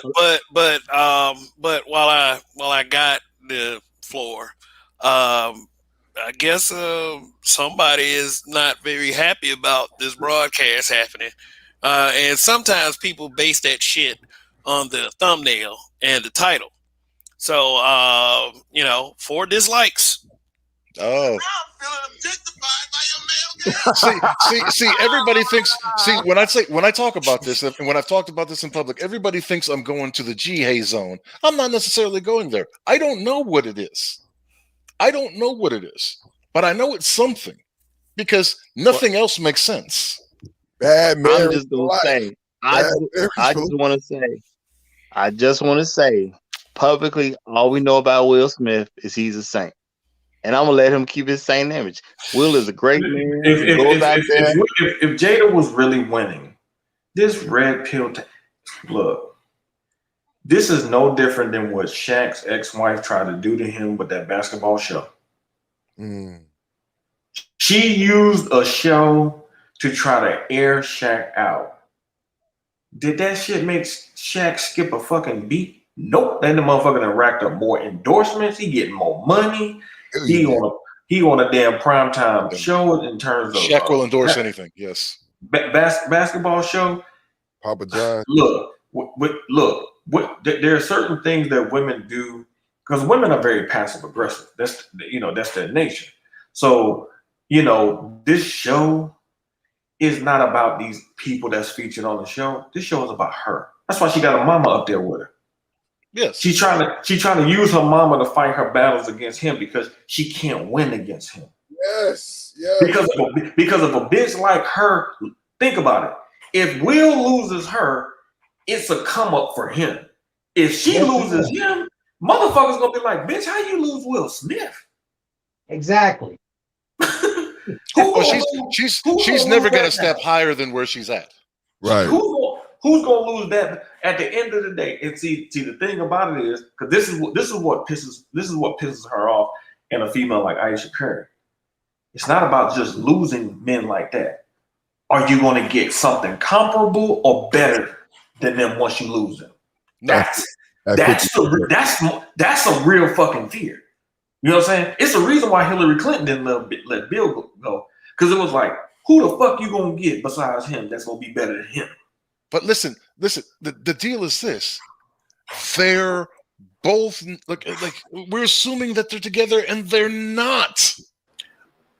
But Judge, I get where you're coming from, but I'm saying Will is a saint and he's done no wrong, and that's just what it is. People just like to deal with. That's with the words from his own mouth. Hold on, Judge. That's a beautiful hand to be able to play as a man.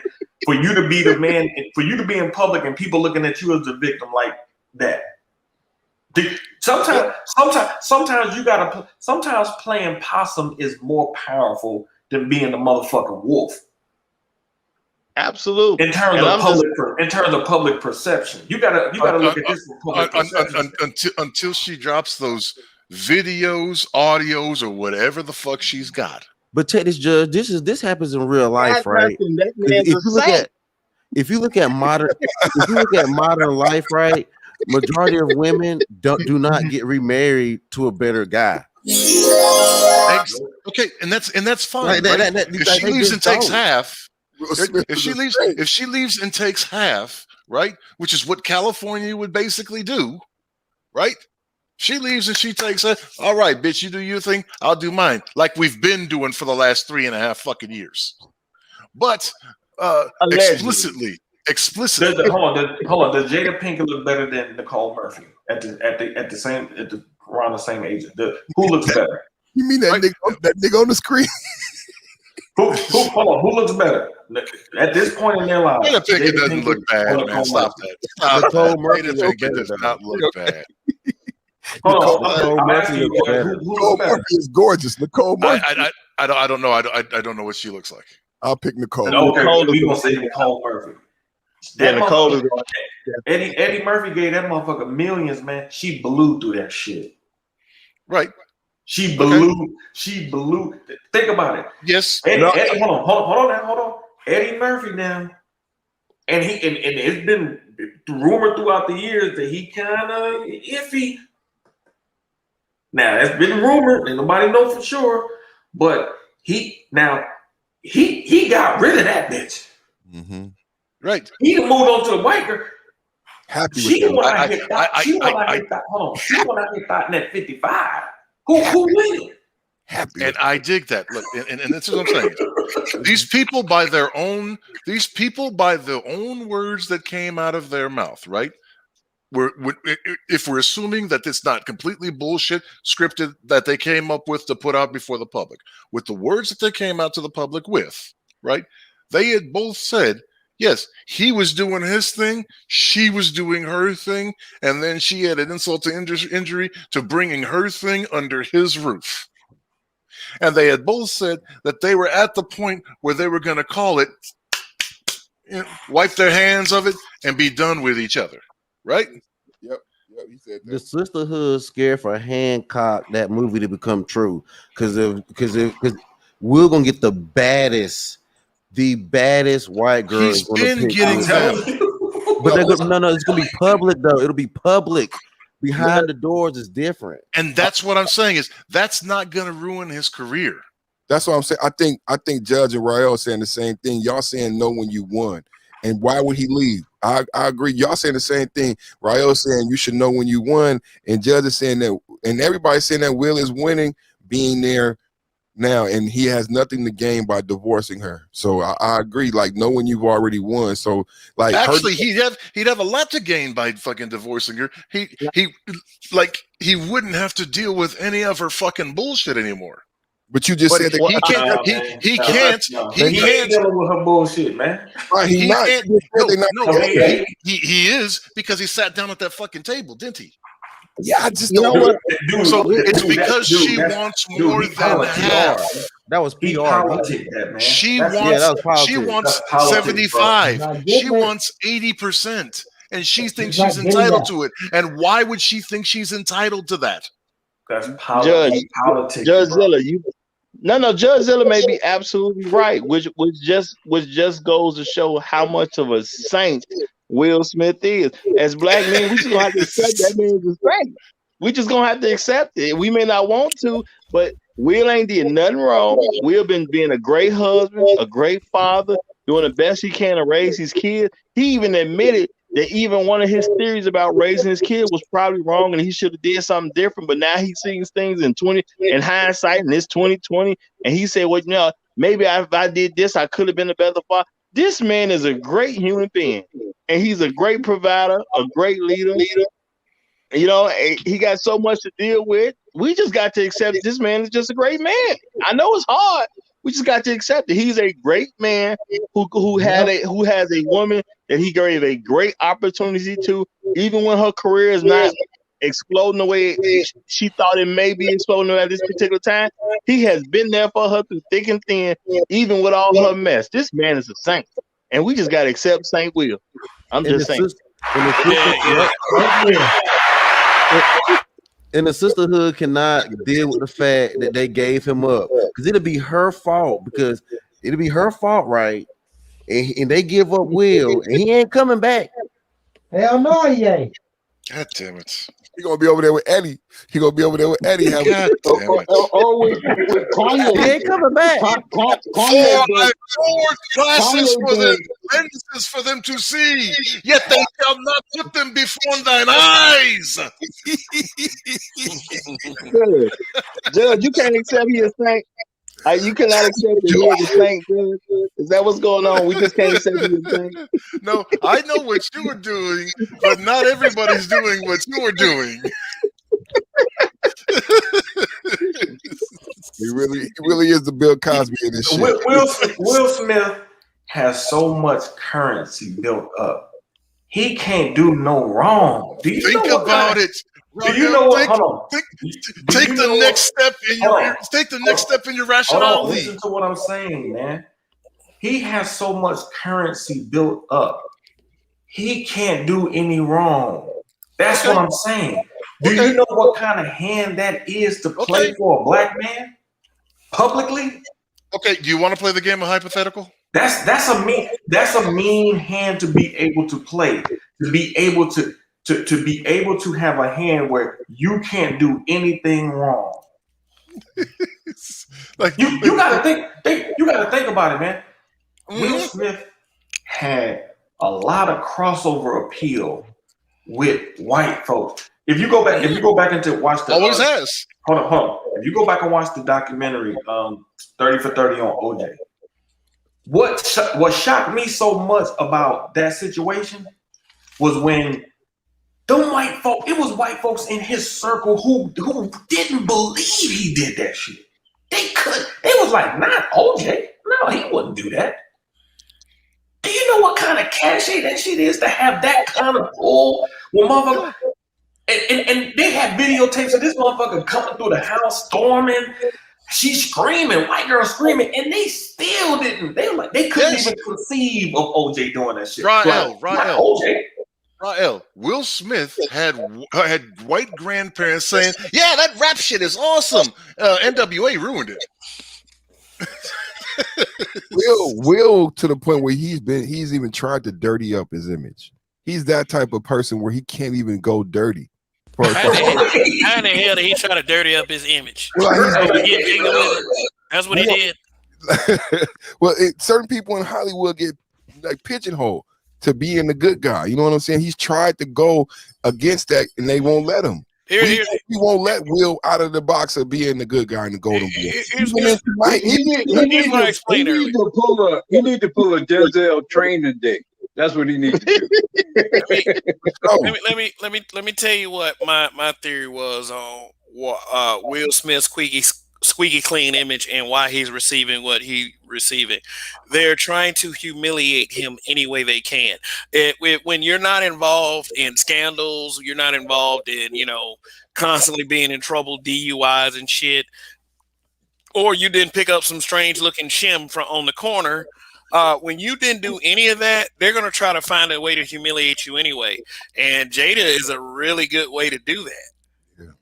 And, and then with the whole, then it didn't help when he posted that picture on social media with just him and just some his underwear or something and, doing that pose.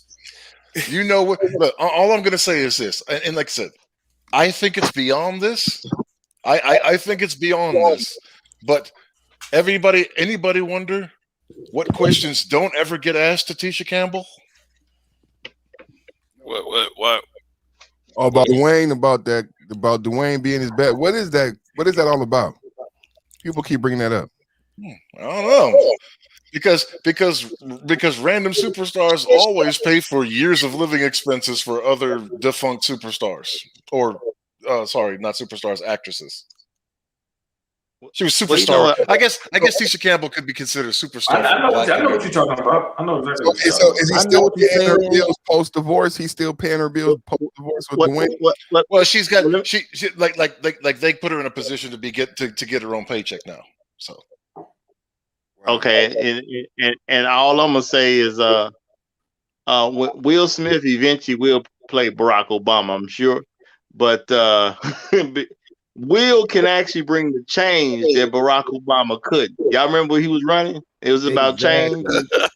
Will can be the change that Barack Obama couldn't get. I was just going to say that earlier. I was like, if Will wanted to get in politics, man, he could do it. Why shouldn't the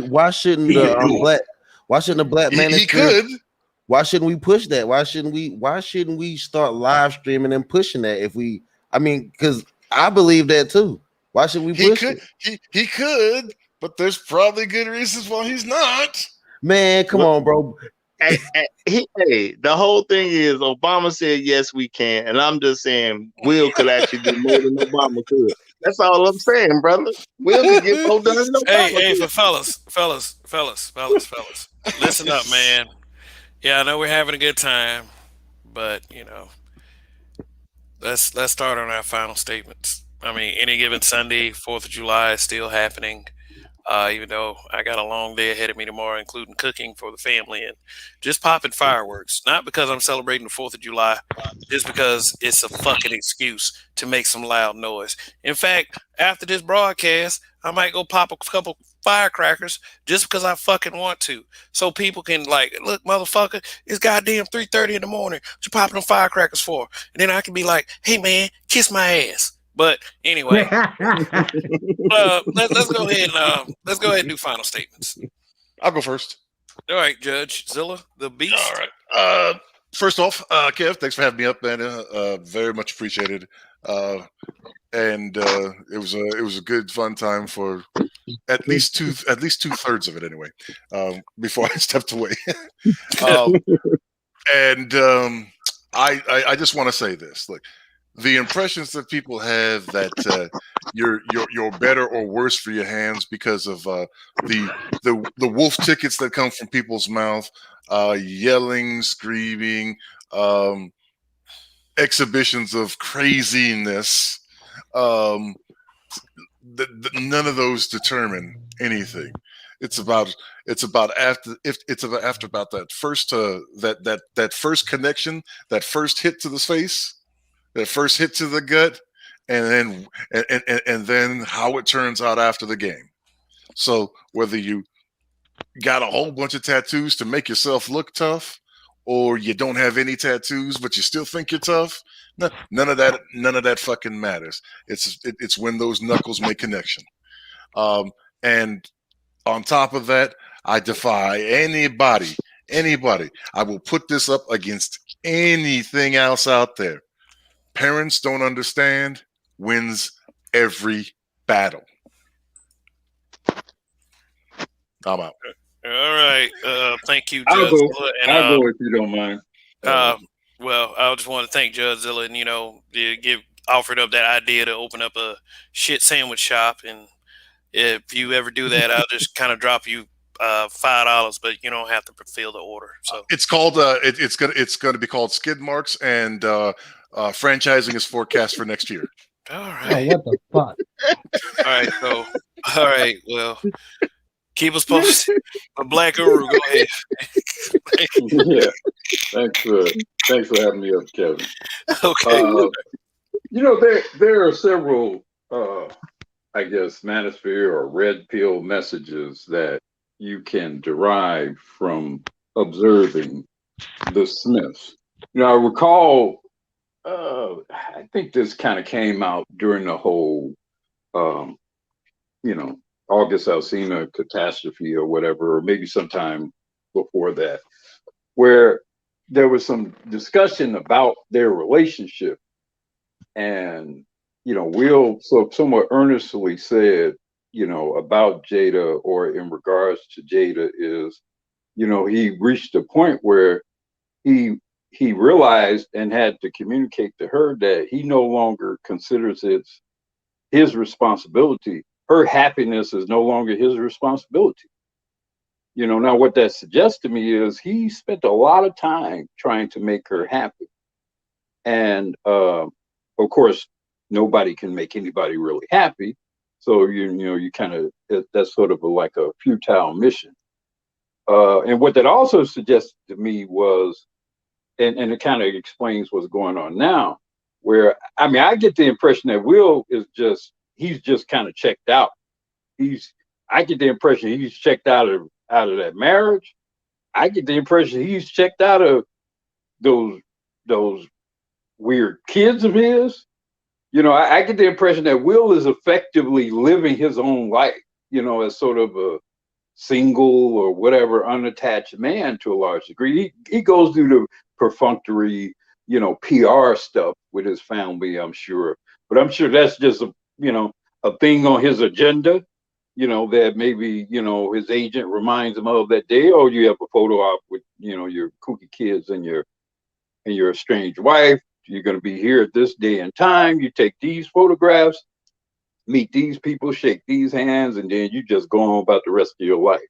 That's what I think his so-called, quote, family situation is now. I think Will is effectively, he's concluded that I've done my job, did the best I could for her, for children, whatever.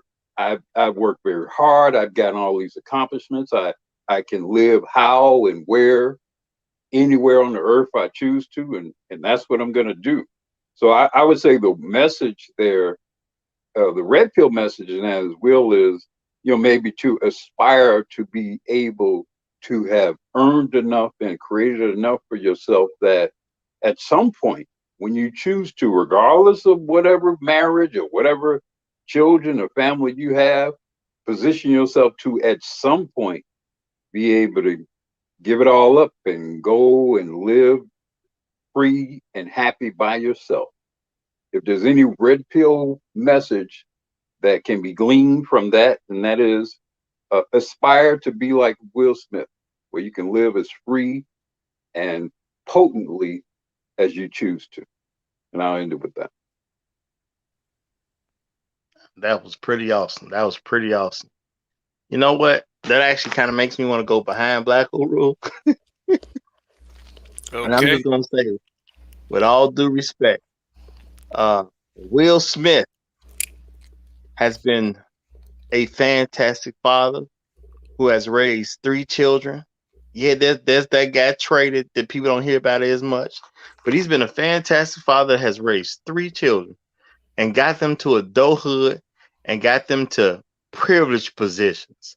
Okay, he got to my understanding, his first son's Trey is behind the camera, while he has 2 successful children who are kind of in front of the camera, building great careers for themselves. Will has been a very supportive husband, you know, and has stuck by his woman no matter what trials and tribulations she's had to go through and what her public outbursts have been. Will has stuck by her side through all of her trials and tribulations, because I think any of us can see that Jada is definitely going through some things and she's acting out here and there. And Will has her back no matter what goes on with her. And however she acts out, he still got her back. You can't ask for a better husband than that. Okay? Will is extremely successful. He has reached uber levels of success. He's in the top 1% of income earners. And not only that, he is a great example for not only his own children, but you can actually have your children look up to Will Smith and be in a pretty comfortable position. The man has achieved icon status, and I'm pretty sure that his son, at least one of them, will also achieve icon status. And as as a black man to become an icon and being an African American and have a son who will potentially become a true icon at a later date, that is one of the greatest things you can do as a black man in this country. This man has surpassed all expectations. He has been wonderful, not just one thing when it comes to rap, but he's also transitioned extremely well into the movie industry. This is a man we all can be proud of. This is a man we all can be proud of. Will has been a saint through and through, and I just want us as black people to be able to accept the fact that this brother's a saint, and we should congratulate him and want to be like him. Even if we're older than him, there are things that Will have done that we all can learn from. And I'm gonna pull what I can from Will Smith and use that to better myself where it fits. I'm not saying we got to be Will, but we can all take something from Will and learn how to be great. Will has had a great image. He is a wonderful man, obviously, a wonderful family man. He's a hard worker, and he definitely sets great examples. So I'm just going to accept the fact that man's a saint, no matter what, no matter how we personally feel about the guy. We got to accept that he's a saint. And you know what? That's where black men need to be. So congratulations on all Saint Will's success, and may he have many more in the future. That's All what right. I'm going with it. All right, Roger. And I'm sure that through no way, shape, or form will that ever be perceived as any form of ass kissing. But yeah, I mean, you know, if you write about anything, he is a hard worker, and even Sonny's Hot Rod agrees with you in the chat. Say even the Rock Dwayne Johnson said that he wanted Will Smith's career. That's why his work ethic is almost second to none. All right. You know, almost. Well, who hasn't spoken? You can go. You know, past the $40. Perfect timing. Rael. I'll go. I'll close out. Thank you for having me. Shout out to the habitual line steppers. Long live the habitual line steppers, man. Ruthless Nice Guy, Roger Report. Thank you, Kev, for having me up. I apologize. I got a little animated earlier, but it did end out really well. And we were able to make a good connection, and we had a good conversation. Somebody put in the chat, "Steel sharpens steel," so I agree with that. Again, I said earlier, I think Jada is the number one thug in this whole thing. I think Jada is the number one thug, and I have to agree with Rod. She the coldest, she the hardest, and I have to agree with Rael on Will Smith being the saint. And as far as Tupac is concerned, yeah, I got to give him. He definitely in my top 5 coming from the Bay Area for a lot of reasons. Like, he touched on so many facets, but I would like to remind people once again, just remember where he came from, his parents, his way he came into this world. Both of his parents were Black Panthers who were oppressed and by that regime, especially when we talk about Bill Cosby during that time. A lot of time, and even Roger mentioned it when I did my live stream about Cosby not being Cosby until the late 80s in the American apartheid that existed during the time in which that they said he did these things. During that time, they was able to take away people's lives. They took away Tupac's parents' lives. Tupac was born incarcerated. His mama was in jail when he was pregnant. She was pregnant with him, and he was born while she was incarcerated because of her revolutionary stance and things she did as a Black Panther for Black people. You know, during the time when we had separate beaches, is what I said on my podcast. Not just separate swimming pools, separate water fountains, but separate beaches. There's a Bob Marley, there's a Marley, one of the young Marleys got a song out about a beach, and they got the history. It's a good video. You can learn more about that. But I brought up the separate beaches, like, because that's a naturally filtered thing. They wouldn't even swim on the same beach with us. But to posit a theory that somebody that looked like us could drug and blah, blah, blah, someone that looked like them 20, 30, 40, 50 times over during American apartheid is laughable. So I just wanted to say with Pac, you know, his parents got caught up in that American apartheid. And that's what he was birthed from. So his revolutionary spirit, the voice that he gave us from Thug Life, like it meant a lot to me. So I hold Pac very high, and I don't put him in the thug category. I don't put him in the thug category at all. He never exhibited thug qualities. Even if you look at the documentary about the cats from Marin and Richie Rich from Oakland, like the people who laced him up would admit, like, he wasn't like us. We didn't let him sell dope. We didn't let him like bang. He did music. You know what I'm saying? He was cool to come through and hang out, but he wasn't like us. Like we laced him up. But in every documentary, you can see him with Richie Rich. Richie Rich say, "Nah, I gave him the game," but he was from here, but he was from the East Coast also. Very, very diverse, complex person.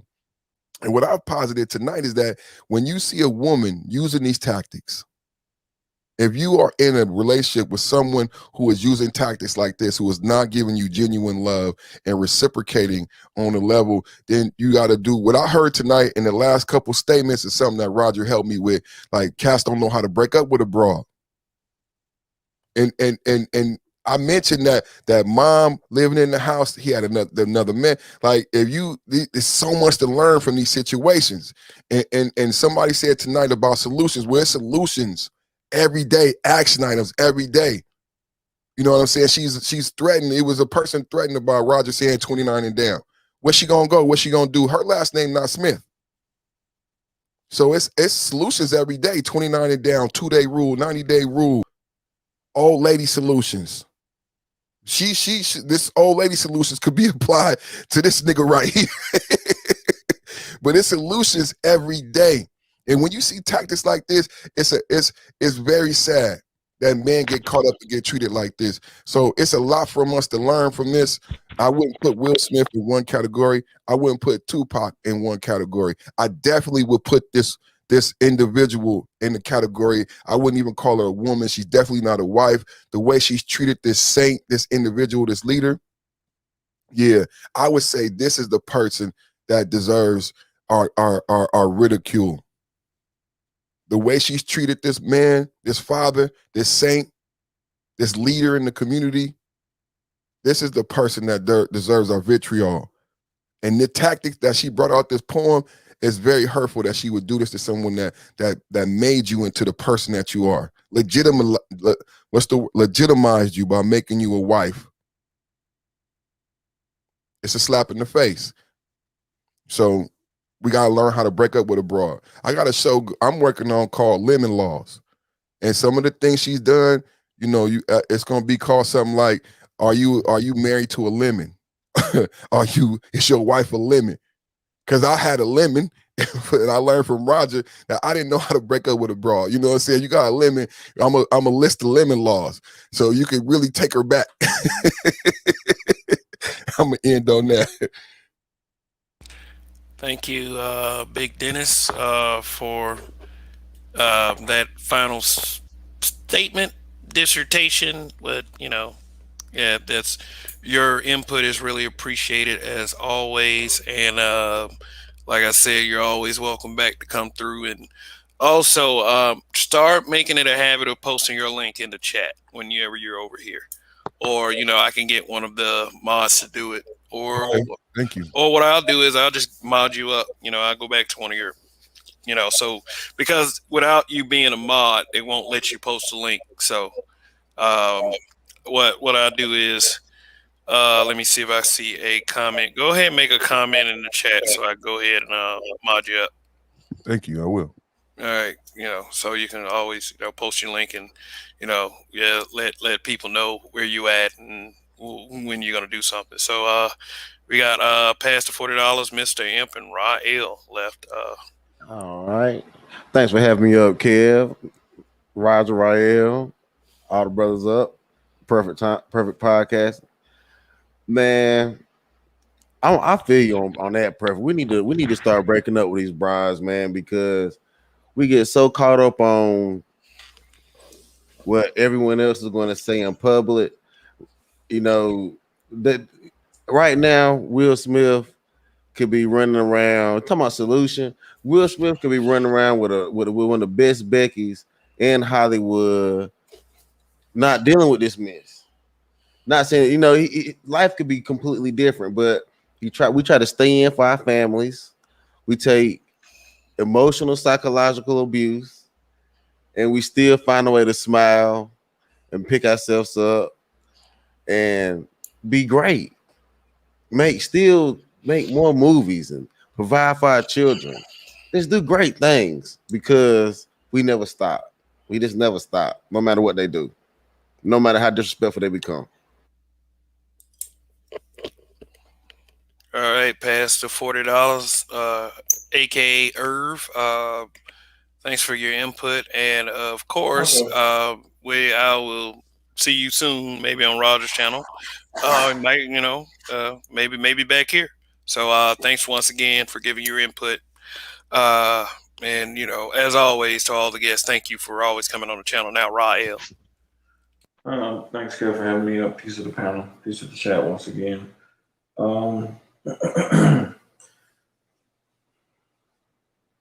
Salute to Information Man that was on earlier.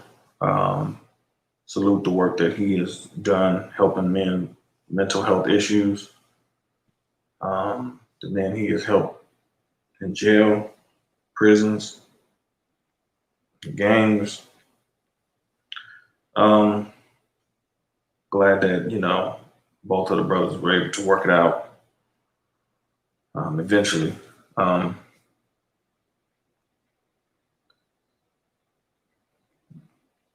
It's a new day, and we have a lot of attention on us.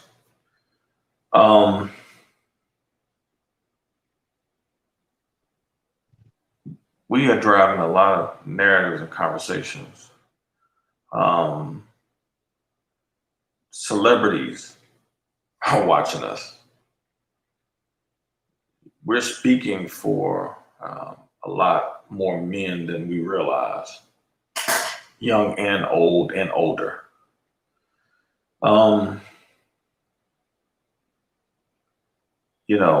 When Shaq was on that show that he has on, I think on YouTube, I think it is, when he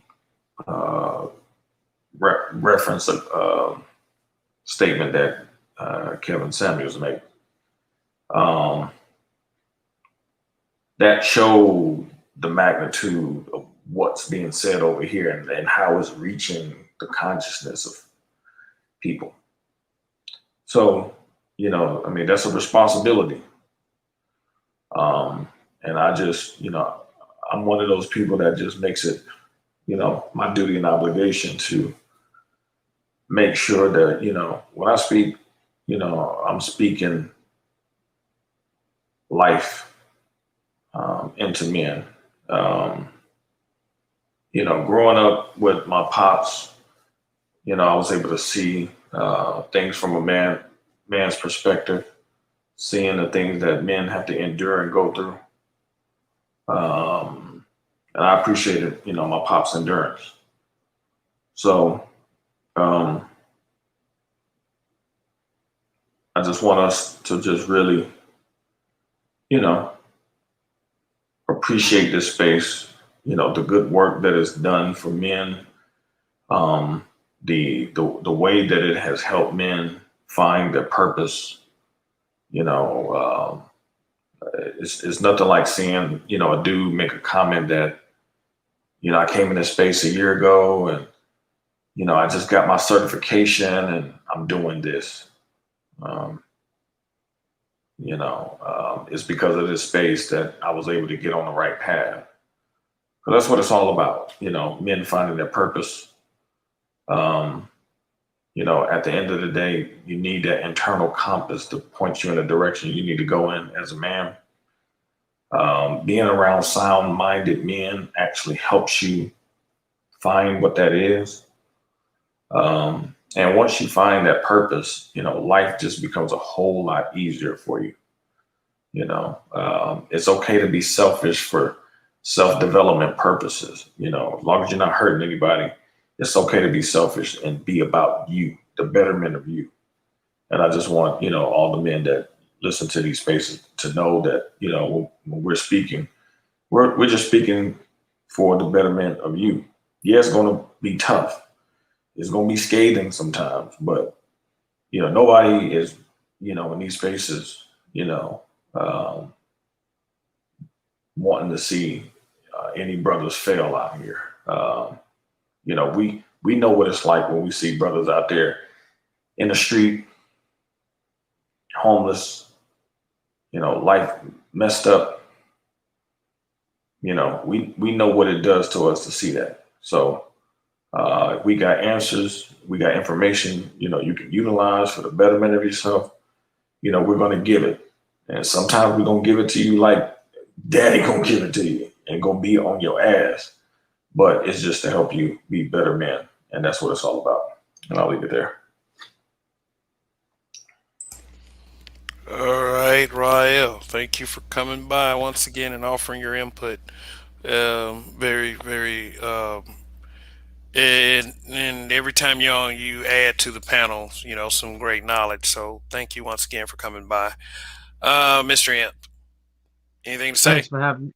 Yes, thanks for having me on the panel. I know I missed a good portion of it because I was sitting over at a friend's house looking at an anime. But he's absolutely right about being selfish as long as you're not hurting anybody. As you see in my picture, those are the seeds from the pomegranates that are growing in the backyard right now. So yes, I am being selfish. I am going to try to do this on my own. And I've also learned how to change out a battery outside of my car today. So the road to self-improvement is going to be hard because I'm trying to become a self-taught mechanic. However, I do plan on getting my ASC certification by working at Bell Tire because I didn't know this at the time. And that Bell Tire still does ASC certifications where you can get certified if you work for Bell Tire for a certain period of time. I did not know that. And a friend that I knew from his childhood actually mentioned this to me. So I'm a logistics owner and I can add that to my list of skills in my resume besides growing food. So, and in terms of the Will and Jada situation, I think she might be suffering from some sort of syndrome. I'm not a licensed psychologist, but that's what I suggest might be wrong with her. I could be wrong on that because I am a paranoid schizophrenic myself. So I have been diagnosed as a paranoid schizophrenic by the medical world and the APA. So that's all I wanted to add. All right, Mr. Imp, thank you, and I hope you enjoy the anime that you were so speaking of. But yeah, always good to have you guys on here, and pomegranate, the fruit of selfishness, I must say. So here's one thing I wanted to stress. You know, is that, and shout out the information man from earlier. But if anyone is receiving help from this space, any kind of help, and I've heard it several times, how this space has helped black men find some understanding. I wouldn't necessarily say you don't need to be coming to a YouTube channel or anything like that. I wouldn't say that. If we're helping at all, it's a contribution. And that's just what it is. So that's all I see. That's all I say about that particular bit right here. But it just seems like with a bunch of our life experiences, we were either on like one of two sides. Either we were on that nice guy side, the guy that kind of followed the right path, I would say, or we was on that, excuse me, compromised thug side, which seemed to be more appealing, especially to the ladies. One thing that wasn't mentioned tonight is once ladies approve of something, then that's what everybody pretty much gravitates toward. But just imagine that if they could use, if they could use that very thing to eradicate all our problems, stop, I would say, validating those pookie types, so it can stop causing destruction to the black community. Yes, that's just kind of my take on it, because we dude kind of put pussy at the top of the list. And between Tupac and Will Smith, what do you got? You got pussy sitting right there in the middle of that social media conflict. You know, do I think that Will Smith should renege on his no divorce policy? I mean, at this point, yeah, I mean, I don't know. The man can do what he wants to. It's his business. But I don't doubt Judge Zilla when he says that Will already checked out. But as far as the space is concerned, and I know that was a big part of the discussion, we're going to have to stop dancing around the fact that when you speak of negativity, there are a little bit of aspect of that within the Black manosphere, but still, people just still try to dance around this whole thing like there's not this big ass hate movement against the Black manosphere, and not so much just against the Black manosphere, but any group of Black men that try to create something. So really not. I really probably won't be satisfied until some of these people start to admit, yeah, that goes on. I know we're putting the Black manosphere into a box, but the weirdo movement on the outside of it has probably more momentum. Like, I wouldn't say more momentum than the Black manosphere, because the Black manosphere is growing in popularity right now. And you can attribute that to whoever or whatever. But stop acting like the manosphere are the weirdos. If I spent all my time making comment that talked about other people, or just one person in particular, or one group of people in particular, wouldn't you think that was kind of weird? Wouldn't you think that I had better things to do with my time? Then it's like this. When we talk about perception, you can say all the negative stuff about the manosphere all you want, but instead of telling y'all guys, I guess I'm just going to have to start showing you. I think it's a good idea that, we put up receipts for this kind of stuff. I'm not going to say, okay, all these hateful weirdos in the manosphere, that hate the manosphere, and then not present some form of evidence. So that's what I should do when I'm trying to make a case like that. I should present some form of evidence. It might call someone out, but it is what it is. If you're saying hateful stuff about Black men, who is there to say you're not just as being as divisive as white supremacy is for Black people? So we can say what we want to right now about the Black manosphere. We can say what we want to right now about it. But all these hate movements against the Black manosphere, we need to start fucking acknowledging it, because really, honestly, to be brutally honest, if people are pretending like that shit doesn't exist, then you're really insulting the intelligence of people who watch this space.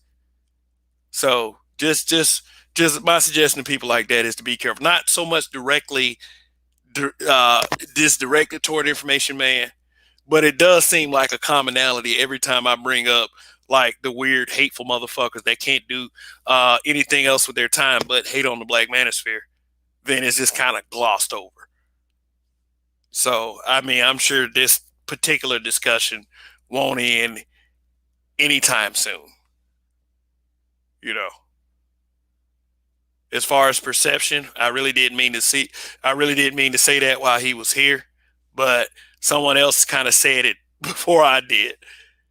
Basically, we don't care about the perception. We know what the perception is. Men should still be able to talk about these things because all this stuff ties in, all of it. But someone tells Zero, he said earlier he needed me to go another 3 hours, which I don't know, was he being sarcastic or whatever. But hey, I've done it. So somebody go inform Zero right now. Mission accomplished. So anyway, be here for any given Sunday. I know it's 4th of July. I know most of you will probably be at a fireworks show, or you will be popping fireworks yourself. But any given Sunday will still commence. So I don't know what the topic is going to be yet, but It should be a good one as always. Most of my topics, I make a confession, are spur of the moment. So, I mean, if you think I'm doing good, just based on that, then it really kind of humbles me. So, anyway, that's it right now. That's it for right now. This is Kev. This is Black Men Being Brutally Honest.